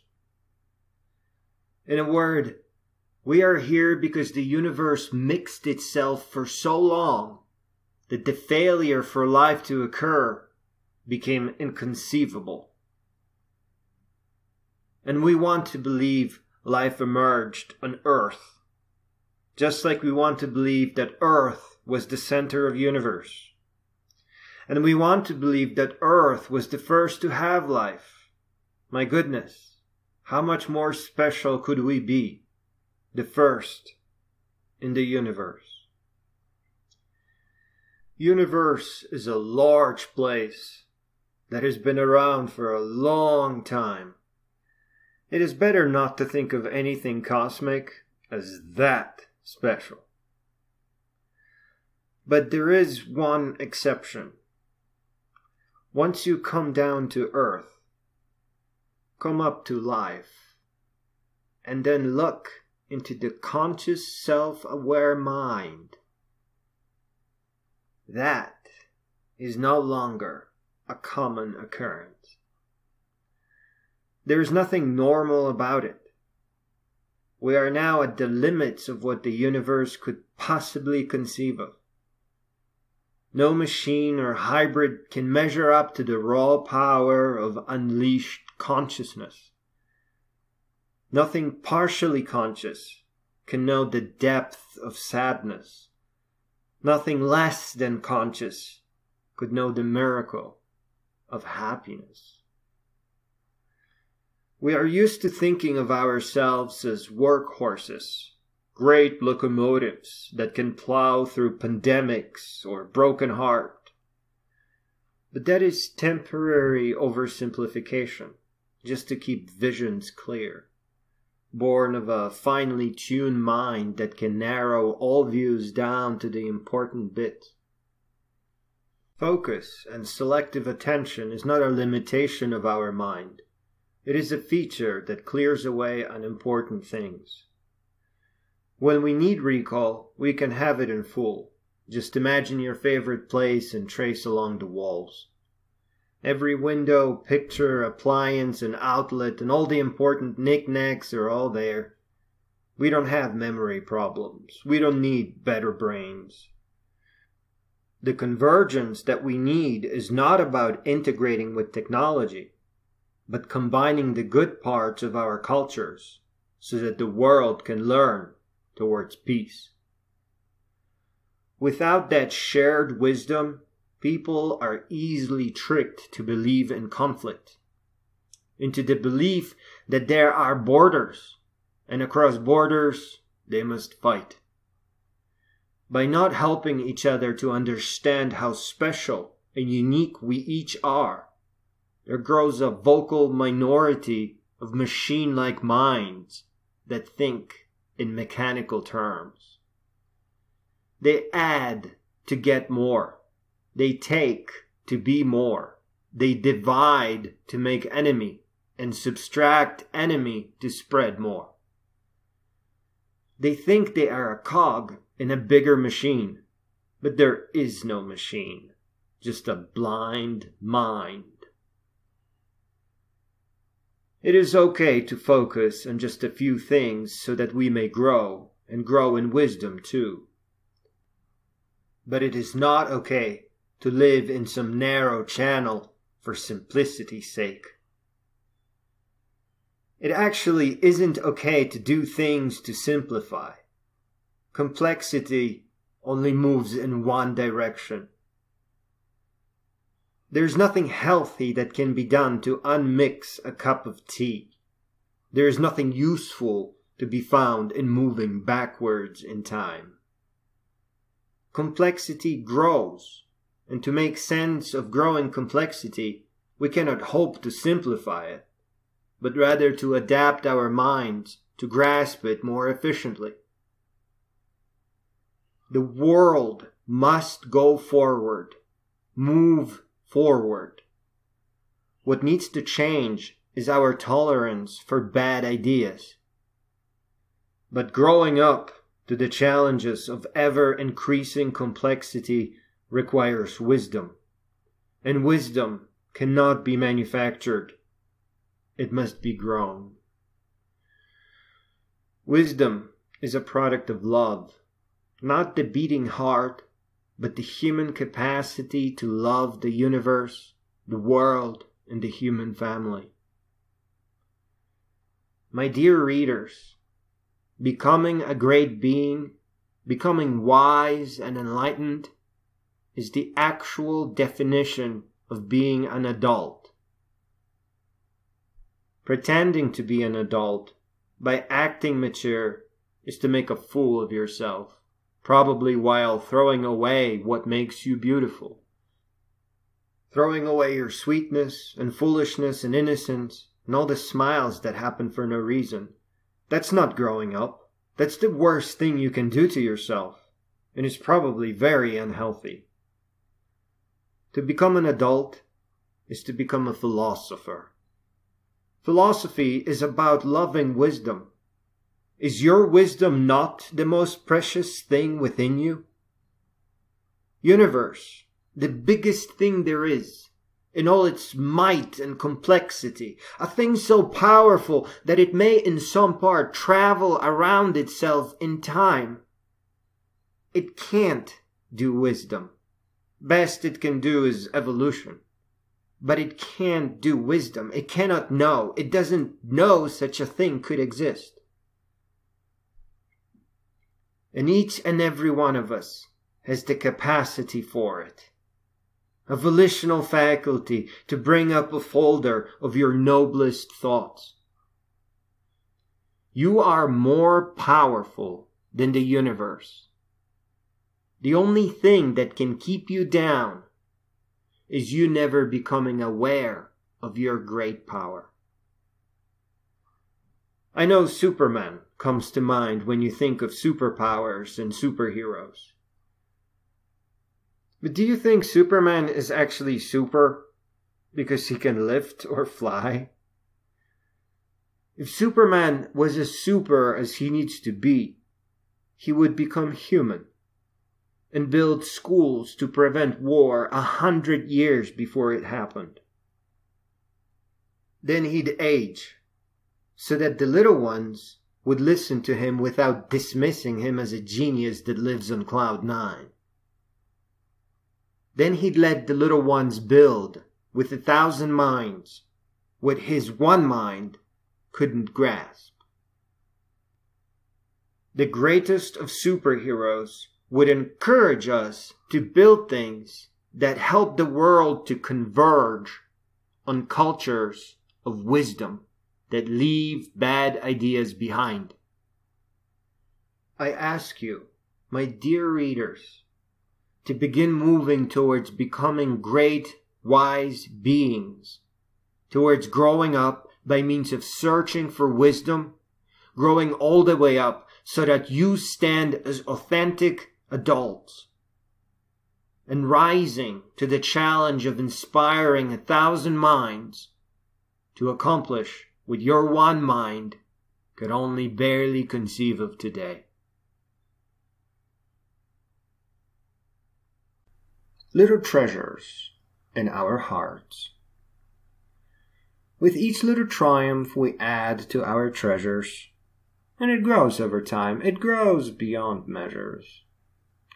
Sometimes it all starts in loneliness, but it quickly fills up as it reaches silliness.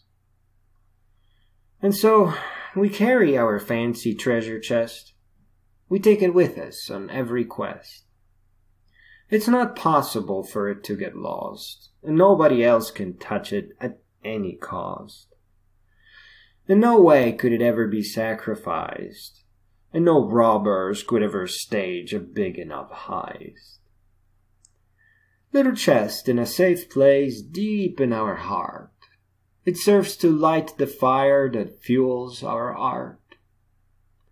It prevents us from walking in reverse. It helps us to make our existence more diverse. It also adds a great deal unto our beauty, as it drives us to create out of love and not mere duty. All those petite little things that make us proud also make us stand out in a crowd. So it also serves as a lighthouse with a bright beam that lights the way betwixt us and our dream. I think one reason why no one ever mentions it is because it's too sacred to just talk about it. But I want to remind you, my dear friends, that sometimes we need to look through this lens. Your treasure chest will show you a picture of you that is most true. Oh, don't worry if you have only one thing. It's still a treasure. It still makes you a queen or king. We all have a few simple treasures when we start, but they grow as we use our heart to turn our life to art. The harmony of growing up. Well, from the first moment on, we are asked if we should live in harmony. We are still very young, barely know the world, and already the question of harmony comes. And in harmony we learn and thrive. Away from it, we'll be interrupted and feel lost in the void. It is a simple choice, but our minds are not ready to make it. Often we forget. We forget about our little gardens and all the little walks. We forget how amazing it felt to stand on the wing of a plane. We forget the taste of popcorn at the zoo, or even how enormous the zoo felt. We forget pebbles at the river and mischievous squirrels at the park. That little dog with a bark, that scaredy kitten always hiding in the dark. Our collection of unused keys, and the box of bottle caps we collected with great ease. We forgot our Lego and the old bike, the one with that seat that we used to really like. We don't remember the palaces and castles that we used to love, and those swords that fit us like a glove. Everybody else came around, acting like they knew the ground. But this was our gift from the universe, an affinity for flowering gardens and little passageways and all those flying planes. It was a key to unlock our mind, to understand the zoo and our size in the universe, connect with the pebbles at the beach. It is a pathway that fits us best, to love little creatures, collect some shinies, and build with blocks, and ride far and wide. It was to remind us to find our place among great beings, and study and pursue excellence in all we do. Then they sent us to the first grade, and the weird kid peed into the Duplo, They didn't even have the Lego. Then the teacher graded you down for counting pebbles in your pocket, and did it so many times you lost track. There was a whisper about those pebbles. It was Mr. Sagan. "You are made of star stuff." And then the kids whispered to push you in the mud. Push their laughter aside. You'll need to learn, and learn really hard, because right now you're in the mud and you need to hang on. It will get worse, but all you have to do is rise. Each time you will rise higher. 3rd grade, 5th grade, low grade. But there can't be higher. Because by this time, you're getting bad grades because the teacher thinks you're copying it from somewhere. The bullies know you did it on your own. Saw you pacing for days with your first program.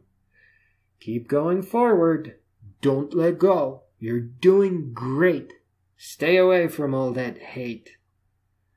By the time you're out of 8th grade, by rejecting crazy and nonsense and stupid and lazy, you graduate above all others.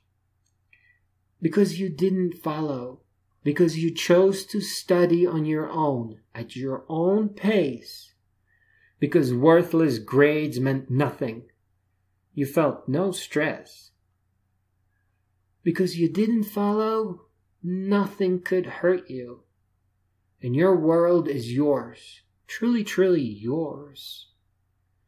We unravel when we forget who we are, the moment we hide or pretend or follow. Gosh darn it, it happens when we are still kids. We are completely unprepared, and none will help.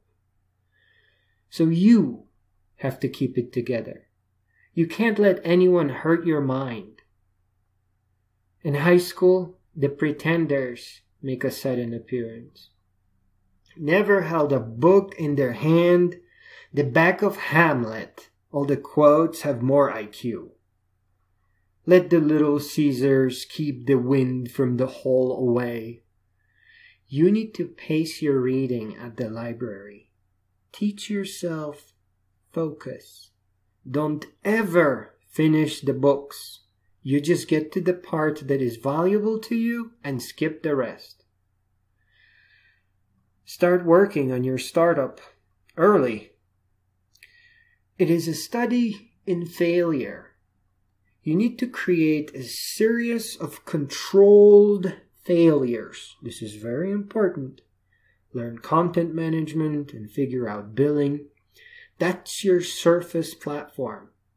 And think about nature of business. Never try to build things directly. Facilitate the building of direct things for others. Help them set up so that you are not burdened, and keep going.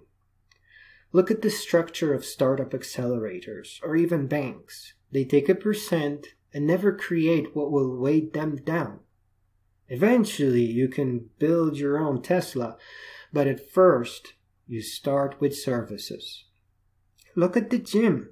Monthly subscription is most stable. The lessons are all around you. You don't need college, but taking college classes is very relaxing. Make sure you get a 4.0 at each class. Be ready to repeat it. And enjoy the lectures. College is just a toy. It looks really bad on your portfolio, so hide it. It is a very weak teaching experience, and people know that there is minimal learning involved. Jumping from high school to startups is more impressive, and shows that you chose knowledge over nonsense. It shows that you chose to learn on your own, to take care of your own mind, rather than to pretend to learn for grades.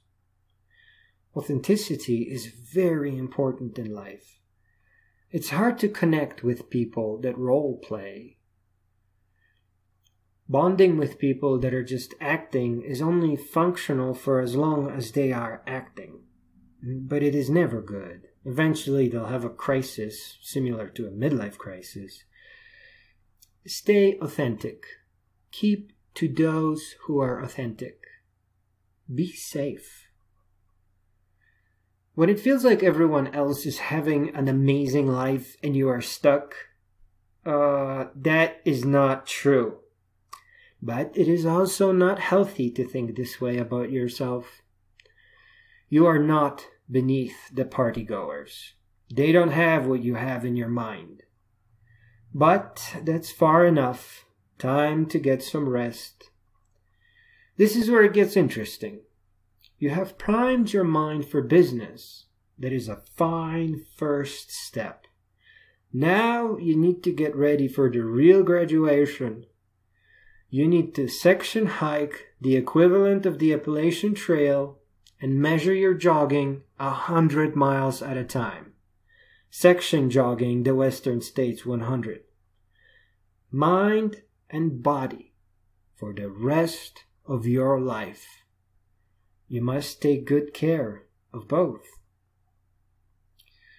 At mile 50, halfway through a run, as you piece together your blurry thoughts of your next business, take some time to understand what it is that college grads have. Those are very brittle relationships and inflexible careers. We all feel the promise, but we can't fake it. It would be the opposite and certainly not worthy of you, my friends. You can only find your meaning in authenticity. Shortcuts will only take you back to the beginning. To live among the extraordinary, you must become extraordinary yourself. The gateway to the meaning of life is in that tiny moment when you think to yourself, I am not going for a jog tonight. I need rest. Right there, in that dot, is the keyhole to the key that you are, to the gateway that you need to open. Life is not a simulation. There are no days off. Life is quite a challenge and demands that each moment builds on the authenticity of the previous. Open the dot. How can you yearn for authenticity and companionship and cancel and fall short and not enough and rest some more? The gateway between ordinary and extraordinary is in accepting that we haven't got a choice to make, but shoes to put on. Your mind and body must grow in harmony. You must not let go of the harmony, of your magnificent existence.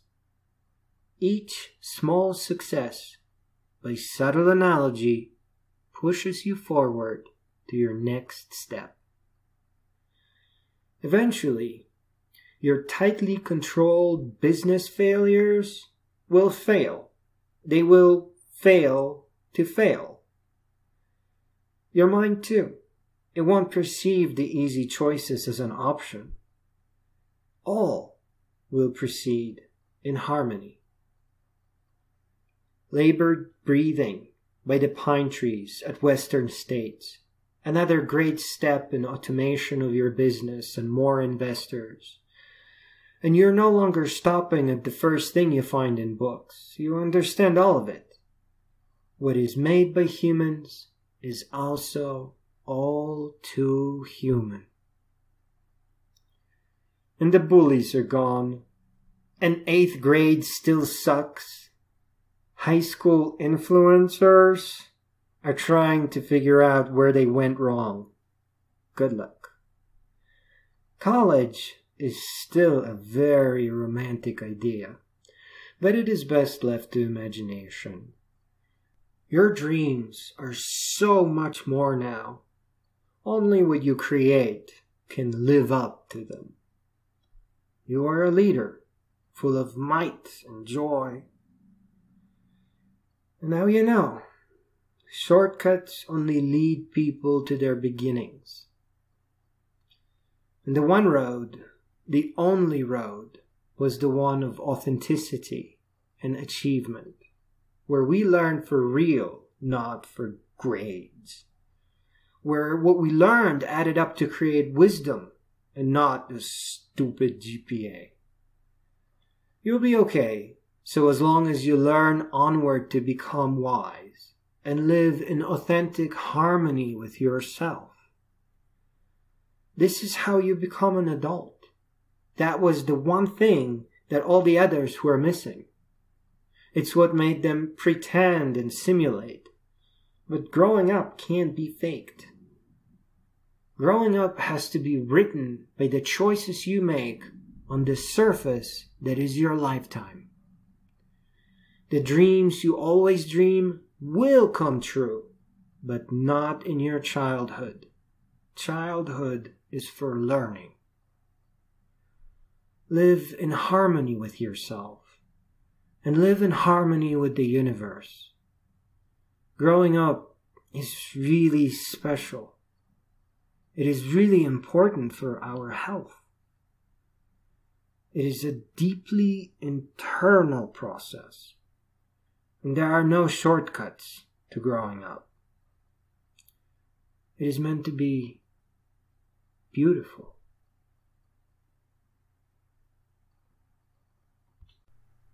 Let Mother Nature schedule your rest. It was a very rainy day. The sky was completely gray. I took a nap come afternoon, fell into my bed with a big swoon. I woke up rested and ran to the door, but it only seemed to rain more. I resumed my endurance training a week back. It was a warm-up week, so I ran like a Mack truck. I actually sprinted yesterday, somewhat frightening myself along the way. I felt like I was all muscle. I moved like red lightning without a hustle. Even though yesterday I ran in the rain, it rained only a bit, so I had to train. Today the rain seemed like too much trouble. I rested, but tomorrow I'll have to train double. I always tell people not to rest. Let Mother Nature decide. She knows best. None who wandered were lost. We often think of consequences to mistakes, but consequence does not pick. So as long as we keep to our own paths, all our actions cast changes ahead. In mistakes, lessons await. In good deeds, we find family. In great adventure, we'll find mountains. In great achievements, calm and peace. In darkness, we will find light. In isolation, we will find hugs. So as long as we keep to our paths, what we shall find will make us stronger. However, if we dare so to diverge, all we have cast will be lost. Perhaps no shadows, but certainly no light, no lessons, no sweetness, no might. By switching paths, we'll find fewer wisdoms and far more things that don't fit us. We'll also find a force of opposition. It will keep our minds tired. It will be unclear why life seems strange, why everything takes so much more to see, why we seem to lack confidence, or how everyone else has so much of it. But the most troubling thing, my dear friends, is how easy it is to diverge. There is a place for leaps of faith in life. They are quite sacred and as beautiful. But to fill in a stranger's blanks or trust that the others know what they are doing, to listen to good advice that considers you not, To give something up of yourself and not know why? To go to a place because everyone went there? To bow because all others bowed? That is not sacred. Sacrilegious maybe. You must never follow. You must always lead. Even more troubling is how it all collapses. Not with a bang, but with a stupid, sick whimper. How were they supposed to know? How was I supposed to know? All the blame for what others did to your sacred self somehow falls back right on you. And then it turns out your lesson is all over cheap paper bags. Everyone has been through this, and none were the wiser. All those confident faces and smiles, they were faked. And the more convincing they try to be, the less they are in pain. When someone is putting you at risk, take a split second to imagine them saying, "How was I supposed to know?" And stand your ground. You are not to follow, you are to lead. Let them have their stupid games and drinks and temporary junk. You go to the DIA, take some notes and splurge on clay. Find a gallery worthy of your works. Resume where Rodin left off. Instead of filling blanks, show the world the shapes. How can your other half recognize you when you are traveling on some other path? What you may not do is to start at the bottom. All the cheap novels, they described starting at the zero. Start where all the heroes left off. Read a handful of novels and move on to their memoirs. Your life depends on knowing what it is and where to start, and what to avoid. It will get lonely, yes. You'll be lonely because you don't drink and don't do stupid things. You'll be lonely, but you'll be you. You will shine your own light, and you will be seen. Get up, step up, create and speak with art, and you'll talk with the world. Grab pencils, trace with an office projector, and bring your tortillon along. At the gym, dance. Your way is the only way. You may get lonely, but not for long. Try to help people learn what you have learned. Become an assistant, a tutor, and a substitute teacher. Keep track of your Peace Corps application. Just keep adding to it and keep resending it. They probably don't even read it until version 50 anyway. It gives you time to revise and refine the ideas. To begin walking your own path is to enter the grand path of pursuits of excellence. Everything on your own path will add to you. There will be no limit to how far you can travel. Stay on your own path. Avoid generic advice. Read memoirs. Keep moving up and always try to move faster. Learn about new things. Expand your knowledge every day. If it's something you don't understand, find an audiobook about it. Stay sharp. Stay fit. Endurance training goes well with audiobooks and love of wisdom. Others must have no influence on you. It is not their life. It is your life. Move at your own pace and in your own sequence. Make your 90-year-old self laugh at how amazing you are. enlarging your world. We must take time to enlarge our view, and in everything we do, we must first think things through. Above all, to thine own self be true, but also your own world should fit you like a good shoe. With each step you took, your mind grew. With all new things, we never really start anew. Wherever we go, whatever we go through, we learn and our wisdom evolves as we continue. Sure, sometimes it feels like we don't know what to do, but when you get sad, the whole universe becomes slightly more blue. We may not know exactly what you are going through, but many of us have been there. We too got stuck until we grew. Many great beings get hurt, but all plow on through. You are not alone.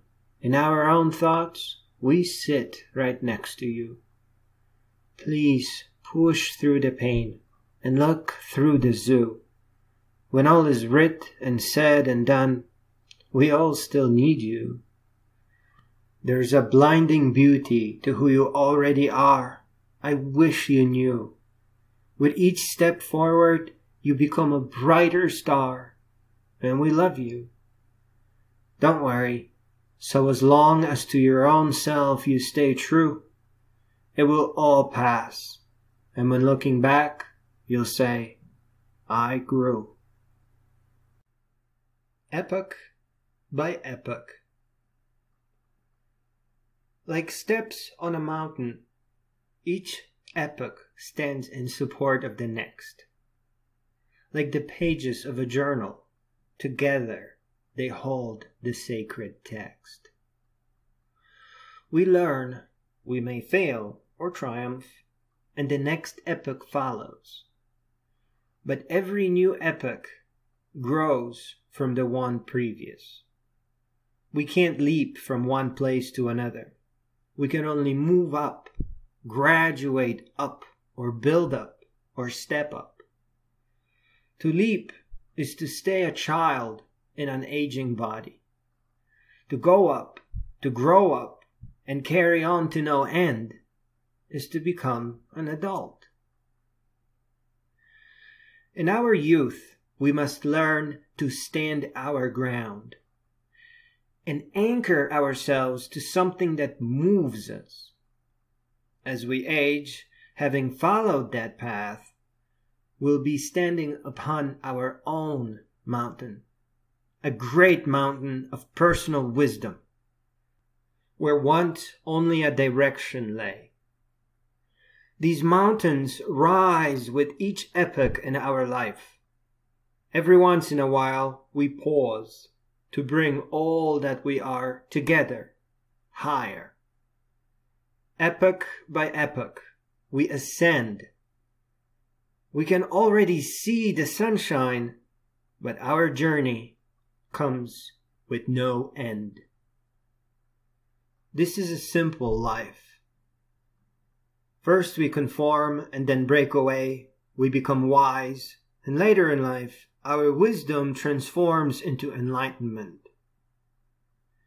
It is a road of adventures, books, poems, and inspirations. It has tears of sadness, but in return, we grow stronger. What it is all for is to live a life of simple dignity, of rising when we fall, of learning when we get tricked, of protecting our bodies and minds and growing stronger, of adding to our existing body of wisdom. With each epoch, we climb over what we previously thought were our limits. As we get up and stand up, we reach a new plateau. We rest, we take in the sun of this new height, and get busy building higher and higher. None of us begged to be born. We were nothingness, and temporarily all these atoms came together to give us ourselves. And eventually, we'll return to our nothingness, and the atoms will disperse to become parts of other beautiful things. While we are in this state, however, the first and foremost order is to thrive, to grow, to expand, to rise, to build, and to ascend. Whether we know it yet or not, the road that we are on is one. It is the same road that our 90-year-old selves will wonder about. They will go up and down the epochs and ask questions. There will be some regrets, but we do have a chance to solve them now. There will be enough triumphs to bring blinding light to all the sadness, and the beautiful memories will wipe out all the unimportant things. All that stands in the way of our growing up must be pushed aside. Growing up is our life. We must grow up, rise up, all the way up. Each and every epoch ahead demands this. Our minds require wisdom. Wisdom fuels our decision-making. And our choices dictate all our life ahead. Life is precious. It is to be lived in dignity and authenticity. And you are meant to become a great being. Friday and I. Wherever I went, Friday magically followed. There always seemed to have been a tree that was hollowed. And the moment I looked at food, he knew dinner was going to be good. Wherever the raccoons came out at night, Friday was always there, my fat spirit guide. Over at the little Torchkey at Veterans Beach, with easy access to water, he lived up a palm tree with his furry wife and tiny daughter. Once I got lonely and threw a little tortilla all the way up there. He popped up and it looked like he smiled, I swear. Over at Ludington State Park, at the Jack Pine Hiking Campground, I woke up at 3 a.m. hearing a strange sound. He was trying to pull out my hamburger buns, probably to feed all his furry sons. The bag was tied up in a tree. Nothing could stop him, because he was free. I got out of my tent and delivered his late-night bite by tossing it into my cranky neighbor's campsite. The whole Woodland family knew that eventually I had to go back. Friday left me a little footprint on my pillow to help me pack. I was staying up in the trees, on top of ancient dunes. The only light was that of stars and the moons. I called them Nordhaus Skylands.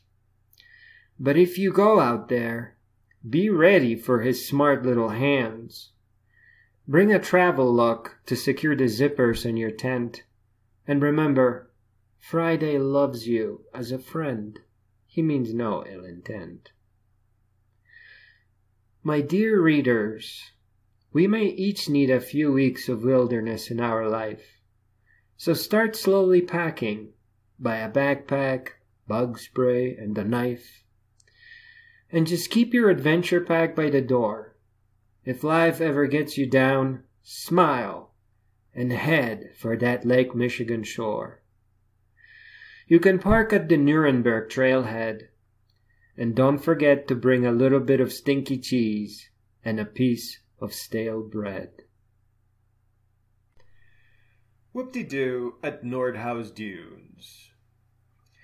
Some adventurers wrestle bears, Others run away from their fathers. I bemoan the lack of Wi-Fi. That is, until the night comes about, at which point all the wild creatures come out. I've heard stories of owls swooping down from the air just to rip whatever is left of a man's hair. Then there are the occasional mad deer, always shimmy-shammying around like they had a beer. The coyotes are especially frightening. They come in groups, flashing their eyes like lightning. One time, I tried to turn on a flashlight. As it turned out, to all the big spiders' delight. Let me tell you, it takes a man with a lot of brass not to scream when a spider crawls out with a huge glowing ass.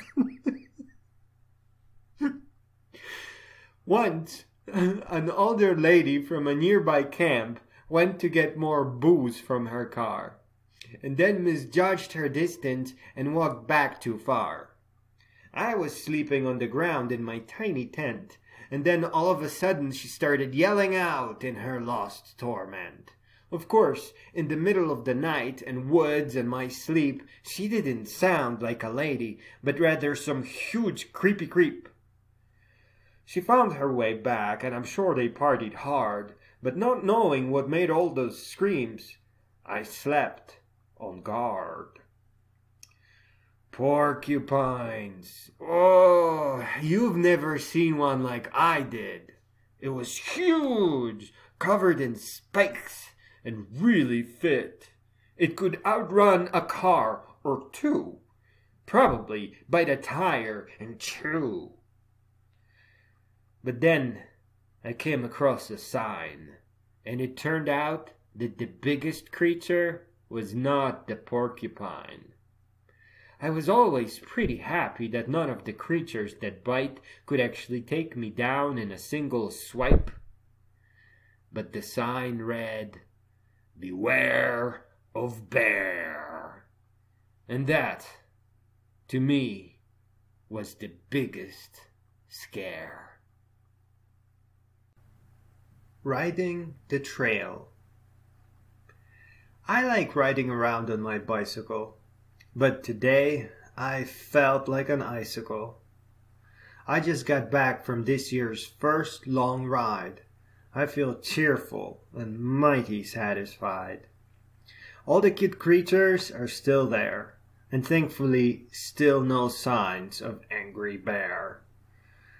Riding alone, I reminisced about a warmer time, when a car slowed down and screamed like there was some crime.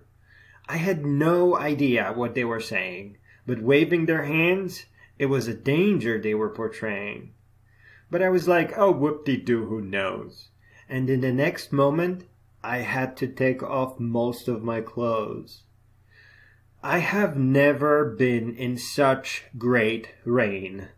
It was like standing next to a burst water main. I loved it. The rain was fragrant, fresh, and warm. I could never call that a storm. The sun came out instantly. I was like, okay, rain, thanks, bye. And then I had to hang out all my clothes to dry. The 13-mile ride back home was full of mud. I had to lift my legs and wheel my bike across a flood. I'm so glad no one will ever know about this. But still, these are the memorable moments that make me reminisce. Helping the world, really learn. You can leave. You don't have to ask the teacher. If they are not teaching you, they can only delay your education.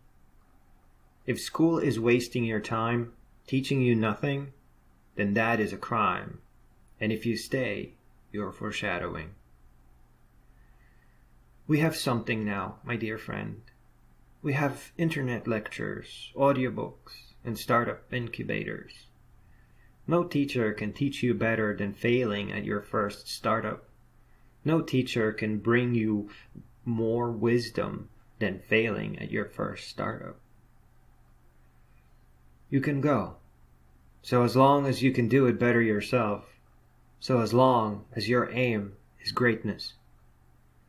Take your books and go. Don't forget your friends. Since you are the first to rise, you will be the new teacher. Prepare your audiobooks wisely, and do not forget YouTube lectures. You'll need investors, and although all your parents put together make quite an investor, you need to approach the pros, and listen carefully, as they will be proud to help all of you. People believe in authenticity. Investors know what kind of student stays and what kind of student leaves. All those failures that were crushing you in school are worth their weight in gold when building a new one. Research homeschooling and unschooling. Bring your friends. If your parents keep yelling, find someone more worthy of you. Parents are not gods. They make mistakes. They are scared of responsibilities, scared of unknown. Don't let the yelling get to you. They need to learn to communicate their ideas better. Whatever fails you, your friends, your school, your parents, it means you got to go, or they get to go, or you won't be able to grow. Lack of education is a terrible curse, brought on by bad schools, bad parents, and bad friends. First, it will make you blind, and then you will lose your mind. That's probably how slavery worked. Whatever is interfering with your real education is attacking you, cheating you of wisdom, freedom, independence. You cannot agree to this. You have to rise. Rise against stupidity, bondage, and slavery. If everyone failed you, then the universe has called upon you to become your teacher. When you grow up, walking out of that charade will be your favorite story to tell. Your listeners will be the same age you were. The books you loved will become the books they'll love too. You will set them free, help them to wisdom, help them to independence. Learn so that you can become a successful entrepreneur. Find your start at startup accelerators. Go there early, as failure is a powerful teacher. Show them your hunger. Show them how much you have learned on your own. Set yourself free. A life without wisdom is slavery. Teach your investors what a good book really does. Help their employees to discover knowledge, to hunger for more. Would you, as a powerful, great business person, take the diploma you're working on seriously? Seriously? Or would you see a child waving a little flag, hoping to squeeze in if there is room for one more? Why do you need teachers anyway? They can only stand between you and great beings. Find a road less traveled. Find a more grassy patch. Bring a picnic basket, audiobooks, and video lectures. Let that be your classroom. And let your future be made by you. Learn at your own pace, in your own sequence. Any lecture worth watching is on the internet now. That is what the internet was created for. Helping the world really learn.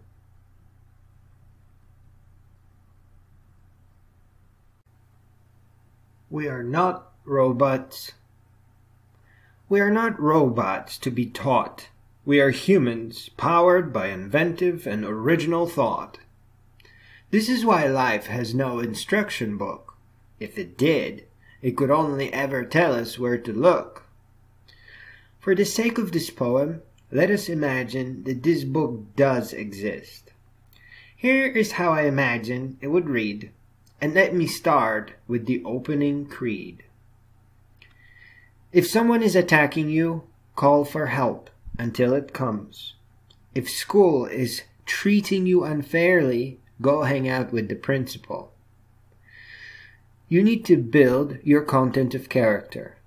Your body of wisdom is a key to happiness. You must grow all the way up. You are to become a great being. You are beautiful. You are beautiful all along. It would point to learn from the greats as they managed to lift impossible weights. It would also say that we are delicate and that our minds are extremely intricate. It would add, hey, you cannot grow up in places that way. You have to find your own place in the world, and you have to quit doing what you are told. Above all, it would state that you are free and full of beauty, and searching for wisdom is your duty. Unique greatness. Each day we must learn, and what we've forgotten, relearn. Our life depends on clarity. Our visions must be sharp. A lesson learned begets a wisdom to create a kingdom. Our might comes from knowledge, and you can't find that in college. Life is too short to learn in slices. Leave them to their own devices. You are a powerful being. You learn fastest on your own. As few teachers there are, so there are but a handful of books. It will be hard work to fill all the notebooks. But your mind is unique anyway. There is no substitute for your own way. At first, it will be gibberish. At last, they will read it feverish. You must not be tired. Your mind cannot be stressed. You must resist what they desired. Tell them you cannot be hired. You are not a dime a dozen. There is no other like you. You have to tend to your own mind. All the forgotten lessons remind. There cannot be anyone like you. Learn to reach your own breakthrough. Set yourself free from all the silly string. You are not just a little thing. No retreat, no surrender. You are meant to become a great being. The Jogger. Now is the time. It is always the time. You are never too old and you are never too large. But whoever you are always too beautiful. Jogging is a wise teacher. It teaches bodybuilding. More importantly, it teaches that our bodies are powerful, but they do not adapt as quickly as our fancies strike us. There's one fantastic way to jog. Measure how long you can run and how long you need to rest to run that long again. Make the jogging number 1 minute and the rest number 2 minutes your friends for the spring. Rest 5 times, jog 4. Don't be too hard on yourself. Jogging is difficult because you should dance first. Dancing and walking are lovely at making you a jogger. But if you are in a hurry, as many joggers are, a bit of rest and jog tango will do. So rest, jog, rest, jog, rest, jog, rest, jog, and rest. Don't push yourself too hard, but you have to run each day. Some days you can just walk, so as long as it is 3 times longer than your jog. Above all, be good to yourself, because you are beautiful to me. And do not forget that you can put blueberry jam into a huge salad to make a new kind of fruit for health nuts. I know you can do it. I believe in you. I really do. Morning fog at Nordhaus Dunes. Oh, it was cold that morning. The sudden change came without warning. While the sunsets are over the sea, the sunrise must rise from behind the dunes. There are no dunes taller than these. They are ancient, born of frozen seas. The deers were the first to rise. To them belonged the sunrise. There is a place where the dunes part by some unknown art. The deers come out, it is their lake, no doubt. When the sun finally made it, the warm air rolled down the dune. The symphony of the ancient forest, perfectly in tune. Then the birds rose, and their breakfast followed. 2 eagles came by to keep an eye from the sky.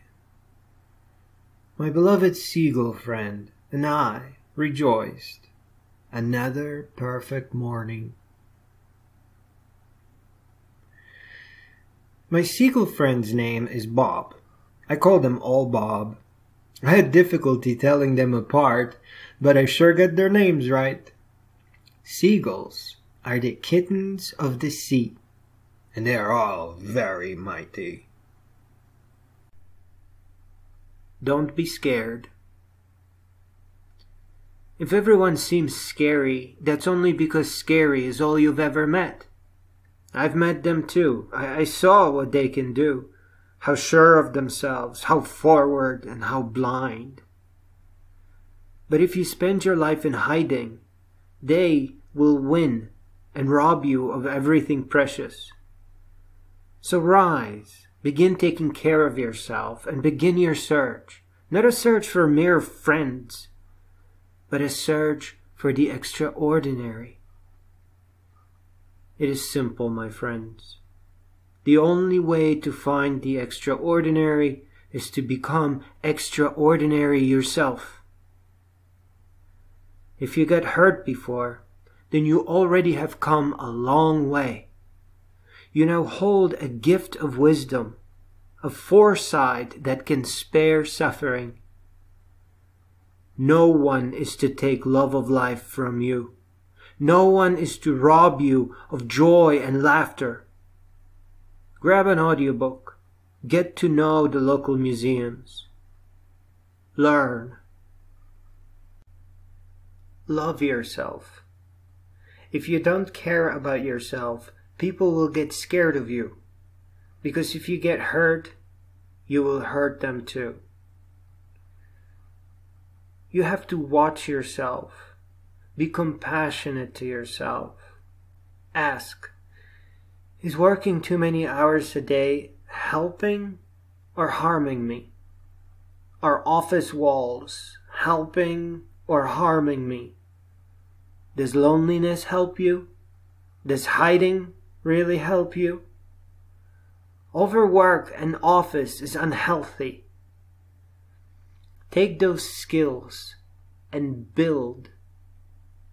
Take it outside. Let nature nurture you. In her silence, she will help you remember who you are. You must learn to treat your body with compassion. You must learn to take great care of your mind. And please, make every day count. We are so beautiful, such powerful dreamers. Above all, love yourself. Big things.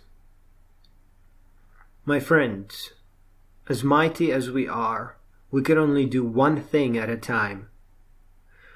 Once you take care to choose the big things well, the one thing before you is what the big thing will depend on. Do it well. Small things will sneak up on you. and I am so sorry about that. It is the job of our teachers to help us, but today there are very few. You have to accept the responsibility. You must fight for wisdom at all cost. In the absence of teachers, you must become your teacher. It is your right. If you fail to educate yourself, people will use you. They will use the best of you. Your generosity, your kindness, your might. They will pay you less and trick you to thank them that you still have your job. They will replace you with younger people from your golden age to save $1. Come a tragedy, they will use it to make you work harder. All of this is hard to see, and it brings so much relief and pleasure.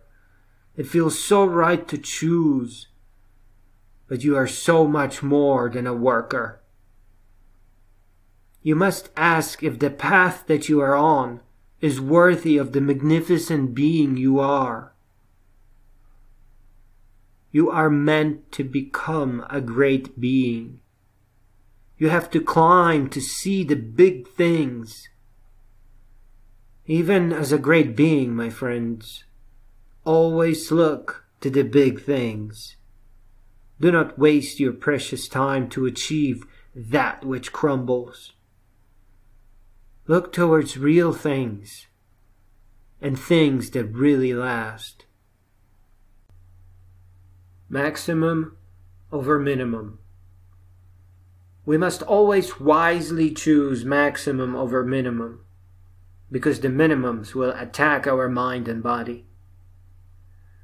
When hoping to live life to the fullest, we have to choose the big things very carefully. Health is an example of a big thing. Everything we do must stand in support of it. Time is a big thing. Everything we do must count. We must frequently ask, is this harming or helping me? We must frequently ask, will this matter in 6 months or next year? We must ask, what are the regrets of my older self? Because only you can judge yourself. And you must grow in wisdom and age gracefully. Do not miss the point of life. You are meant to become a great being. You are to search and find the light of your life and discover a way to contribute to wisdom. Authenticity. While not everything can be planned, authenticity and learning go hand in hand. Some lessons can get pretty tough, but we'll fix us, sure enough. When life gets sad or feels no good, it may be something you misunderstood, and our views will shift and will convert the bad into a gift. Pretenders can't learn this way. Always in the dark, be it night or day, they walk an alien path, darkness and wrath. There's nothing there to fix. It's all an incomprehensible mix. To live on a spectrum opposite of devious makes each day connect with the previous. And as days add up, they make you stronger, and your steps travel even longer. Each day turns into gifts and rewards. You stop being played and create your own chords. Authenticity is a superpower. It will help you rise and you'll never cower. Day after day you become more powerful. This is how we become truly beautiful. It will help you finish what you start, and your life will become a work of art. Convergence. Every way of thinking about the world brings us closer together, despite what we are told. There is just one little thing to keep in mind. We have to leave all the bad ideas behind. Exchange of ideas came a long way, but we still need to eliminate foul play. Because not everyone is educated, and without wisdom, life gets very complicated. Misinformed people are easily swayed. They are often unprepared and very scared. If we build to remove their fears, they will love us to tears. The most powerful early tool is the audiobook. Wisdom delivered in a way that's hard to overlook. It is private and comes with no shame. It can take a person from poverty to a hall of fame. And the best type of things to listen to are memoirs or lectures that enlarge a world view. We must stop bad education from tearing us apart. We each have to learn and become smart. This day of wisdom and peace that we yearn comes closer each day that we learn. Harold and Wally. Bicycling some years ago, out 30 miles away, along a road and an ancient highway, I found an overpass where I could perch upon, and I discovered I wasn't really alone. I figured it was a huge love story about a boy named Harold and a girl named Wally. She was a bookworm, a hero, and a graffiti artist, and Harold loved her because she was the smartest. Wally fell in love with Harold as she knew he was a poet with a heart of gold. In 1980, some 40 years ago, the two adventurers gave it a go. They set off for Center State, and that became their longest date. In all their walking, it never rained, and it never got too sunny. Neither complained. They walked holding hands together for 100 miles. Their adventure was amazing. Nothing but smiles. When they finally arrived at Mount Pleasant, Harold quietly gave Wally her present. It was a little book of foolish rhyme that Harold wrote over a long stretch of time. They both just happily turned 57. Their life together is pure heaven. Both are super smart, extremely young, and very strong. Their sweet love for each other is lifelong.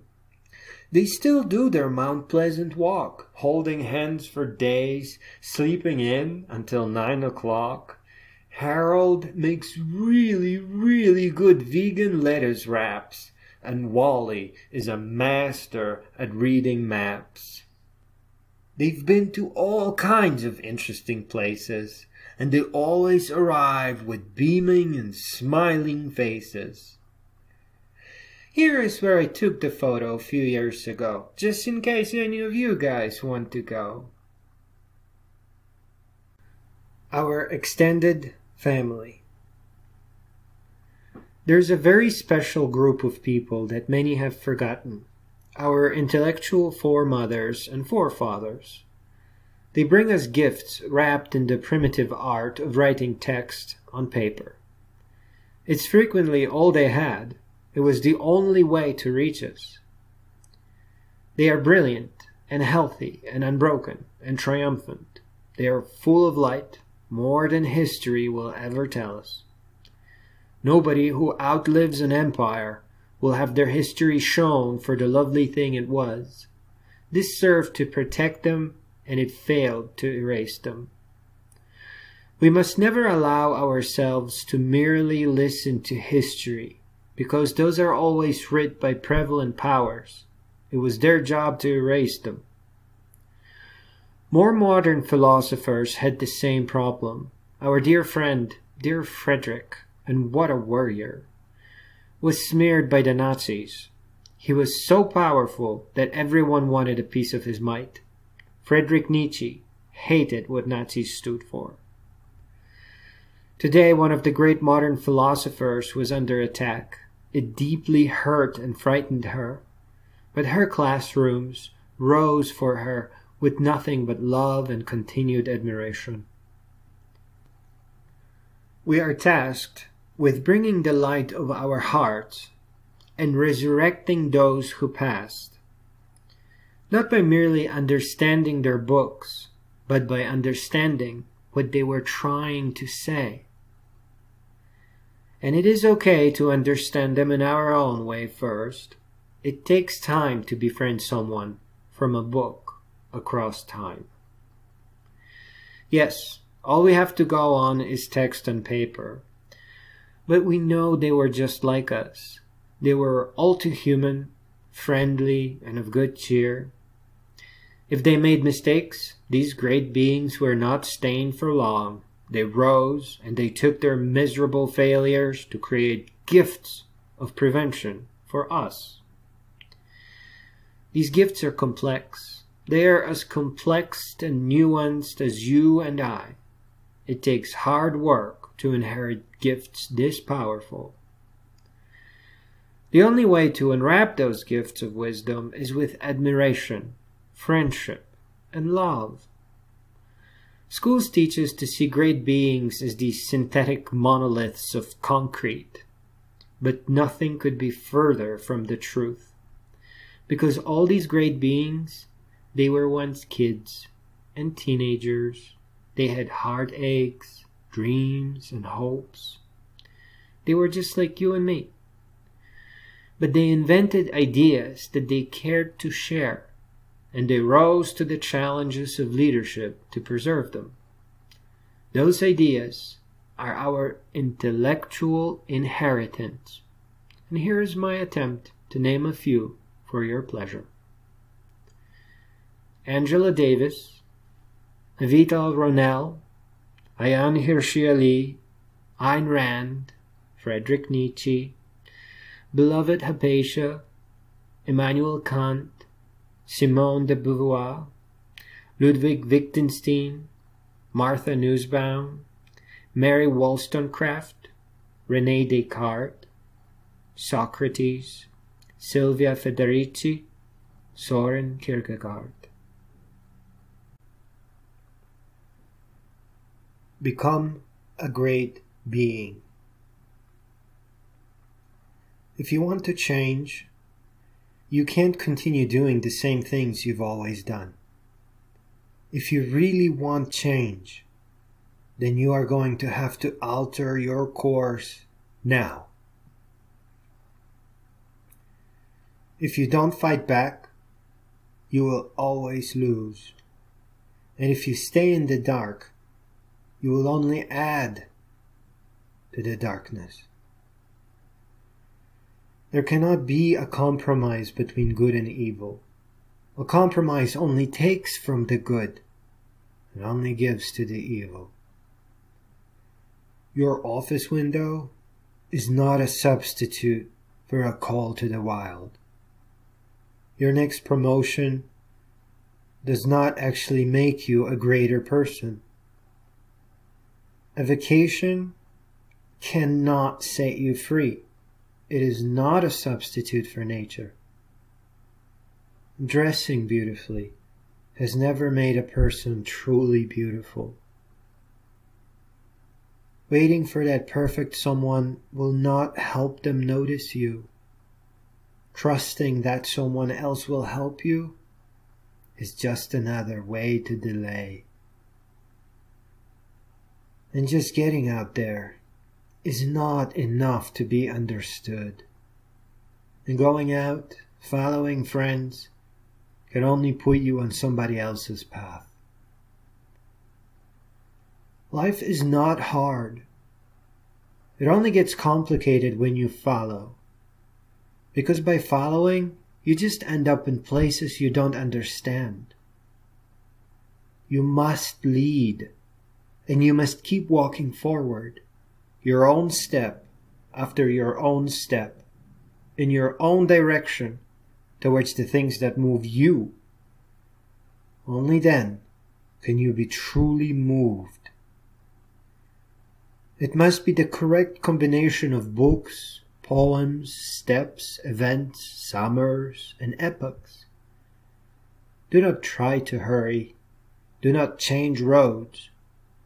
Only move up. Only think and envision and grow. That which leads you to greatness, to your freedom, to your nature, requires truth. Walk your own path at your own pace. Only the correct key can set your mind free. The others who seem to have it all right often get lost on alien paths and merely put on a happy face. While it seems like you are trapped today, you are not. This is just an illusion. Look towards the Purrkies. That is all it will take. Grab the keys and go. It will be difficult at first. The toxic buildup that is keeping you from getting up right now takes 3 days to crumble. It is a heavy cage. But there is a way, a simple way. Grab the keys and go. I-275 south, merge onto 75 south, and take it all the way down. Florida Keys, US Highway 1. If you live in Florida, then you are headed for Michigan's Upper Peninsula. If you live west, then your destination is all the way east. It is not the destination, it is the journey, my friend. Take your time. Watch the cage crumble and fade as you go. Only the important things will stay, and you'll get to see yourself again, and you'll get to be free again. You will resume where you left off. A life of bondage is not worthy of you. Life is not meant to be a cage, or cruel, or frighten you. You knew this as a child, and you let that slip away, not even noticing when it went. It is your right to resist being pushed into places that you don't want to be in. It is your right to reject conditions that you never agreed to, that you were pushed into. How else can the universe be worthy of us? How else can our lives be beautiful? Heaven and paradise are real, but they are now, right now. Now. How can people love you when your own love for yourself is slipping away? You have to go. You have to accept the responsibility for your health and dignity. You don't have to make it all the way, not the first time. And you don't have to leave your phone behind. You can call this therapy or a vision quest. You can call it a road trip. You are not allowed to live in a cage of whatever constitution. That will make you ill. It comes to you naturally to take care of your body, but your mind also requires care. When you reach your freedom, you'll know what to do next. It can be another trip, east or west. If you feel trapped, the universe is darker for it. Take a week or 2. 40 days is best. You can call it quarantine. Unless you clear your mind and focus on what is important, on you and those worthy of your care, you will lose it. You will forget the beautiful person that you truly are. You will fall from heaven and forget about paradise. And life will turn into a black and white TV show. You must take care of your mind. If there is no one else that cares about you, then look at this poem. I care. I'm speaking for you. Grab the keys, or bicycle, or comfy shoes, and go. Go and never again let go. Your health is important. Your well-being is important. A human being is meant to learn. A human being is meant to rise. You are meant to be filled with wisdom, with joy, and love of life. You are meant to laugh, truly, fully laugh. Listen to me. There is more. You are meant to become a great being.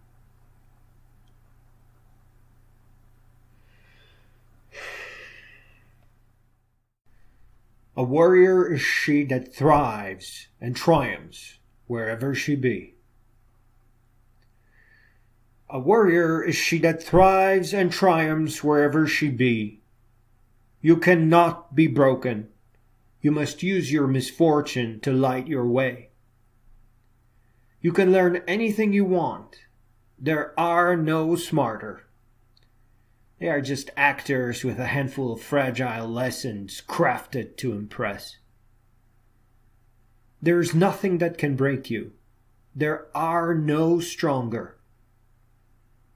Look to the source of the pain. It comes from innocence. Nothing rooted in innocence is ugly. All lessons that come from being tricked add up to make you more beautiful, enable your insight and foresight, and fuel your authenticity.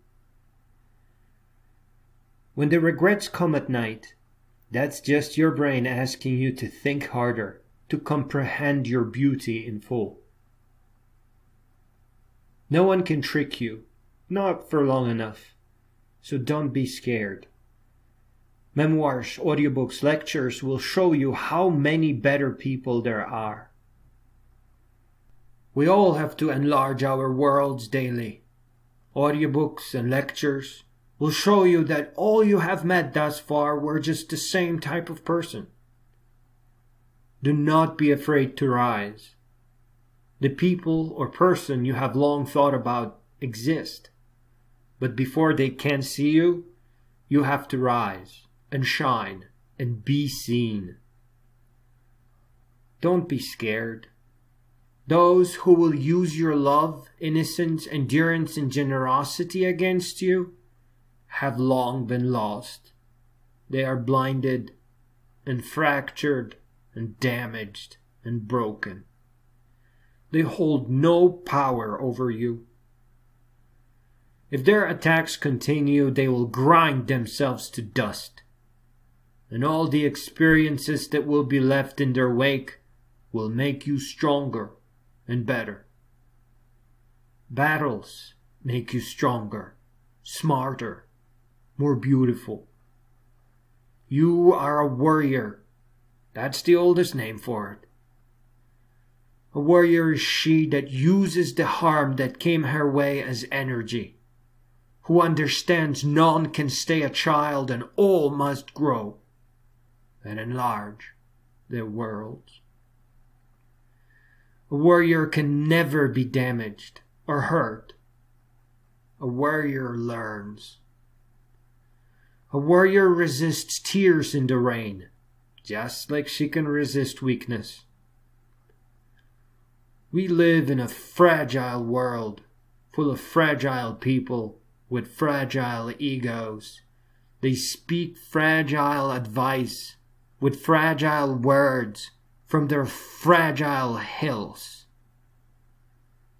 A warrior does not wait to be taught. A warrior learns fastest on her own. Learn in the sequence that fits you best. Learn at the pace that helps you most. Push the dark imaginings back and rise. Move your hand and push up and stand up. Get ready to walk and then run day after day, slightly longer. And then lift your weight the way you learned to run. And then lift for longer and never rest. And then, with your sweetest audiobook, step up and rise up to no end. This is the life of a warrior. Nothing can crush you, nothing can hold you. Don't you see? Everything makes you stronger. Everything makes you fight longer. You are a warrior. I could talk about them all day. Somehow, Wednesday turned out to be the tiniest day. I was quiet all day, slowly programming away. I've been thinking about my bicycle, birds, and rain, but mostly working on my new website domain. My bicycle trails have been calling to me all week. I prepared my bicycle and I'm ready, so to speak. There was much rain today. It will take a few more days before I pedal away. It's not always about the adventure. I love how all the spring trees smell, how the birds sing in the morning, how the air is crisp and new. I never set a plan as to how far I will ride. I just get on the bicycle and enjoy the outside. Every once in a while I perch upon an overpass, scribble code, or just watch the cars sometimes. There are many memorable places along the way. They are all very tiny and hidden away. Old graffiti, sculptures and parks, abandoned railway. I could talk about them all day. At the center of our being. At the center of our being, we each have a collection. It makes us unique, but we never lose our connection. As with all things in life, it's too easy to get in strife. We have to protect what makes us unique. If you fail, your future will be bleak. With all things we do, sometimes the bad guys slip through. This is what we need courage for, to look them in the eyes and slam the door. The unique collection at our center is our power. It transforms and evolves hour after hour. We start with just the oceans, skies, mountains, stars, earth, and Mars. Maybe flowers, gardens, kittens, dogs, horses, and frogs. But then it grows. Call it soul or spirit, personality or vitality. It becomes beauty, endurance, authenticity, nobility, love, and dignity. And it keeps growing, so as long as you love yourself. It creates leaders, protectors, guides, teachers, dreamers, adventurers, explorers, and discoverers, intellectuals, humanitarians, philosophers, scientists, astronomers, dancers, athletes, bodybuilders, chefs, blacksmiths, and makers, musicians, poets, sculptors, photographers, and filmmakers, artists and designers, hackers and programmers, genius, visionaries, founders. You have to protect what makes you unique at all cost. If you start letting go, you will become lost. And many will come, and many with care and kindness, and they will try to change you in their blindness. You cannot grow up if you start letting go. You need an unbroken chain. You need that flow. You have to learn to say that it's either you, the one who stands and is true, or you are through. To grow up into who you need to be is your right and your dignity. To let bullies push you around is to fail and falter and run aground. Decades after they are long gone. Do not let go. Do not take their turns. Do not change your view. You must aim to become worthy of you. Whether you believe in heroes or that we are only human, it is the same height, just maximum of our might. Push and stand up and aim up and rise. Open your eyes. It is the only way to become wise. Fight for who you are, because in time that fight is also for who you need to be. For who you need to be strong and healthy and unbreakable and worthy. Amazing Grace. As I woke up this morn, I knew my recreational programming schedule will be torn. I put on my slippers and I shuffled downstairs and began slowly sorting through all my kitchen wares. For today is my spring cleaning day, and I will have little time to play. I wished and washed and sloshed and swished. In the end, all my cleaning sponges looked squished. To complete my mission, I had to update my fire alarms. So I grabbed my letter and put tools under my arms, my bendy scissors, and my rusty screwdriver that looks like I stole it from a scuba diver. And I climbed my 3 little steps, all the while flexing my triceps. When I finally made it to the top, the little screw wouldn't fit, so I got down and poked it with my mop. I said, "This is a job for my power tools. I need my drill. This ain't no job for fools." And I cannot describe to you with what amazing grace I made that hole and fireproofed my place.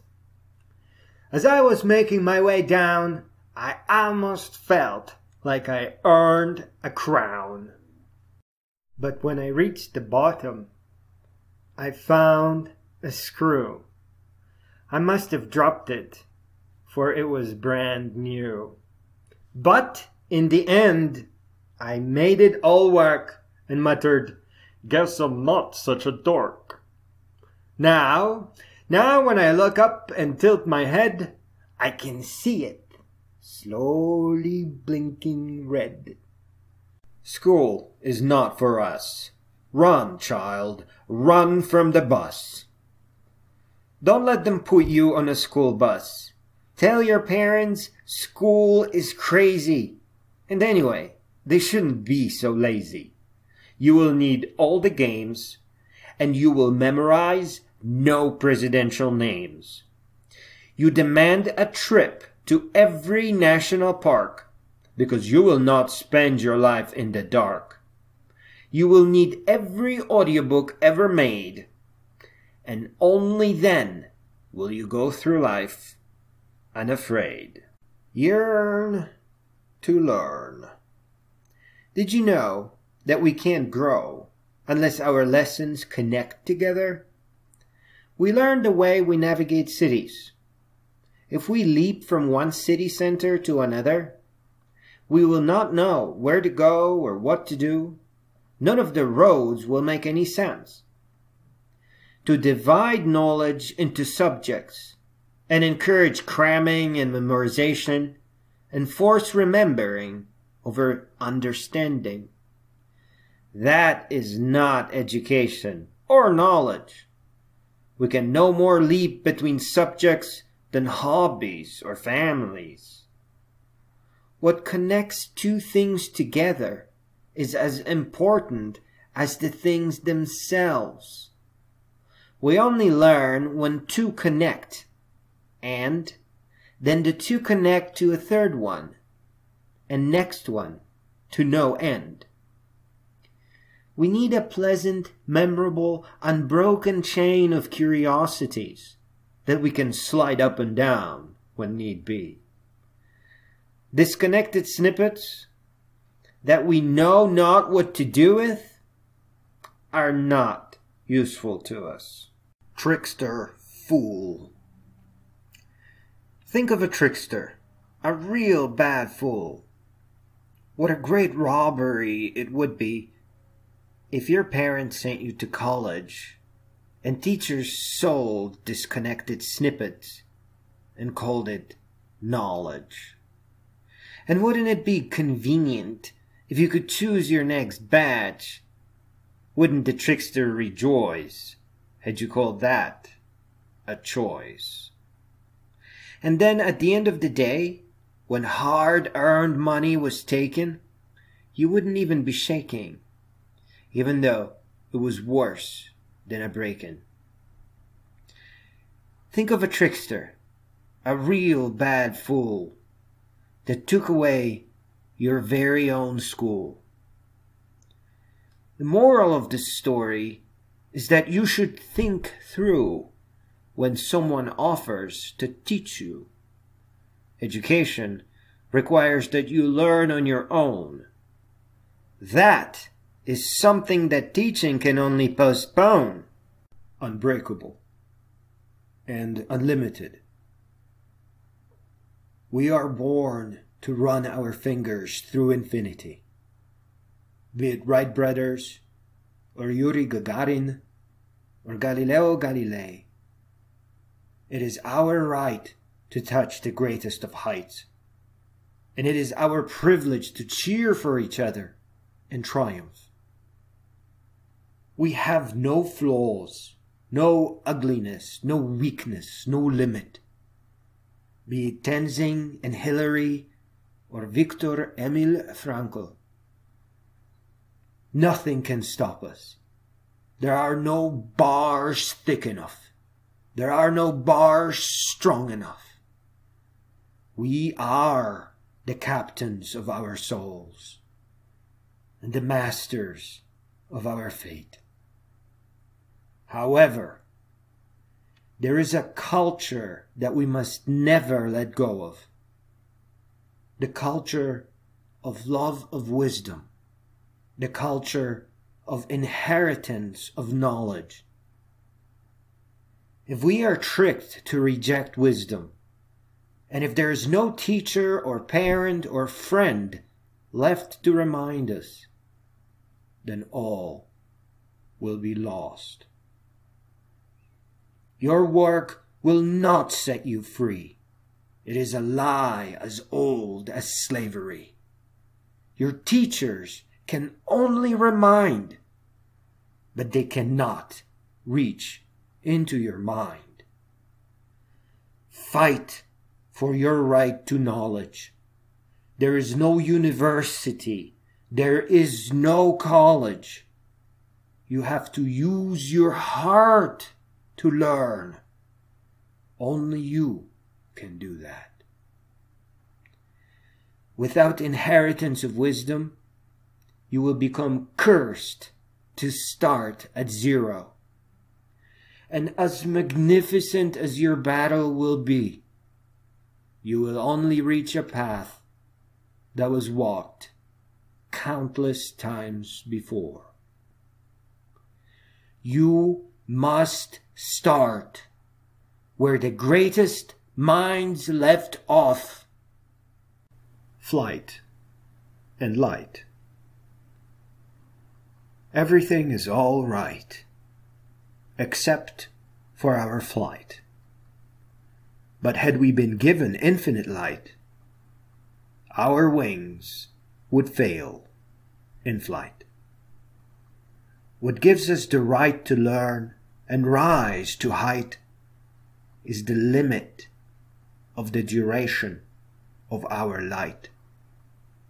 What makes it precious and worth the flight is precisely the limits and duration of our light.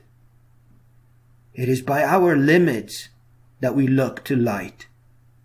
Had we been given infinite flight, our intelligence would fail to light. Tomato with sprinkles. Captain's log. Quarantine. Day 39. A vegetable juice out of line. The tomato with sprinkles was born of accident. When making my salad, this is how it went. The salad bag tore, and some of the salad went on the floor, but a fistful fell into my tomato juice and decorated it with sprinkles of produce. It's hard to recommend, but I must say, it tasted great, and I'll drink it every day. Amazing diet. Captain's log. Quarantine. Day 38. My salads are working great. I have lost even more weight. I can't even count how many I ate. It is a marvelous diet of incredible proportions. I don't track my calories or even my portions. I just make a salad once or twice, and with strawberry jam, it tastes like paradise. And yes, I still continue improving and experimenting. Today, I added jalapenos for a little spicy augmenting. It is a strange and magical thing, but sugary jam and jalapenos are king. It's not all sugar and spice, as yesterday I cried. I added and ate a whole onion so angry, I almost died. So it's not just strawberry jam anymore. Blueberry works just as well, maybe even more. To all the diet people out there, join me in my venture. Add a spoon of jam and taste the adventure. I miss old programming languages. Captain's log. Quarantine. Day 37. I can't believe that 7 only rhymes with 11 and heaven. Every 10 days I get stuck rhyming those 2 words. It is just about as fun as petting birds. I was writing Bash this afternoon. I'm so full of energy I feel like a loon. I was so tired at 8 yesterday. I have no idea how I will fall asleep today. I wrote a non-capturing Perl regular expression and said, "Gosh, I miss the old Perl. I miss CGI, and I miss Ed. What has the world become after abandoning modes? And how strange have become our codes? Using Sass, written C++ to make CSS, what a mess. And beyond that, with async await, JavaScript has become a heavyweight. I always tell people, if you make it for the web, use the language of the web. Then they look at me accusingly, parading Python, PHP, or Dart, maybe Java, amusingly. Come on, people, this is not our first rodeo. Time took out Perl with a torpedo. This is war, and those who fall behind lose. If you write for the web, use the language of the web.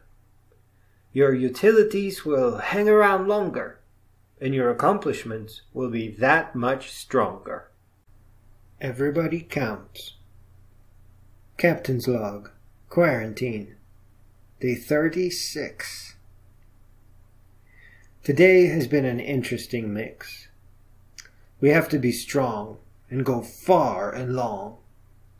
We can't sit around looking at the ground. We are each a hero, and none are zero. Everybody counts. Care for each other amounts. It amounts to happiness and cheer, and all the wonders we hold dear. Every now and then. Captain's Log, Quarantine, Day 35. I'm not sure that the end of quarantine will ever arrive.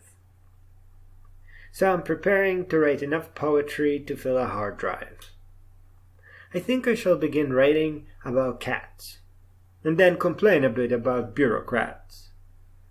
When I'm done complaining, I shall pick something more entertaining, like perhaps musing about lowbrow art, and then carry on babbling about someone smart. Maybe a scientist, or a philosopher like Descartes, or maybe a colorful leader like Napoleon Bonaparte. Then, when I'll run out of things to babble on, I will jump on my bicycle and set off at dawn. I'll bring my notepad and a pen, and come up with a new idea every now and then. Poetic Flight. Captain's Log, Quarantine. Day 34. I finished a big program, but I'm ready for more. So I'm writing a poem, and it's always very hard, because I never know what it's going to be about. One moment I'm mighty, serious, and athletic. Then I sit to the poem, and I lose that aesthetic. In my early 20s, I wore a Blues Brothers suit for office work. But even that didn't work, because I added cowboy shoes and a huge buckle. Not a day passed when I didn't get a chuckle. Later it got even worse. I wore leather pants and a matrix coat. I fit into my coffee shop like a mountain goat. Being serious is just too darn hard. I don't have the might. Okay, that's enough for this poetic flight. I'm done writing, y'all. Have a good night. Rise to the greatness. Days pass by quickly, but as all the clocks tick away, we mustn't keep our minds at bay. We each have extraordinary powers, and we can expand our knowledge in just a few hours. All it takes is a video lecture or maybe an audiobook. You don't even have to look. Hours add up, day by day, building a new passageway. It is knowledge that sets us free, and our inheritance from great beings is the key. We mustn't forget that everyone needs to learn, not merely listen, but break out of their prison and rise to greatness when theirs is the turn. It is within us that each great being should return. It is how the world grows. It is how you get your turn. So rise to their height, inherit their might, shine the brightest of light. Yours is the future. Yours is the fight. Iron Horse. Captain's Log. Quarantine, Day 32. I thought about my bicycle, my trail, the morning dew. When there is no gym, I get up real early and ride on through. It's magical out there, seeing the world from the other side. People stuck in traffic, and here I ride. I discovered modern architecture of the highway underpass, little woodland parks, endless fields of grass. 5 miles out, there lives an angry goose. At 7 miles, deep in summer, angry skeetos on the loose. 10 miles out, there's a 90-degree turn, and emptiness follows, nothing but deep green fern. 15 miles out, a whole new city. 2 new parks, and the road gets gritty. At 20 miles, the real adventure starts. You better have water and some street smarts. And if you keep going forward, you'll arrive on a pier at Lake Erie. At first, you'll feel pretty weary, until you realize you're 30 miles out from your bed, at which point things will get pretty mad. Hope you have your trail mix, because you're going to need it to find your way back and keep pushing those pedals. It will get dark soon, but upon your return, you'll fall into your comfy bed with a long, dramatic swoon. Captain's Log, Quarantine, Day 31. I've been programming all day, but now I am done. I coded colors, design, music, a whole ballad, but now my mind has fixed its aims on a salad. I've been trying to invent one that tastes really nice. One that someone could even eat twice. And I did, as I always do. Just add strawberry jam, a dollop or two. No need for dressing. It tastes like a blessing. Just squirt some jam, mix it up, and bam! Computers are slow. Captain's Log, Quarantine, Day 30. I've been fixing bugs all day, and I feel dirty. Now that I've fixed them all, I must admit, I had a ball. But computers are slow. My CPU is slower than a barbecue. I tried to build a rhyming dictionary, but it came out as an 8-megabyte webpage and nearly erased the internet. In computers, everything is really bad, but this never makes me sad. I'm glad. And now, I took a shower and smell great. My only wish is that I already ate. Artist and Art.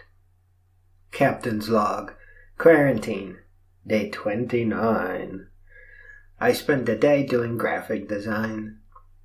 Making art and poetry is quite fun, though with the aid of computers, easily overdone. I've been doing this for so long that I've learned that on computers, brevity is the mother of invention. I'm a huge fan of the Unix command line, of the various little ways to get things done. Graphic design takes a different path. It takes a while to switch between the two. Programming languages is where I spend most of my time. It's an in-between world, betwixt the two. I've been programming music and art. It turned out not to be that hard. At the end of the day, what matters is the masterpiece. It matters not if it comes from computers, music, or art. So as long as you finish what you start and use your heart, you are an artist, and what you make is art. Cogitate and percolate. Captain's Log, Quarantine, Day 28. It's evening, and it's late. Time for another poetic update. I sit here and yet again cogitate. It actually feels pretty great. I look forward to my little poetry date. And I always try to really concentrate, turn everything off and meditate. Let all those rhymes percolate. Let all those words decorate. Poetry is a universe in itself. They won't always let you write what you are trying to say. I just want to rhyme something funny, write about weather or how it's sunny. But each poem has a mind of its own. Each one is a kind of a milestone. There is 1,000 ways to get to the end. But it all depends if the message is what you intend. I write. Captain's log. Quarantine. Day 27. I waited to write until 11. It seems late at night, but this is when my rhymes take flight. I admit I am ready for bed, but I'm just going to sit here instead and wait for my poem to go ahead. Rhyming is not always easy. Sometimes you just got to wait and take it easy. Wait for the prime rhyme to top of your mind climb. And then, finally, when you get there, you sit, read, and stare, feeling like the poem is a little bare. But what can you do? It's late at night, and you are not really feeling very bright. But you still have to write, so that's quite all right. This is how I begin my night. I write. Captain's log. Quarantine. Day 26. I eat with metal chopsticks. I stopped using forks to munch my porks. I don't even know how long ago it was. So long ago, I forgot the cause. I own 2 metal chopsticks, and they work as good as fingers. I use them to eat my salads, to scoop out jelly and peanut butter. I kid you not, I even use them as a little cutter. A dull stick is just fine to turn a sausage into, and of course, I stir many a tea or protein brew. I do not miss the dangerous forks, the ones in a blue moon. I wish I owned a spoon. Citizens of the world. Yesterday, Bernie dropped out. I didn't even try to wait. You can't place this much weight. And what were we expecting? It has always been like this, hit and miss. It is time for all to rise. Become a citizen of the world.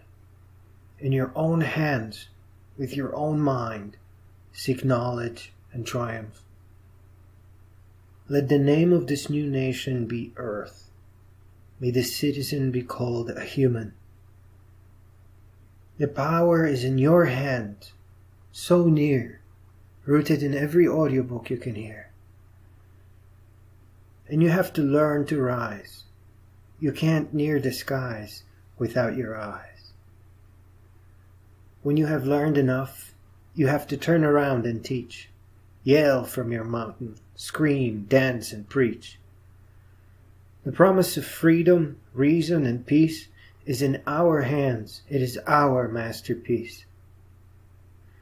Education is fun.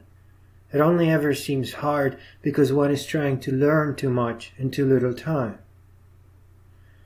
The only way we can fully learn is by inheriting knowledge from the world's most beloved heroes.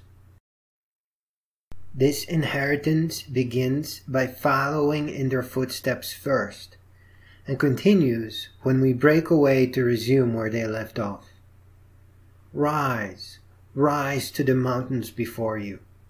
The only way is to go up, to grow all the way up, until we each become a great being. Same as those before us, same as those that are sure to rise. Open your eyes, The time is always now. Captain's log. Quarantine surge. Day 24. I'm ready to jump into my bed like a big dinosaur. I'm dressed. I'm wearing my favorite workout clothes. I stretched left and right and fluffed up my pillows. For tonight, I prepared a Bill Bryson audiobook I adore, even though I'm already so sleepy that I could snore.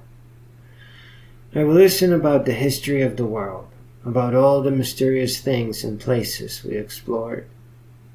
This is how I go to sleep every night. The book will slowly play until daylight. I learned so much from online lectures and audiobooks, but these days I can focus on my good looks. Oh, how I miss working out at the gym, but I'm still working hard to be slim. Let us all be of good cheer. Quarantine will be over soon. That is clear. Peanut butter and jelly. Captain's log. Quarantine 5 ever. Day 23. It was a super busy day, not a moment for tea. And I keep programming late into the night, typing like a lion with all his might. This morn, I woke up and made peanut butter and jelly. I've been programming all day. I keep going like the telly. Now I'm trying to figure out a data type for verse. My stanza CSS, padding and margins are intense. I'm not trying to be a hero, hey, but I'm writing this in a JavaScript array. I don't know if there's any more I can say, other than that I'm okay, and this has been an okay day. No wait, I'll add this. I wish everyone pure bliss.